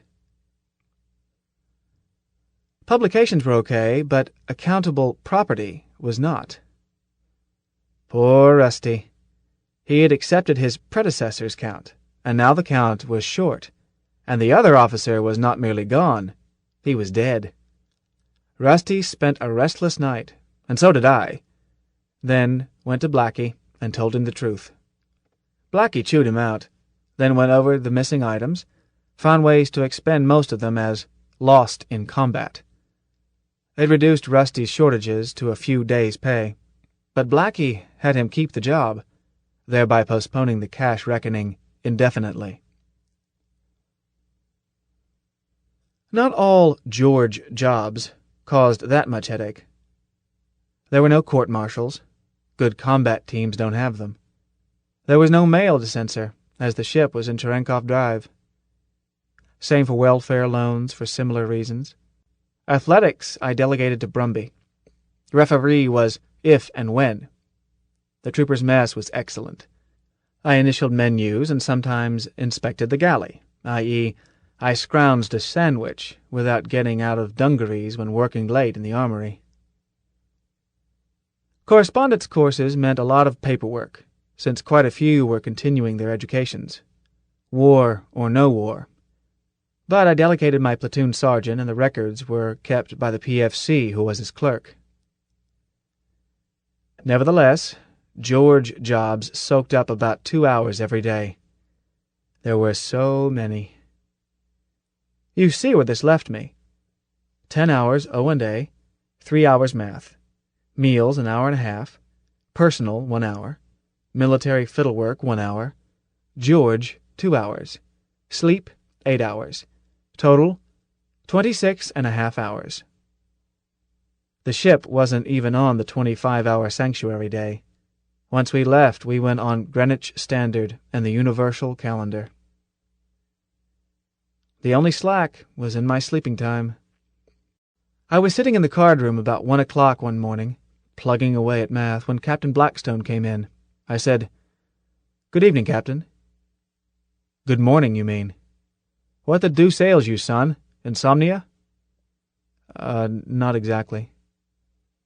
He picked up a stack of sheets, remarking, "Can't your sergeant handle your paperwork?" "Oh, I see. Go to bed." "But, Captain—" "Sit back down, Johnny. I've been meaning to talk to you. I never see you here in the card room evenings.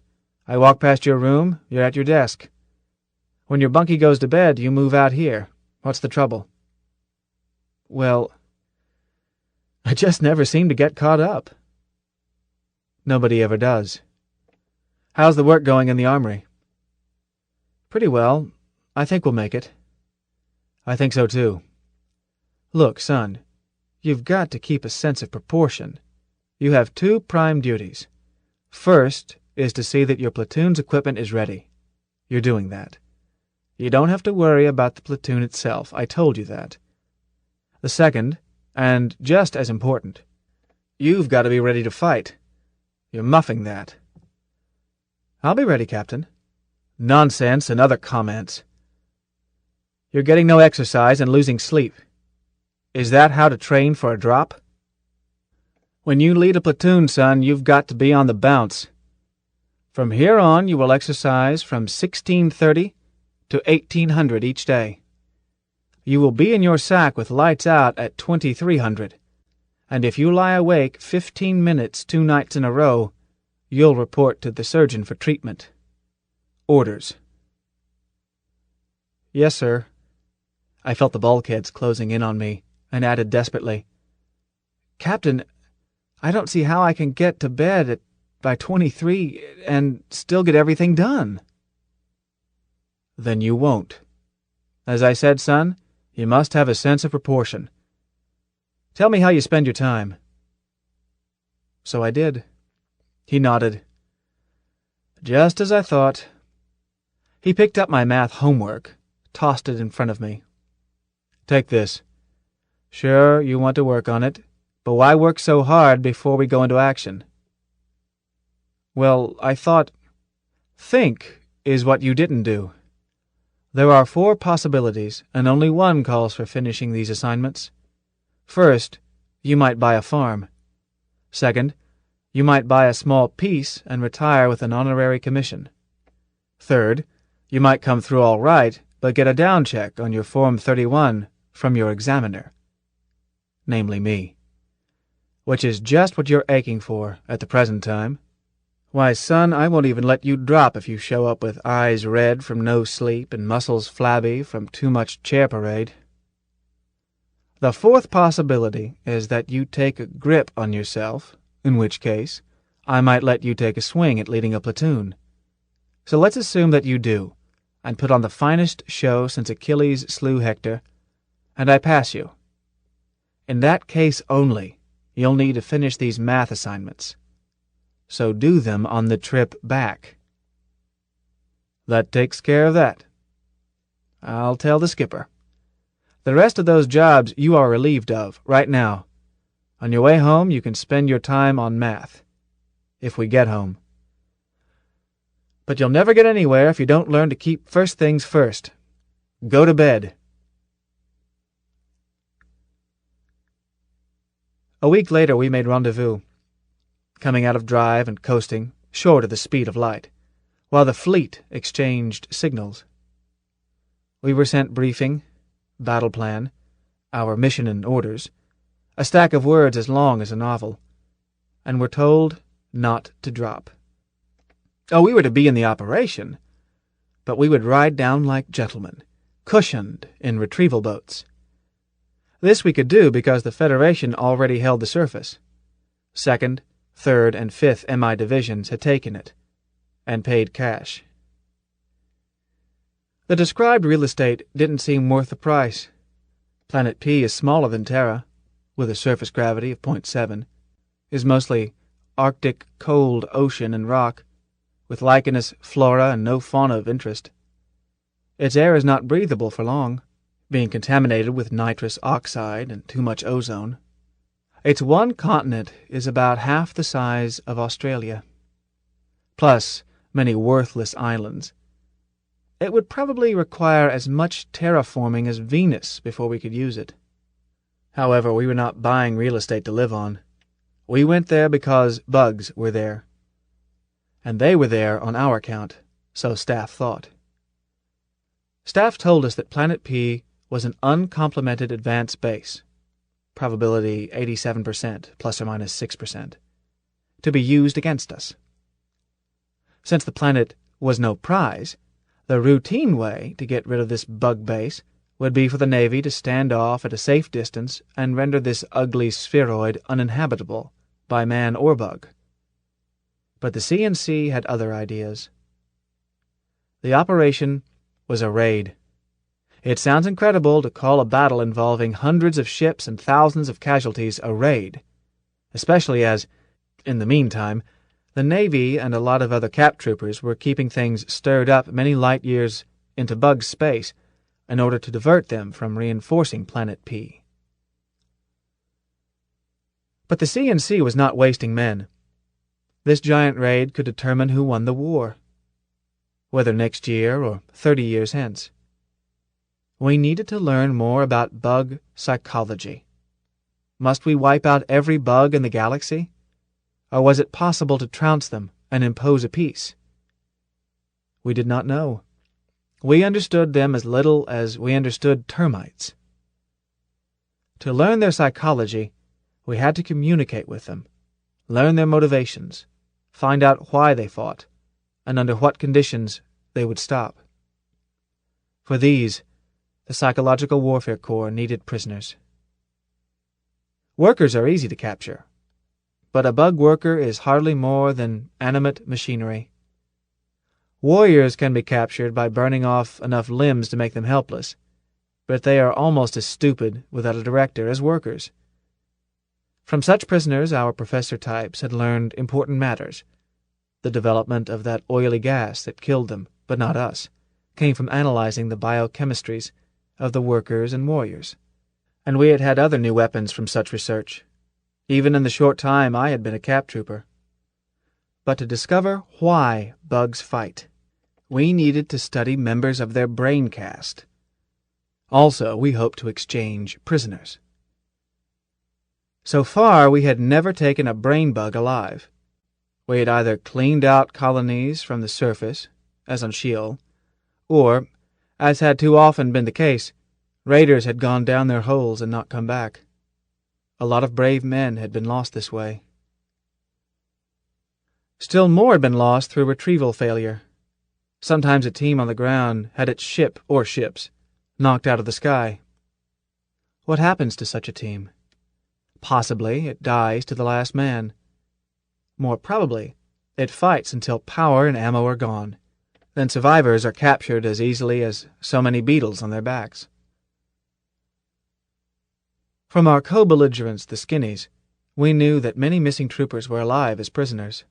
Thousands, we hoped. Hundreds, we were sure. Intelligence believed that prisoners were always taken to Klendathu. The bugs are as curious about us as we are about them. A race of individuals able to build cities, starships, armies, may be even more mysterious to a hive entity than a hive entity is to us. As may be, we wanted those prisoners back. In the grim logic of the universe, this may be a weakness. Perhaps some race that never bothers to rescue an individual may exploit this human trait to wipe us out. The Skinnies have such a trait only slightly, and the bugs don't seem to have it at all. Nobody ever saw a bug come to the aid of another because he was wounded. They cooperate perfectly in fighting, but units are abandoned the instant they are no longer useful. Our behavior is different. How often have you seen a headline like this? 2 die attempting rescue of drowning child. If a man gets lost in the mountains, hundreds will search, and often 2 or 3 searchers are killed. But the next time somebody gets lost, just as many volunteers turn out. Poor arithmetic, but very human. It runs through all our folklore, all human religions, all our literature. A racial conviction that when one human needs rescue, others should not count the price. Weakness? It might be the unique strength that wins us the galaxy. Weakness or strength, bugs don't have it. There was no prospect of trading fighters for fighters. But in a hive polyarchy, some castes are valuable, or so our psych warfare people hoped. If we could capture brain bugs, alive and undamaged, we might be able to trade on good terms. And suppose we captured a queen? What is a queen's trading value? A regiment of troopers? Nobody knew. But Battle Plan ordered us to capture bug royalty, brains and queens, at any cost, on the gamble that we could trade them for human beings. The third purpose of Operation Royalty was to develop methods: how to go down, how to dig them out, how to win with less than total weapons. Trooper for warrior, we could not defeat them above ground. Ship for ship, our navy was better. But so far we had had no luck when we tried to go down their holes. If we failed to exchange prisoners on any terms, then we still had to A. win the war, B. do so in a way that gave us a fighting chance to rescue our own people, or C.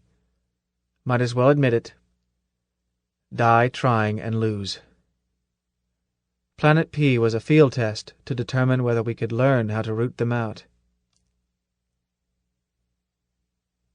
Briefing was read to every trooper, and he heard it again in his sleep during hypno-preparation. So, while we all knew that Operation Royalty was laying the groundwork toward eventual rescue of our mates, we also knew that Planet P held no human prisoners. It had never been raided. So there was no reason to buck for medals in a wild hope of being personally in on a rescue. It was just another bug hunt, but conducted with massive force and new techniques. We were going to peel that planet like an onion until we knew that every bug had been dug out. The Navy plastered the islands and that unoccupied part of the continent until they were radioactive glaze. We could tackle the bugs with no worries about our rear. The Navy also maintained a ball of yarn patrol in tight orbits around the planet, guarding us, escorting transports, keeping a spy watch on the surface to make sure that bugs did not break out behind us despite that plastering. Under the battle plan, the orders for Blackie's blackguards charged us with supporting the prime mission when ordered or as opportunity presented, relieving another company in a captured area, protecting units of other corps in that area, maintaining contact with MI units around us, and smacking down any bugs that showed their ugly heads. So we rode down in comfort to an unopposed landing. I took my platoon out at a power-armored trot. Blackie went ahead to meet the company commander he was relieving, get the situation and size up the terrain. He headed for the horizon like a scared jackrabbit. I had Kuna send his first section scouts out to locate the forward corners of my patrol area, and I sent my platoon sergeant off to my left to make contact with the patrol from the 5th Regiment. We, the 3rd Regiment, had a grid 300 miles wide and 80 miles deep to hold. My piece was a rectangle 40 miles deep and 17 wide in the extreme left flank forward corner. The Wolverines were behind us, Lieutenant Koroshin's platoon on the right and Rusty beyond him. Our 1st Regiment had already relieved a 5th Division regiment ahead of us, with a brick wall overlap that placed them on my corner as well as ahead. Ahead and rear, right flank and left, referred to orientation set up in dead reckoning tracers in each command suit to match the grid of the battle plan. We had no true front, simply an area, and the only fighting at the moment was going on several hundred miles away, to our arbitrary right and rear. Somewhere off that way, probably 200 miles, should be 2nd Platoon, G Company, 2nd Battalion, 3rd Regiment, commonly known as the Roughnecks. Or the Roughnecks might be 40 light-years away. Tactical organization never matches the table of organization. All I knew from the plan was that something called the 2nd Battalion was on our right flank, beyond the boys from the Normandy beach. But that battalion could have been borrowed from another division. The Sky Marshal plays his chess without consulting the pieces. Anyhow, I should not be thinking about the Roughnecks. I had all I could do as a blackguard. My platoon was okay, for the moment, safe as you can be on a hostile planet. But I had plenty to do before Kuna's first squad reached the far corner. I needed to 1. Locate the platoon leader who had been holding my area. 2. Establish corners and identify them to section and squad leaders. 3. Make contact liaison with 8 platoon leaders on my sides and corners, 5 of whom should already be in position, those from 5th and 1st Regiments, and 3. Koroshin of the Blackguards and Bayonne and Sukarno of the Wolverines, who were now moving into position. 4. Get my own boys spread out to their initial points as fast as possible by shortest routes. The last had to be set up first, as the open column in which we disembarked would not do it. Brumby's last squad needed to deploy to the left flank. Kona's leading squad needed to spread from dead ahead to left oblique. The other 4 squads must fan out in between. This is a standard square deployment, and we had simulated how to reach it quickly in the drop room. I called out, "Kona, Brumby, time to spread 'em out," using the non-com circuit. "Roger, Sec 1. Roger, Sec 2. Section leaders take charge. And caution each recruit. You'll be passing a lot of cherubs. I don't want 'em shot at by mistake." I bit down from my private circuit and said, "Sarge, you got contact on the left?" "Yes, sir, they see me. They see you." "Good. I don't see a beacon on our anchor corner." "Missing.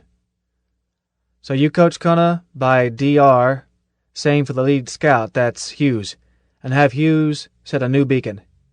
I wondered why the 3rd or 5th hadn't replaced that anchor beacon, my forward left corner, where 3 regiments came together. "No use talking," I went on. "DR check. You bear 275, miles 12. Sir, reverse is 96, miles 12 scant." "Close enough. I haven't found my opposite number yet, so I'm cutting out forward at max. Mind the shop." "Got him, Mr. Rico." I advanced at max speed while clicking over to officer circuit. "Square Black 1, answer." "Black 1. Chang's Cherubs. Do you read me? Answer." I wanted to talk with the leader of the platoon we were relieving, and not for any perfunctory, "I relieve you, sir." I wanted the ungarnished word. I didn't like what I had seen.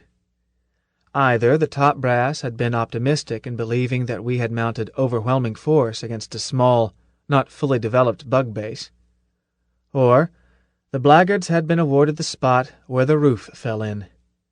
In the few moments I had been out of the boost, I had spotted 6 armored suits on the ground. Empty, I hoped. Dead men, possibly. But way too many, any way you looked at it. Besides that, my tactical radar display showed a full platoon, my own, moving into position, but only a scattering moving back toward retrieval, or still on station. Nor could I see any system to their movements. I was responsible for 680 square miles of hostile terrain, and I wanted very badly to find out all I could before my own squads were deep into it. Battle Plan had ordered a new tactical doctrine which I found dismaying. Do not close the bug tunnels. Blackie had explained this as if it had been his own happy thought, but I doubt if he liked it. The strategy was simple and, I guess, logical, if we could afford the losses. Let the bugs come up. Meet them and kill them on the surface. Let them keep on coming up. Don't bomb their holes, don't gas their holes. Let them out. After a while, a day, 2 days, a week, if we really did have overwhelming force, they would stop coming up.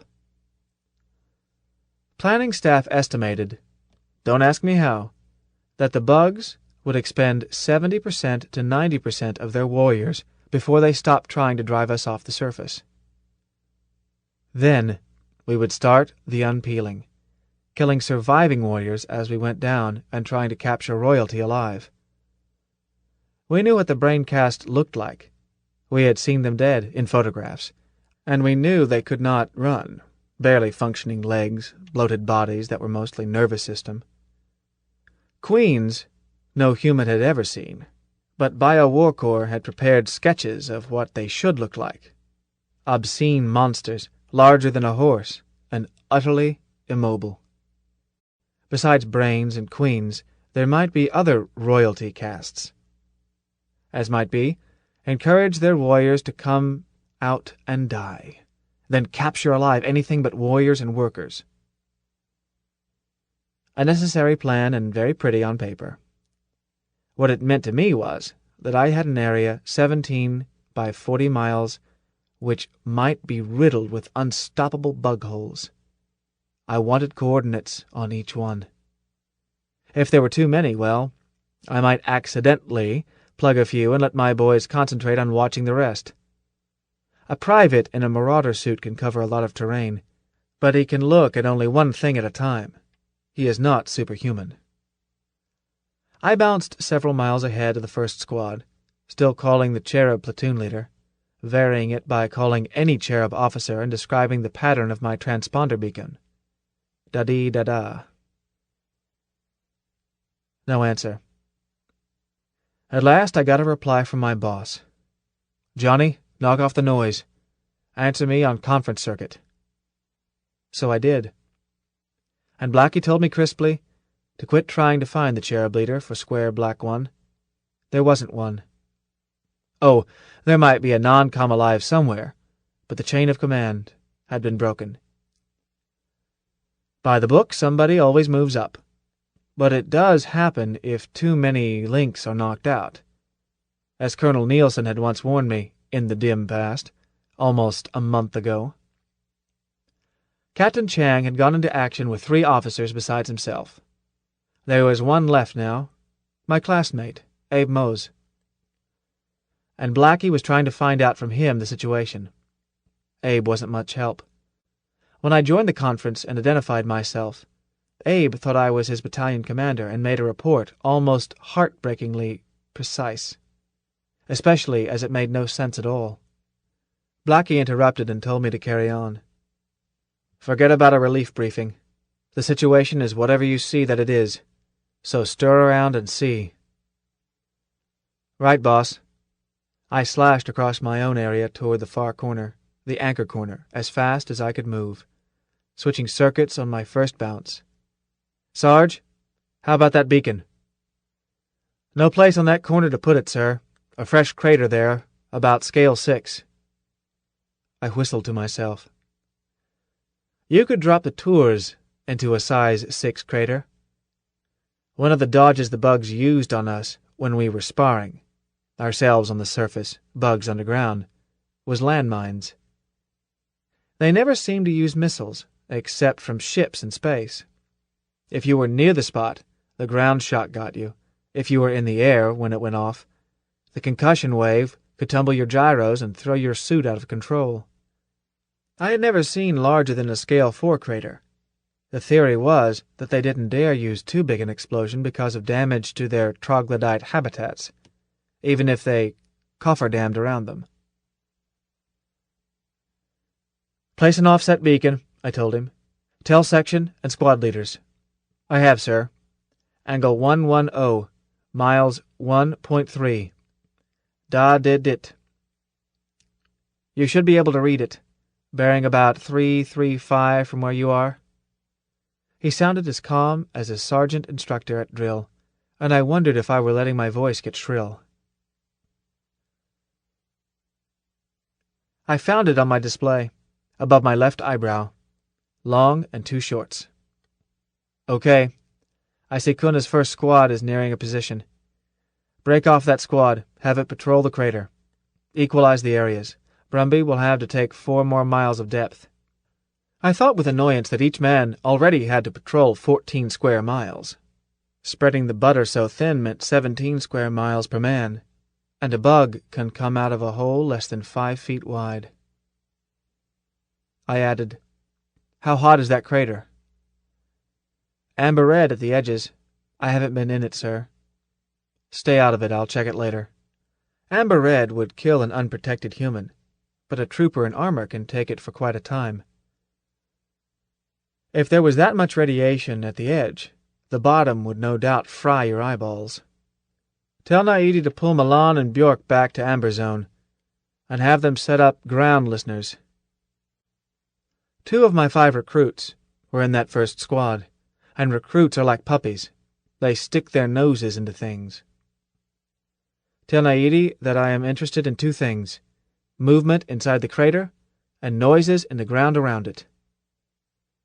We wouldn't send troopers out through a hole so radioactive that mere exit would kill them. But bugs would, if they could reach us that way. Have Naidi report to me. To you and me, I mean.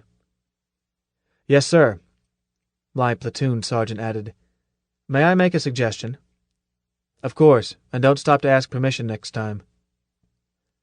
Navarre can handle the rest of the first section. Sergeant Kuna could take the squad at the crater and leave Naidi free to supervise the ground listening watch. I knew what he was thinking. Naidi, so newly a corporal that he had never before had a squad on the ground, was hardly the man to cover what looked like the worst danger point in Square Black 1. He wanted to pull Naidi back for the same reason I had pulled the recruits back. I wondered if he knew what I was thinking. That nutcracker, he was using the suit he had worn as Blackie's battalion staffer. He had one more circuit than I had, a private one, to Captain Blackstone. Blackie was probably patched in and listening via that extra circuit. Obviously, my platoon sergeant did not agree with my disposition of the platoon. If I didn't take his advice, the next thing I heard might be Blackie's voice cutting in. "Sergeant, take charge. Mr. Rico, you're relieved." But, confound it, a corporal who wasn't allowed to boss his squad wasn't a corporal, and a platoon leader who was just a ventriloquist's dummy for his platoon sergeant was an empty suit. I didn't mull this. It flashed through my head, and I answered at once. I can't spare a corporal to babysit with 2 recruits, nor a sergeant to boss 4 privates and a lance. But, hold it. I want the crater watch relieved every hour. I want our first patrol sweep made rapidly. Squad leaders will check any hole reported and get beacon bearings so that section leaders, platoon sergeant, and platoon leader can check them as they reach them. If there aren't too many, we'll put a watch on each. I'll decide later. Yes, sir. Second time around, I want a slow patrol, as tight as possible, and catch holes we miss on the first sweep. Assistant squad leaders will use snoopers on that pass. Squad leaders will get bearings on any troopers or suits on the ground. The cherubs may have left some live wounded, but no one is to stop even to check physicals until I order it. We've got to know the bug situation first. Yes, sir. Suggestions? Just one, he answered. I think the squad chasers should use their snoopers on that first fast pass. Very well, do it that way. His suggestion made sense, as the surface air temperature was much lower than the bugs use in their tunnels. A camouflage vent hole would show a plume like a geyser by infrared vision. I glanced at my display. Kona's boys are almost at limit. Start your parade. Very well, sir. Off. I clicked over to the wide circuit and continued to make tracks for the crater while I listened to everybody at once, as my platoon sergeant revised the pre-plan, cutting out one squad, heading it for the crater, starting the rest of the first section in a 2-squad countermarch, while keeping the second section in rotational sweep as pre-planned but with 4 miles increased depth. Got the sections moving, dropped them and caught the first squad as it converged on the anchor crater, gave it its instructions, cut back to the section leaders and plenty of time to give them new beacon bearings at which to make their turns. He did it with the smart precision of a drum major on parade, and he did it faster and in fewer words than I could have done it. Extended order powered suit drill, with a platoon spread over many miles of countryside, is much more difficult than the strutting precision of parade. But it has to be exact, or you'll blow the head off your mate in action, or, as in this case, you sweep part of the terrain twice and miss another part. But the drill master has only a radar display of his formation. He can see with his eyes only those near him. While I listened, I watched it on my own display. Glowworms crawling past my face in precise lines. Crawling, because even 40 miles an hour is a slow crawl when you compress a formation 20 miles across into a display a man can see. I listened to everybody at once because I wanted to hear the chatter inside the squads. There wasn't any. Kuna and Brumby gave their secondary commands and shut up. The corporals sang out only as squad changes were necessary. Section and squad chasers called out occasional corrections of interval or alignment, and privates said nothing at all. I heard the breathing of 50 men like muted sibilants of surf, broken only by necessary orders in the fewest possible words. Blackie had been right. The platoon had been handed over to me tuned like a violin. They didn't need me. I could go home and my platoon would get along just as well. Maybe better. I wasn't sure I had been right in refusing to cut Kuna out to guard the crater. If trouble broke out there, and those boys couldn't be reached in time, the excuse that I had done it by the book was worthless. If you get killed, or let somebody else get killed, by the book, it's just as permanent as any other way. I wondered if the Roughnecks had a spot open for a buck sergeant. Most of Square Black One was as flat as the prairie around Camp Curie, and much more barren. For this, I was thankful. It gave us our only chance to spot a bug coming up from below and get him first. We were spread so widely that 4-mile intervals between men, and about 6 minutes between waves of a fast sweep, was as tight a patrol as we could manage. This isn't tight enough. Any one spot would remain free of observation for at least 3 or 4 minutes between patrol waves, and a lot of bugs can come out of a very small hole in 3 to 4 minutes. Radar can see farther than the eye, of course, but it cannot see as accurately. In addition, we did not dare use anything but short-range selective weapons. Our own mates were spread around us in all directions. If a bug popped up and you let fly with something lethal, it was certain that not too far beyond that bug was a cap trooper. This sharply limits the range and force of the frightfulness you dare use. On this operation, only officers and platoon sergeants were armed with rockets, and, even so, we did not expect to use them. If a rocket fails to find its target, it has a nasty habit of continuing to search until it finds one, and it cannot tell a friend from a foe. A brain that can be stuffed into a small rocket is fairly stupid. I would happily have swapped that area patrol with thousands of MI around us, for a simple one-platoon strike in which you know where your own people are, and anything else is an enemy target. I didn't waste time moaning. I never stopped bouncing toward that anchor corner crater, while watching the ground and trying to watch the radar picture as well. I didn't find any bug holes, but I did jump over a dry wash, almost a canyon, which could conceal quite a few. I didn't stop to see. I simply gave its coordinates to my platoon sergeant and told him to have somebody check it. That crater was even bigger than I had visualized. The tours would have been lost in it. I shifted my radiation counter to directional cascade, took readings on floor and sides, red to multiple red right off the scale. Very unhealthy for long exposure even to a man in armor. I estimated its width and depth by helmet rangefinder, then prowled around and tried to spot openings leading underground.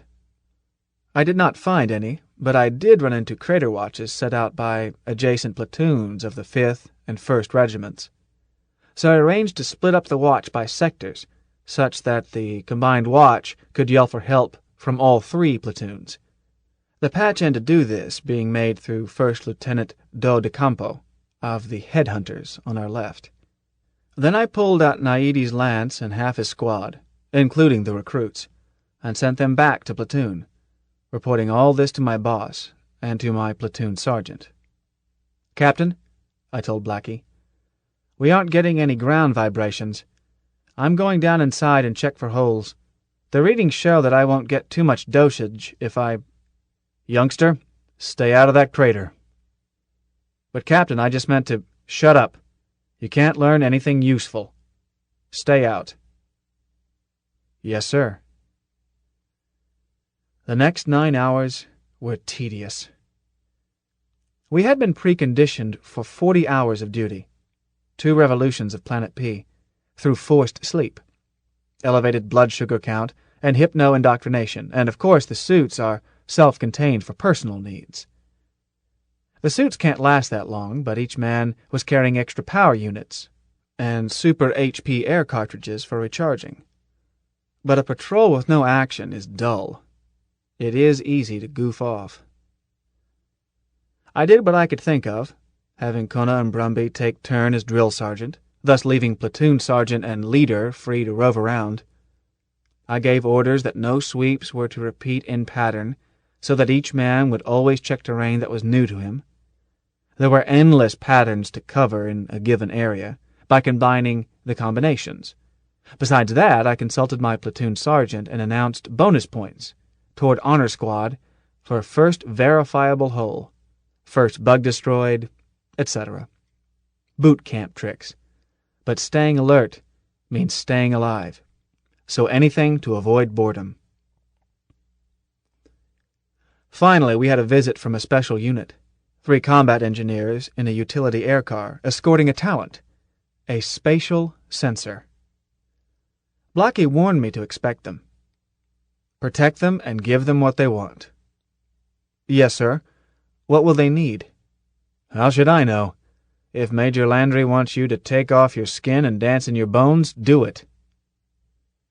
Yes, sir. Major Landry. I relayed the word and set up a bodyguard by sub-areas. Then I met them as they arrived because I was curious. I had never seen a spatial talent at work. They landed beside my right flank and got out. Major Landry and 2 officers were wearing armor and hand flamers, but the talent had no armor and no weapons, just an oxygen mask. He was dressed in a fatigue uniform without insignia, and he seemed terribly bored by everything. I was not introduced to him. He looked like a 16-year-old boy, until I got close and saw a network of wrinkles round his weary eyes. As he got out, he took off his breathing mask.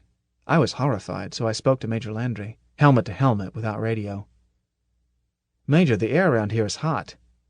Besides that, we've been warned that— Pipe down, said the Major. He knows it. I shut up. The talent strolled a short distance, turned, and pulled his lower lip. His eyes were closed, and he seemed to be lost in thought. He opened them and said fretfully, "How can one be expected to work with all those silly people jumping around?" Major Landry said crisply, "Ground your platoon." I gulped and started to argue, then cut in the all-hands circuit. "First platoon, blackguards, ground and freeze." It spells well for Lieutenant Silva that all I heard was a double echo of my order, as it was repeated down to squad. I said, "Major, can I let them move around on the ground?" "No, and shut up." Presently the censor got back in the car, put his mask on. There wasn't room for me, but I was allowed, ordered really, to grab on and be towed. We shifted a couple of miles. Again the censor took off his mask and walked around. This time he spoke to one of the other combat engineers, who kept nodding and sketching on a pad. The Special Mission Unit landed about a dozen times in my area, each time going through the same apparently pointless routine. Then they moved on into the 5th Regiment's grid. Just before they left, the officer who had been sketching pulled a sheet out of the bottom of his sketch box and handed it to me. "Here's your sub-map. The wide red band is the only bug boulevard in your area. It is nearly 1,000 feet down where it enters, but it climbs steadily toward your left rear and leaves at about minus 450. The light blue network joining it is a big bug colony. The only places where it comes within 100 feet of the surface I have marked. You might put some listeners there until we can get over there to handle it." I stared at it. "Is this map reliable?" The engineer officer glanced at the sensor, then said very quietly to me, "Of course it is, you idiot. What are you trying to do, upset him?" They left while I was studying it.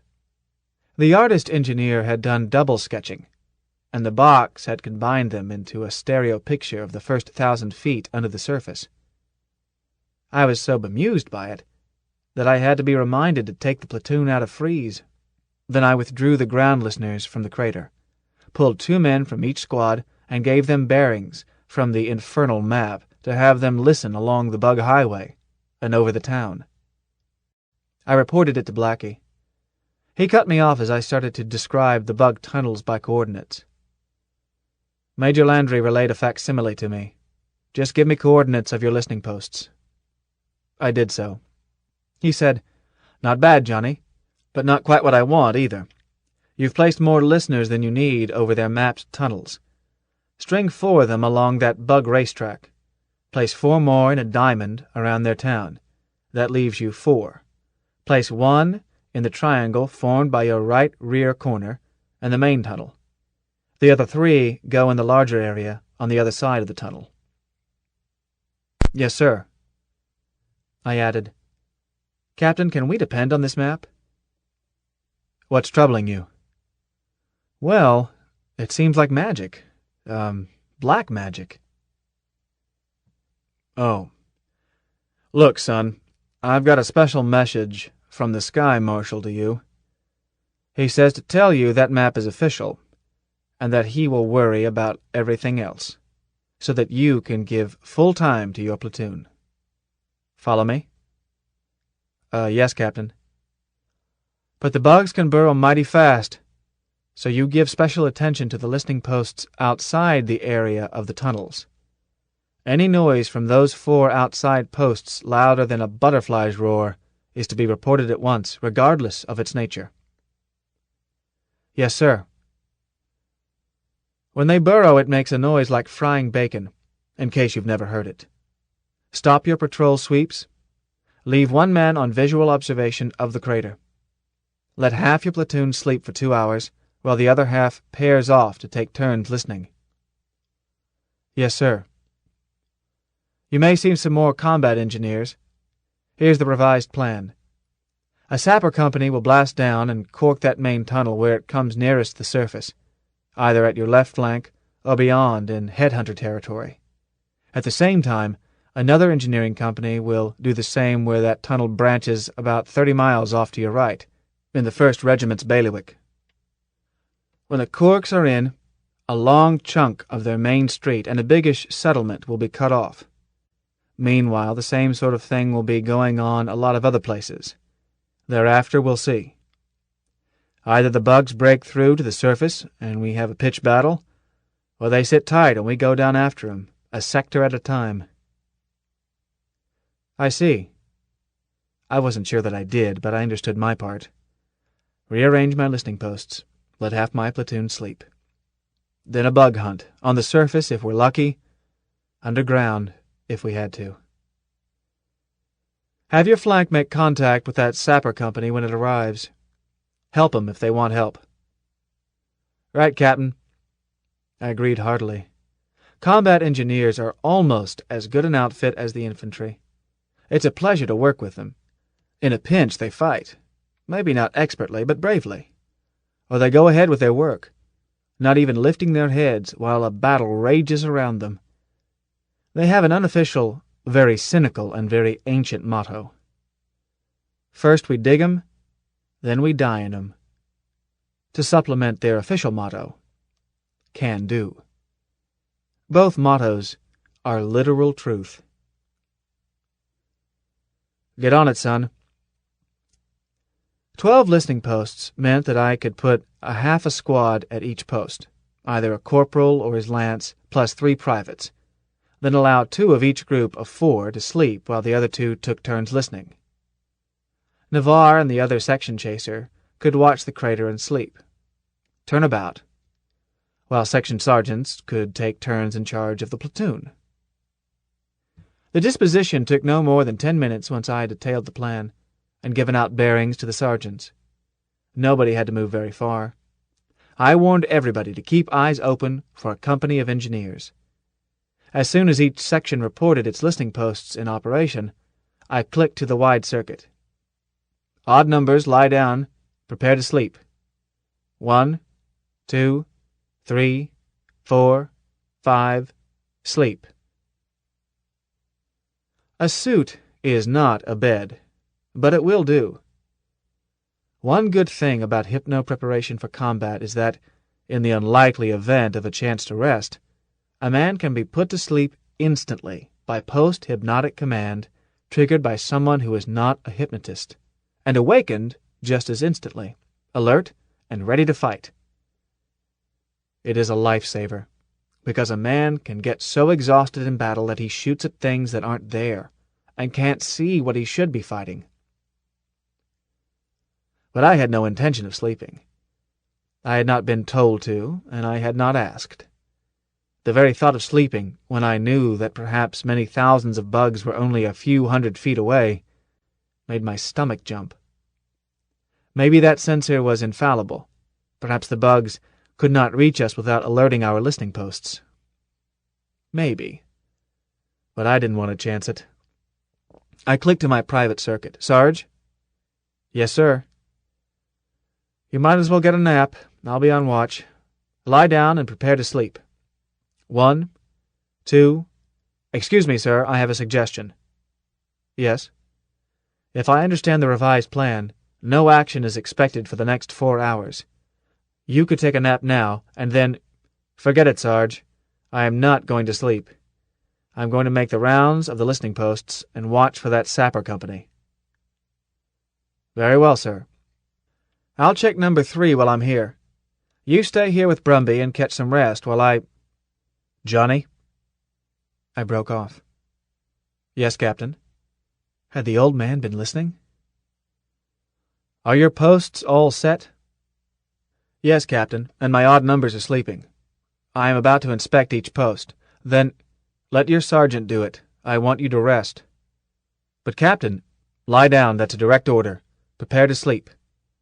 1, 2, 3... Johnny? Captain, with your permission, I would like to inspect my posts first. Then I'll rest, if you say so. But I would rather remain awake. Blackie guffawed in my ear. Look, son, you've slept for 1 hour and 10 minutes. Sir? Check the time. I did so, and felt foolish. You wide awake, son? Yes, sir, I think so. Things have speeded up. Call your odd numbers and put your even numbers to sleep. With luck, they may get 1 hour. So swap 'em around, inspect your posts, and call me back. I did so, and started my rounds without a word to my platoon sergeant. I was annoyed at both him and Blackie. At my company commander because I resented being put to sleep against my wishes, and as for my platoon sergeant, I had a dirty hunch that it wouldn't have been done if he weren't the real boss, and myself just a figurehead. But after I had checked posts number 3 and 1, no sounds of any sort. Both were forward of the bug area. I cooled down. After all, blaming a sergeant, even a fleet sergeant, for something a captain did was silly. Sarge? Yes, Mr. Rico. Do you want to catch a nap with the even numbers? I'll wake you up a minute or 2 before I wake them. He hesitated slightly. Sir, I'd like to inspect the listening posts myself. Haven't you already? No, sir, I've been asleep the past hour. Huh? He sounded embarrassed. "The captain required me to do so. He placed Brumby temporarily in charge and put me to sleep immediately after he relieved you." I started to answer, then laughed helplessly. "Sarge, let's you and I go off somewhere and go back to sleep. We're wasting our time. Captain Blackie is running this platoon." "I have found, sir," he answered stiffly, "that Captain Blackstone invariably has a reason for anything he does." I nodded thoughtfully, forgetting that I was 10 miles from my listener. "Yes, you're right. He always has a reason. Since he had us both sleep, he must want both of us awake and alert now." "I think that must be true." Any idea why?" He was rather long in answering. "Mr. Rico," he said slowly, "if the captain knew, he would tell us. I've never known him to hold back information, but sometimes he does things a certain way without being able to explain why. The captain's hunches, well, I've learned to respect them." "So? Squad leaders are all even numbers?" "They're asleep." "Yes, sir." "Alert the lance of each squad. I won't wake anybody, but when we do, seconds may be important." "Right away."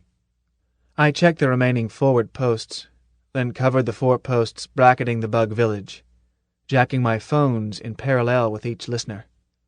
I had to force myself to listen because you could hear them, down there below, chittering to each other. I wanted to run, and it was all I could do not to let it show. I wondered if that special talent was simply a man with incredibly acute hearing. Well, no matter how he did it, the bugs were where he said they were. Back at OCS, we had received demonstrations of recorded bug noises. These 4 posts were picking up typical nest noises of a large bug town, that chittering which may be their speech, though why should they need to talk if they are all remotely controlled by the braincast? A rustling like sticks and dry leaves, a high background whine, which is always heard at a settlement, and which had to be machinery, their air conditioning perhaps. I did not hear the hissing, crackling noise they make in cutting through rock. The sounds along the bug boulevard were unlike the settlement sounds, a low background rumble which increased to a roar every few moments, as if heavy traffic were passing. I listened to post number 5, then got an idea. Checked it by having the standby man at each of the 4 posts along the tunnel call out "Mark" to me each time the roar got loudest. Presently I reported, "Captain?" "Yeah, Johnny." "The traffic along this bug race is all moving one way, from me toward you. Speed is approximately 110 miles an hour. A load goes past about once a minute." "Close enough," he agreed. "I make it 108 with a headway of 58 seconds. "Oh." I felt dashed, and changed the subject. "I haven't seen that sapper company." "You won't. They picked a spot in the middle rear of Headhunter area. Sorry, I should have told you. Anything more?" "No, sir." We clicked off, and I felt better. Even Blackie could forget, and there hadn't been anything wrong with my idea. I left the tunnel zone to inspect the listening post to right and rear of the bug area, post 12. As with the others, there were 2 men asleep, 1 listening, 1 standby. I said to the standby, "Getting anything?" "No, sir." The man listening, one of my 5 recruits, looked up and said, "Mr. Rico, I think this pickup has just gone sour." "I'll check it," I said. He moved to let me jack in with him. Frying bacon, so loud you could smell it. I hit the all-hands circuit. "First platoon, up, wake up, call off, and report." And clicked over to officer circuit. "Captain Blackstone, urgent." "Slow down, Johnny, report." "Frying bacon sounds, sir." I answered, trying desperately to keep my voice steady. Post 12, at coordinates Easter 9, square black 1. Easter 9, he agreed. Decibels? I looked hastily at the meter on the pickup. I don't know, Captain. Off the scale at the max end. It sounds like they're right under my feet. Good, he applauded, and I wondered how he could feel that way. Best news we've heard today. Now listen, son, get your lads awake. They are, sir. Very well. Pull back 2 listeners. Have them spot check around post 12. Try to figure where the bugs are going to break out, and stay away from that spot. Understand me? I hear you, sir, I said carefully. But I do not understand. He sighed. Johnny, you'll turn my hair gray yet. Look, son, we want them to come out. The more the better. You don't have the firepower to handle them, other than by blowing up the tunnel as they reach the surface. And that is the one thing you must not do. If they come out in force, a regiment can't handle them. And that's just what the general wants. And he's got a brigade of heavy weapons in orbit, waiting for it. So you spot that breakthrough, fall back and keep it under observation. If you're lucky enough to have a major breakthrough in your area, your reconnaissance will be patched through all the way to the top. So stay lucky and stay alive, got it? Yes, sir. Spot the breakthrough, fall back and avoid contact. Observe and report. Get on it. I pulled back listeners 9 and 10 from the middle stretch of Bug Boulevard, and had them close in on coordinates Easter 9 from right and left, stopping every half-mile to listen for frying bacon. At the same time, I lifted post 12 and moved it toward our rear, while checking for a dying away of the sound. In the meantime, my platoon sergeant was regrouping the platoon in the forward area between the Bug settlement and the crater, all but 12 men who were ground listening. Since we were under orders not to attack, we both worried over the prospect of having the platoon spread too widely for mutual support. So he rearranged them in a compact line 5 miles long, with Brumby's section on the left, nearer the Bug settlement. This placed the men less than 300 yards apart, almost shoulder to shoulder for cap troopers, and put 9 of the men still on listening stations within support distance of one flank or the other. Only the 3 listeners working with me were out of reach of ready help. I told Bayonne of the Wolverines and DeCampo of the Headhunters that I was no longer patrolling in Y, and I reported our regrouping to Captain Blackstone. He grunted. Suit yourself. Got a prediction on that breakthrough? It seems to center about Easter 10, Captain, but it is hard to pin down. The sounds are very loud in an area about 3 miles across, and it seems to get wider.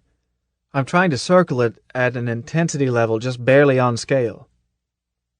I added, could they be driving a new horizontal tunnel just under the surface? He seemed surprised. That's possible, I hope not. We want them to come up. He added, let me know if the center of the noise moves. Check on it. Yes, sir. Captain. Huh? Speak up. You told us not to attack when they break out. If they break out, what are we to do? Are we just spectators? There was a longish delay, 15 or 20 seconds, and he may have consulted upstairs. At last he said, Mr. Rico, you are not to attack at or near Easter 10. Anywhere else? The idea is to hunt bugs. Yes, sir, I agreed happily. We hunt bugs. Johnny, he said sharply, if you go hunting metals instead of bugs, and I find out, you're going to have a mighty sad-looking Form 31. Captain, I said earnestly, I don't ever want to win a medal. The idea is to hunt bugs. Right. Now quit bothering me.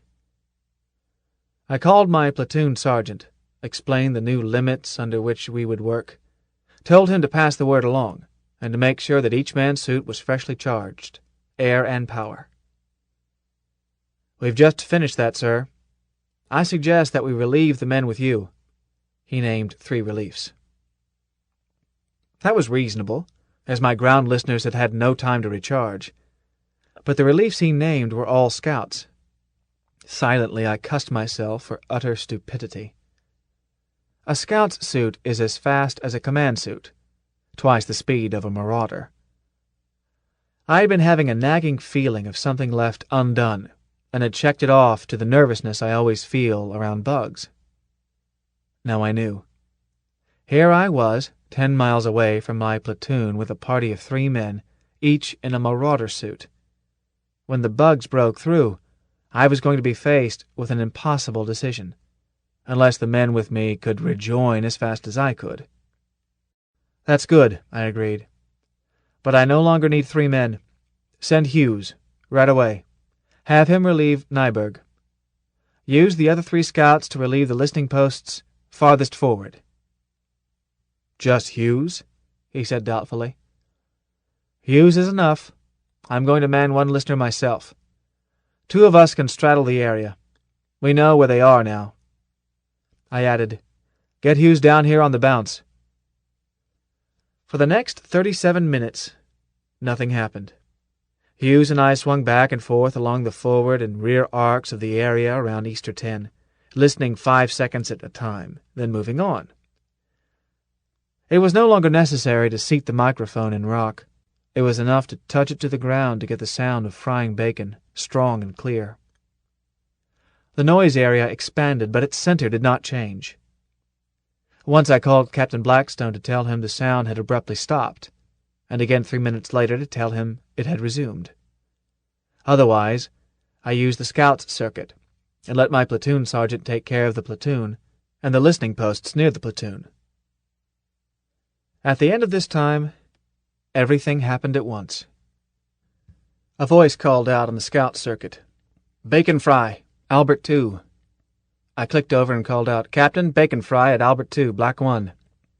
Clicked over to liaison with the platoon surrounding me. "Liaison flash, bacon frying at Albert 2, Square Black 1. And immediately heard De Campo reporting, "Frying bacon sounds at Adolf 3, Green 12. I relayed that to Blackie and cut back to my own scout circuit. Heard, "Bugs! Bugs! Help!" "Where?" No answer. I clicked over. "Sarge, who reported bugs?" He rapped back, "Coming up out of their town, about Bangkok 6. "Hit 'em." I clicked over to Blackie. "Bugs at Bangkok 6, Black 1. I am attacking." "I heard you order it," he answered calmly. "How about Easter 10? "Easter 10 is—" The ground fell away under me, and I was engulfed in bugs. I didn't know what had happened to me. I wasn't hurt. It was a bit like falling into the branches of a tree. But those branches were alive and kept jostling me while my gyros complained and tried to keep me upright. I fell 10 or 15 feet, deep enough to be out of daylight. Then a surge of living monsters carried me back up into the light. And training paid off. I landed on my feet, talking and fighting. Breakthrough at Easter 10. No, Easter 11, where I am now. Big hole, and they're pouring up. Hundreds. More than that. I had a hand flamer in each hand and was burning them down as I reported. "Get out of there, Johnny." "Wilco." And I started to jump. And stopped. Checked the jump in time, stopped flaming, and really looked. For I suddenly realized that I ought to be dead. "Correction," I said, looking and hardly believing. "Breakthrough at Easter 11 is a feint. No warriors." "Repeat." "Easter 11, Black 1, breakthrough is entirely by workers so far. No warriors. I am surrounded by bugs and they are still pouring out, but not a one of them is armed. And those nearest me all have typical worker features. I have not been attacked." I added, "Captain, do you think this could be just a diversion, with their real breakthrough to come somewhere else?" "Could be," he admitted.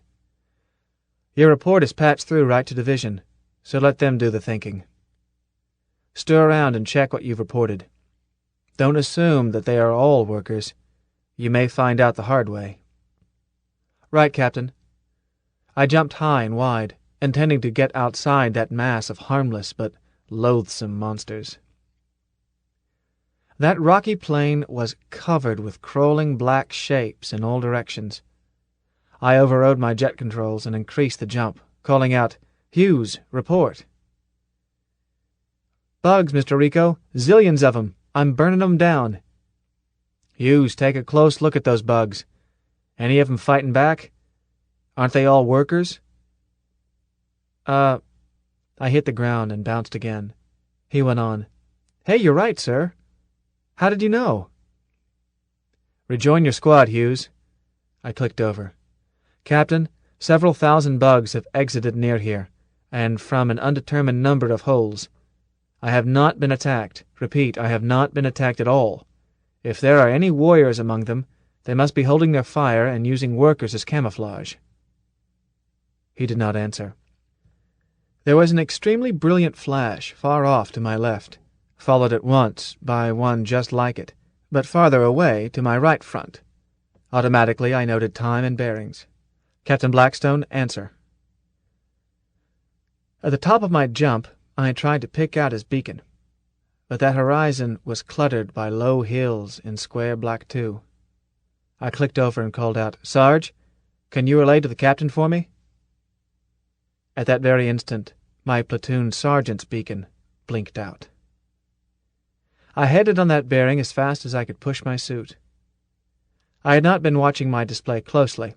My platoon sergeant had the platoon, and I had been busy, first with grounding and listening, and most lately with a few hundred bugs.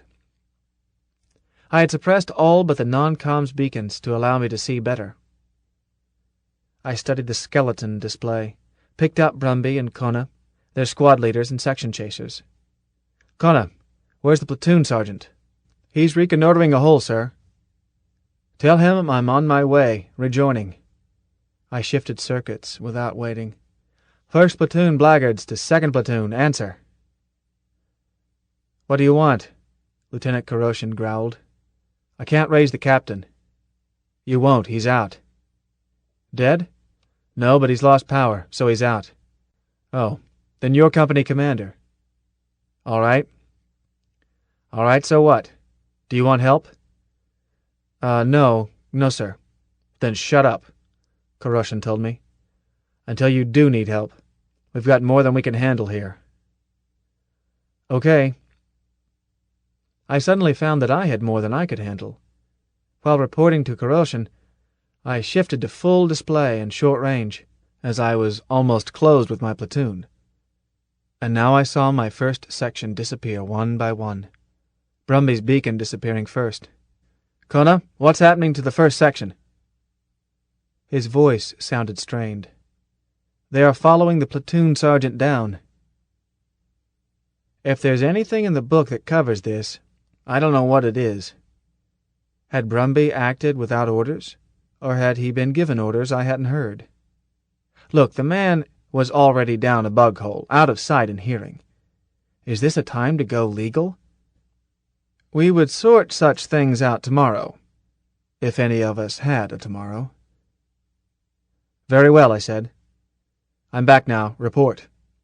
My last jump brought me among them. I saw a bug off to my right, and I got him before I hit. No worker this. It had been firing as it moved. "I've lost 3 men," Kona answered, gasping. "I don't know what Brumby lost. They broke out 3 places at once. That's when we took the casualties. But we're mopping them." A tremendous shock wave slammed me just as I bounced again, slapped me sideways. 3 minutes, 37 seconds. Call it 30 miles. Was that our sappers putting down their corks? "First section, brace yourself for another shock wave." I landed sloppily, almost on top of a group of 3 or 4 bugs. They weren't dead, but they weren't fighting, they just twitched. I donated them a grenade and bounced again. "Hit 'em now," I called out. "They're groggy, and mind that next—" The second blast hit, as I was saying it. It wasn't as violent. "Kuna, call off your section, and everybody stay on the bounce and mop up." The call-off was ragged and slow. Too many missing files, as I could see from my physicals display. But the mop-up was precise and fast. I ranged around the edge and got half a dozen bugs myself. The last of them suddenly became active just before I flamed it. Why did concussion daze them more than it did us? Because they were unarmored? Or was it their brain bug somewhere down below that was dazed? The call-off showed 19 effectives, plus 2 dead, 2 hurt, and 3 out of action through suit failure. And 2 of these, latter, Navarre was repairing by vandalizing power units from suits of dead and wounded. The 3rd suit failure was in radio and radar, and could not be repaired, so Navarre assigned the man to guard the wounded, the nearest thing to pick up we could manage until we were relieved. In the meantime I was inspecting, with Sergeant Kuna, the few places where the bugs had broken through from their nest below. Comparison with the submap showed, as one could have guessed, that they had cut exits at the places where their tunnels were closest to the surface. One hole had closed. There was a heap of loose rock. The second one did not show bug activity. I told Kuna to post a lance and a private there with orders to kill single bugs. Close the hole with a bomb if they started to pour out. It's all very well for the Sky Marshal to sit up there and decide that holes must not be closed, but I had a situation, not a theory. Then I looked at the 3rd hole, the one that had swallowed up my platoon sergeant and half my platoon. Here, a bug corridor came within 20 feet of the surface, and they had simply removed the roof for about 50 feet. Where the rock went, what caused that frying bacon noise while they did it, I could not say. The rocky roof was gone, and the sides of the hole were sloped and grooved. The map showed what must have happened. The other 2 holes came up from small side tunnels. This tunnel was part of their main labyrinth. So the other 2 had been diversions, and their main attack had come from here. Can those bugs see through solid rock? Nothing was in sight down that hole, neither bug nor human. Kuna pointed out the direction the 2nd section had gone. It had been 7 minutes and 40 seconds since the platoon sergeant had gone down, slightly over 7 since Brumby had gone after him. I peered into the darkness, gulped, and swallowed my stomach. "Sergeant, take charge of your section," I said, trying to make it sound cheerful. "If you need help, call Lieutenant Koroshin." "Orders, sir?"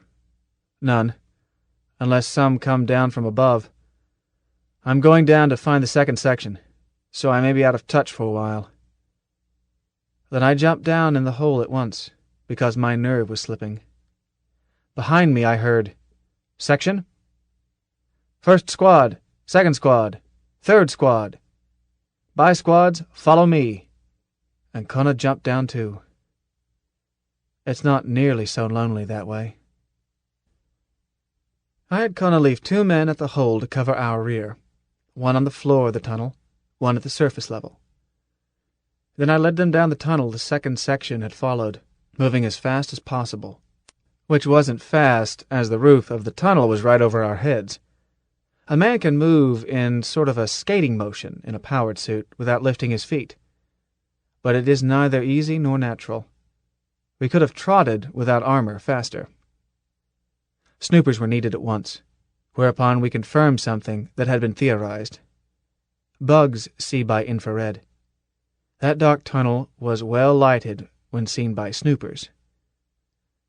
So far it had no special features, simply glazed rock walls arching over a smooth, level floor. We came to a tunnel crossing, the one we were in, and I stopped short of it. There are doctrines for how you should dispose a strike force underground. But what good are they? The only certainty was that the man who had written the doctrines had never himself tried them, because, before Operation Royalty, nobody had come back up to tell what had worked and what had not. One doctrine called for guarding every intersection, such as this one, but I already used 2 men to guard our escape hole.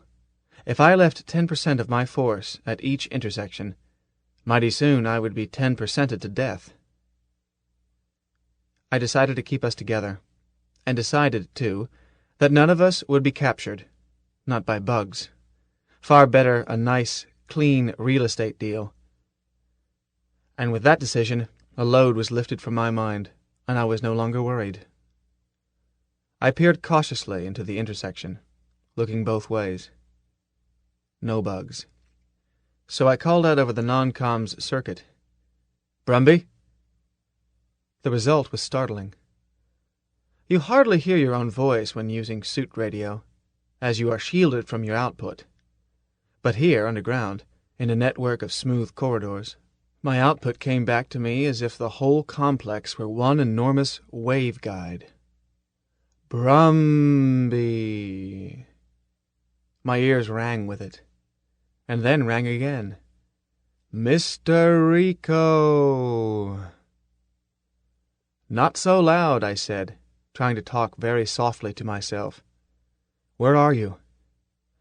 Brumby answered, not quite so deafeningly. Sir, I don't know. We're lost. Well, take it easy. We're coming to get you. You can't be far away. Is the platoon sergeant with you? No, sir. We never... Hold it. I clicked to my private circuit. Sarge. I read you, sir.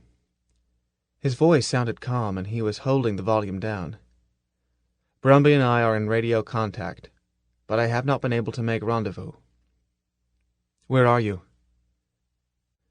He hesitated slightly. Sir, my advice is to make rendezvous with Brumby's section, then return to the surface. Answer my question. Mr. Rico, you could spend a week down here and not find me. And I am not able to move. You must... Cut it, Sarge. Are you wounded? No, sir, but... Then why can't you move? Bug trouble? Lots of it. They can't reach me now, but I can't come out. So I think you had better... Sarge, you're wasting time. I am certain you know exactly what turns you took. Now tell me, while I look at the map, and give me a vernier reading on your DR tracer. That's a direct order. Report. He did so, precisely and concisely. I switched on my headlamp, flipped up the snoopers, and followed it on the map. All right, I said presently. You're almost directly under us, and 2 levels down. And I know what turns to take. We'll be there as soon as we pick up the second section. Hang on. I clicked over. Brumby? Here, sir. When you came to the first tunnel intersection, did you go right, left, or straight ahead? Straight ahead, sir. Okay. Kuna, bring 'em along. Brumby, have you got bug trouble? Not now, sir. But that's how we got lost. We tangled with a bunch of them, and when it was over, we were turned around. I started to ask about casualties, then decided that bad news could wait. I wanted to get my platoon together and get out of there. A bug town with no bugs in sight was somehow more upsetting than the bugs we had expected to encounter. Brumby coached us through the next 2 choices, and I tossed Tanglefoot bombs down each corridor we did not use. Tanglefoot is a derivative of the nerve gas we had been using on the bugs in the past. Instead of killing, it gives any bug that trots through it a sort of shaky palsy. We had been equipped with it for this one operation, and I would have swapped a ton of it for a few pounds of the real stuff. Still, it might protect our flanks. In one long stretch of tunnel, I lost touch with Brumby. Some oddity and reflection of radio waves, I guess, for I picked him up at the next intersection. But there he could not tell me which way to turn. This was the place, or near the place, where the bugs had hit them. And here the bugs hit us. I don't know where they came from. One instant everything was quiet. Then I heard the cry of "Bugs! Bugs!" from back of me in the column. I turned, and suddenly bugs were everywhere. I suspect that those smooth walls are not as solid as they look. That's the only way I can account for the way they were suddenly all around us and among us. We couldn't use flamers. We couldn't use bombs. We were too likely to hit each other. But the bugs didn't have any such compunctions among themselves if they could get one of us. But we had hands and we had feet. It couldn't have lasted more than a minute. Then there were no more bugs, just broken pieces of them on the floor.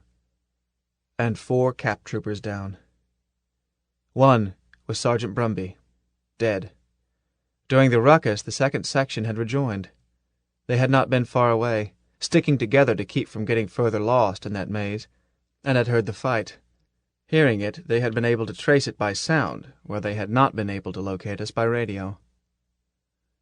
Kuna and I made certain that our casualties were actually dead, then consolidated the 2 sections into one of 4 squads, and down we went, and found the bugs that had our platoon sergeant besieged. That fight didn't last any time at all, because he had warned me what to expect.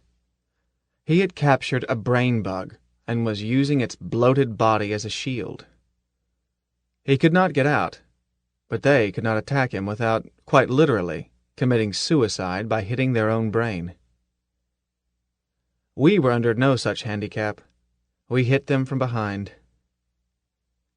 Then I was looking at the horrid thing he was holding, and I was feeling exultant despite our losses, when suddenly I heard close up that frying bacon noise. A big piece of roof fell on me, and Operation Royalty was over, as far as I was concerned. I woke up in a bed and thought I was back at OCS, and had just had a particularly long and complicated bug nightmare. But I was not at OCS. I was in the temporary sick bay of the Transport Orgon, and I really had had a platoon of my own for nearly 12 hours. But now I was just one more patient, suffering from nitrous oxide poisoning and overexposure to radiation through being out of armor for over an hour before being retrieved, plus broken ribs and a knock in the head which had put me out of action. It was a long time before I got everything straight about Operation Royalty, and some of it I'll never know. Why Brumby took his section underground, for example. Brumby is dead, and Naidi bought the farm next to his, and I'm simply glad that they both got their chevrons and were wearing them that day on Planet P when nothing went according to plan. I did learn eventually why my platoon sergeant decided to go down into that bug town.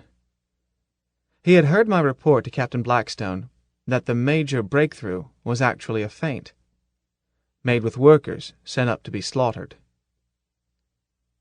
When real warrior bugs broke out where he was, he had concluded, correctly, and minutes sooner than staff reached the same conclusion, that the bugs were making a desperation push, or they would not expend their workers simply to draw fire. He saw that their counterattack, made from Bugtown, was not in sufficient force, and concluded that the enemy did not have many reserves, and decided that, at this one golden moment, one man acting alone might have a chance of raiding, finding royalty, and capturing it. Remember, that was the whole purpose of the operation. We had plenty of force simply to sterilize Planet P, but our object was to capture royalty casts, and to learn how to go down in. So we tried it, snatched that one moment, and succeeded on both counts. It made it mission accomplished for the first platoon of the blackguards. Not very many platoons out of many hundreds, could say that. No queens were captured. The bugs killed them first, and only 6 brains. None of the 6 were ever exchanged. They didn't live long enough. But the Psi Warfare boys did get live specimens, so I suppose Operation Royalty was a success. My platoon sergeant got a field commission. I was not offered one, and would not have accepted, but I was not surprised when I learned that he had been commissioned. Captain Blackie told me that I was getting the best sergeant in the fleet, and I had never had any doubt that Blackie's opinion was correct. I had met my platoon sergeant before. I don't think any other blackguard knew this, Not from me, and certainly not from him. I doubt if Blackie himself knew it. But I had known my platoon sergeant since my first day as a boot. His name is Zim. My part in Operation Royalty did not seem a success to me. I was in the Argonne more than a month, first as a patient, then as an unattached casual, before they got around to delivering me and a few dozen others to Sanctuary. It gave me too much time to think, mostly about casualties, and what a generally messed up job I had made out of my one short time on the ground as platoon leader. I knew I hadn't kept everything juggled the way the lieutenant used to. Why, I hadn't even managed to get wounded still swinging. I had let a chunk of rock fall on me. And casualties? I don't know how many there were. I just knew that when I closed ranks there were only 4 squads, where I had started with 6. I didn't know how many more there might have been before Zim got them to the surface, before the blackguards were relieved and retrieved. I didn't even know whether Captain Blackstone was still alive. He was. In fact, he was back in command about the time I went underground. I had no idea what the procedure was if a candidate was alive and his examiner was dead. But I felt that my Form 31 was sure to make me a buck sergeant again. It really didn't seem important that my math books were in another ship. Nevertheless, when I was let out of bed the first week I was in the Argonne, after loafing and brooding a day, I borrowed some books from one of the junior officers and got to work. Math is hard work and it occupies your mind, and it doesn't hurt to learn all you can of it, no matter what rank you are. Everything of any importance is founded on mathematics. When I finally checked in at OCS and turned in my pips, I learned that I was a cadet again instead of a sergeant. I guess Blackie gave me the benefit of the doubt. My roommate, Angel, was in our room with his feet on his desk, and in front of his feet was a package, my math books. He looked up and looked surprised. "Hey, Juan, we thought you had bought it." "Me? The bugs don't like me that well. When do you go out?" "Why, I've been out," Angel protested. "I left the day after you did, made 3 drops, and been back a week. What took you so long?" "Took the long way home. Spent a month as a passenger." "Some people are lucky." "What drops you make?" "Didn't make any," I admitted. He stared. "Some people have all the luck." Perhaps Angel was right. Eventually I graduated. But he supplied some of the luck himself, in patient tutoring. I guess my luck has usually been people. Angel and Jelly, and the lieutenant and Carl, and Lieutenant Colonel Dubois. Yes, and my father, and Blackie, and Brumby, and Ace, and always Sergeant Zim. Brevet Sergeant Zim now, with permanent rank of first lieutenant. It wouldn't have been right for me to have wound up senior to him. Benny Montiez, a classmate of mine, and I were at the Fleet Landing Field the day after graduation, waiting to go up to our ships. We were still such brand-new second lieutenants that being saluted made us nervous, and I was covering it by reading the list of ships in orbit around Sanctuary, a list so long that it was clear that something big was stirring, even though they hadn't seen fit to mention it to me. I felt excited. I had my 2 dearest wishes in one package, posted to my old outfit, and while my father was still there, too. And now this, whatever it was, meant that I was about to have the polish put on me by Makey Lurney under Lieutenant Jalal, with some important drop coming. I was so full of it all that I couldn't talk about it, so I studied the lists. Whew! What a lot of ships. They were posted by types, too many to locate otherwise. I started reading off the troop carriers. the only ones that mattered to the MI. There was the Mannerheim.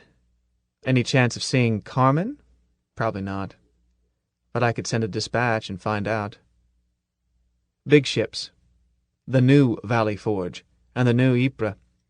Marathon, El Alamein, Iwo, Gallipoli, Leyte, Marne, Tours, Gettysburg, Hastings, Alamo, Waterloo, all places where mud feet had made their names to shine. Little ships, the ones named for foot sloggers, Horatius, Alvin York, Swamp Fox, the Raj herself, bless her heart, Colonel Bowie, Devereux, Vercingetorix, Sandino, Aubrey Cousins, Kamehameha, Audie Murphy, Xenophon, Aguinaldo. I said, "There ought to be one named Magasese." Benny said, "What?" "Ramon Magasese," I explained. "Great man, great soldier. Probably be chief of psychological warfare if he were alive today. Didn't you ever study any history?" "Well," admitted Benny, "I learned that Simon Bolivar built the pyramids, licked the Armada, and made the first trip to the moon." "You left out marrying Cleopatra." "Oh, that, yeah. Well, I guess every country has its own version of history." "I'm sure of it." I added something to myself, and Benny said, "What did you say?" "Sorry, Bernardo. Just an old saying in my own language. I suppose you could translate it more or less as, 'Home is where the heart is.'" "But what language was it?" "Tagalog, my native language." "Don't they talk standard English where you come from?" "Oh, certainly. For business and school and so forth. We just talk the old speech around home a little. Traditions, you know." "Yeah, I know. My folks chatter in Espanol the same way." "But where do you—" The speaker started playing Meadowland. Bernie broke into a grin. "Got a date with the ship." "Watch yourself, fella. See ya." "Mind the bugs." I turned back and went on reading the ship's names. Palma later, Montgomery, Chaka, Geronimo. Then came the sweetest sound in the world. Shines the name of Roger Young. I grabbed my kit and hurried. Home is where the heart is. I was going home. 14. Am I my brother's keeper? Genesis 4:9. How think ye, if a man have 100 sheep, and one of them be gone astray, doth he not leave the 99, and goeth into the mountains, and seeketh that which is gone astray? Matthew 12:12. How much then is a man better than a sheep? Matthew 18:12. In the name of God, the beneficent, the merciful. Whoso saveth the life of one, it shall be as if he had saved the life of all mankind. The Quran, Surah 5:32. Each year we gain a little. You have to keep a sense of proportion. Time, sir. My J.O. under instruction, candidate or 3rd Lieutenant Bearpaw, stood just outside my door. He looked and sounded awfully young, and was about as harmless as one of his scalp-hunting ancestors. Right, Jimmy. I was already in armor. We walked aft to the drop room. I said as we went, "One word, Jimmy. Stick with me and keep out of my way. Have fun and use up your ammo. If by any chance I buy it, you're the boss, but if you're smart, you'll let your platoon sergeant call the signals." "Yes, sir." As we came in, the platoon sergeant called them to attention and saluted. I returned it and said, "At ease," and started down the first section, while Jimmy looked over the second. Then I inspected the second section, too, checking everything on every man. My platoon sergeant is much more careful than I am, so I didn't find anything. I never do. But it makes the men feel better if their old man scrutinizes everything. Besides, it's my job. Then I stepped out in the middle. Another bug hunt, boys. This one is a little different, as you know. Since they still hold prisoners of ours, we can't use a Nova bomb on Clendathu. So this time we go down, stand on it, hold it, take it away from them. The boat won't be down to retrieve us. Instead, it'll fetch more ammo and rations. If you're taken prisoner, keep your chin up and follow the rules, because you've got the whole outfit behind you. You've got the whole Federation behind you. We'll come and get you. That's what the boys from the Swamp Fox and the Montgomery have been depending on. Those who are still alive are waiting, knowing that we will show up. And here we are. Now we go get 'em. Don't forget that we'll have help all around, lots of help above us. All we have to worry about is our one little piece, just the way we rehearsed it. One last thing. I had a letter from Captain Jalal just before we left. He says that his new legs work fine, but he also told me to tell you that he's got you in mind, and he expects your names to shine. And so do I. 5 minutes for the Padre. I felt myself beginning to shake. It was a relief when I could call them to attention again and add, "By sections, port and starboard. Prepare for drop." I was all right then, while I inspected each man into his cocoon down one side, with Jimmy and the platoon sergeant taking the other. Then we buttoned Jimmy into number 3 centerline capsule. Once his face was covered up, the shakes really hit me. My platoon sergeant put his arm around my armored shoulders. "Just like a drill, son." "I know, Father." I stopped shaking at once. "It's the waiting, that's all." "I know. 4 minutes. Shall we get buttoned up, sir?" "Right away, Father." I gave him a quick hug, let the Navy drop crew seal us in. The shakes didn't start up again. Shortly I was able to report, "Bridge, Rico's Roughnecks. Ready for drop." 31 seconds, Lieutenant," she added. "Good luck, boys. This time we take 'em." "Right, Captain." "Check. Now some music while you wait." She switched it on.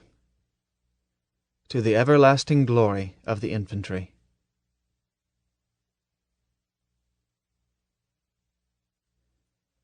A historical note. Young, Roger W., Private, 148th Infantry, 37th Infantry Division, the Ohio Buckeyes. Born Tiffin, Ohio, 28 April, 1918. Died 31 July, 1943, on the island New Georgia, Solomons, South Pacific, while single-handedly attacking and destroying an enemy machine gun pillbox. His platoon had been pinned down by intense fire from this pillbox. Private Young was wounded in the first burst. He crawled toward the pillbox, was wounded a second time, but continued to advance, firing his rifle as he did so. He closed on the pillbox, attacked and destroyed it with hand grenades, but in so doing he was wounded a third time and killed. His bold and gallant action in the face of overwhelming odds enabled his teammates to escape without loss. He was awarded posthumously the Medal of Honor.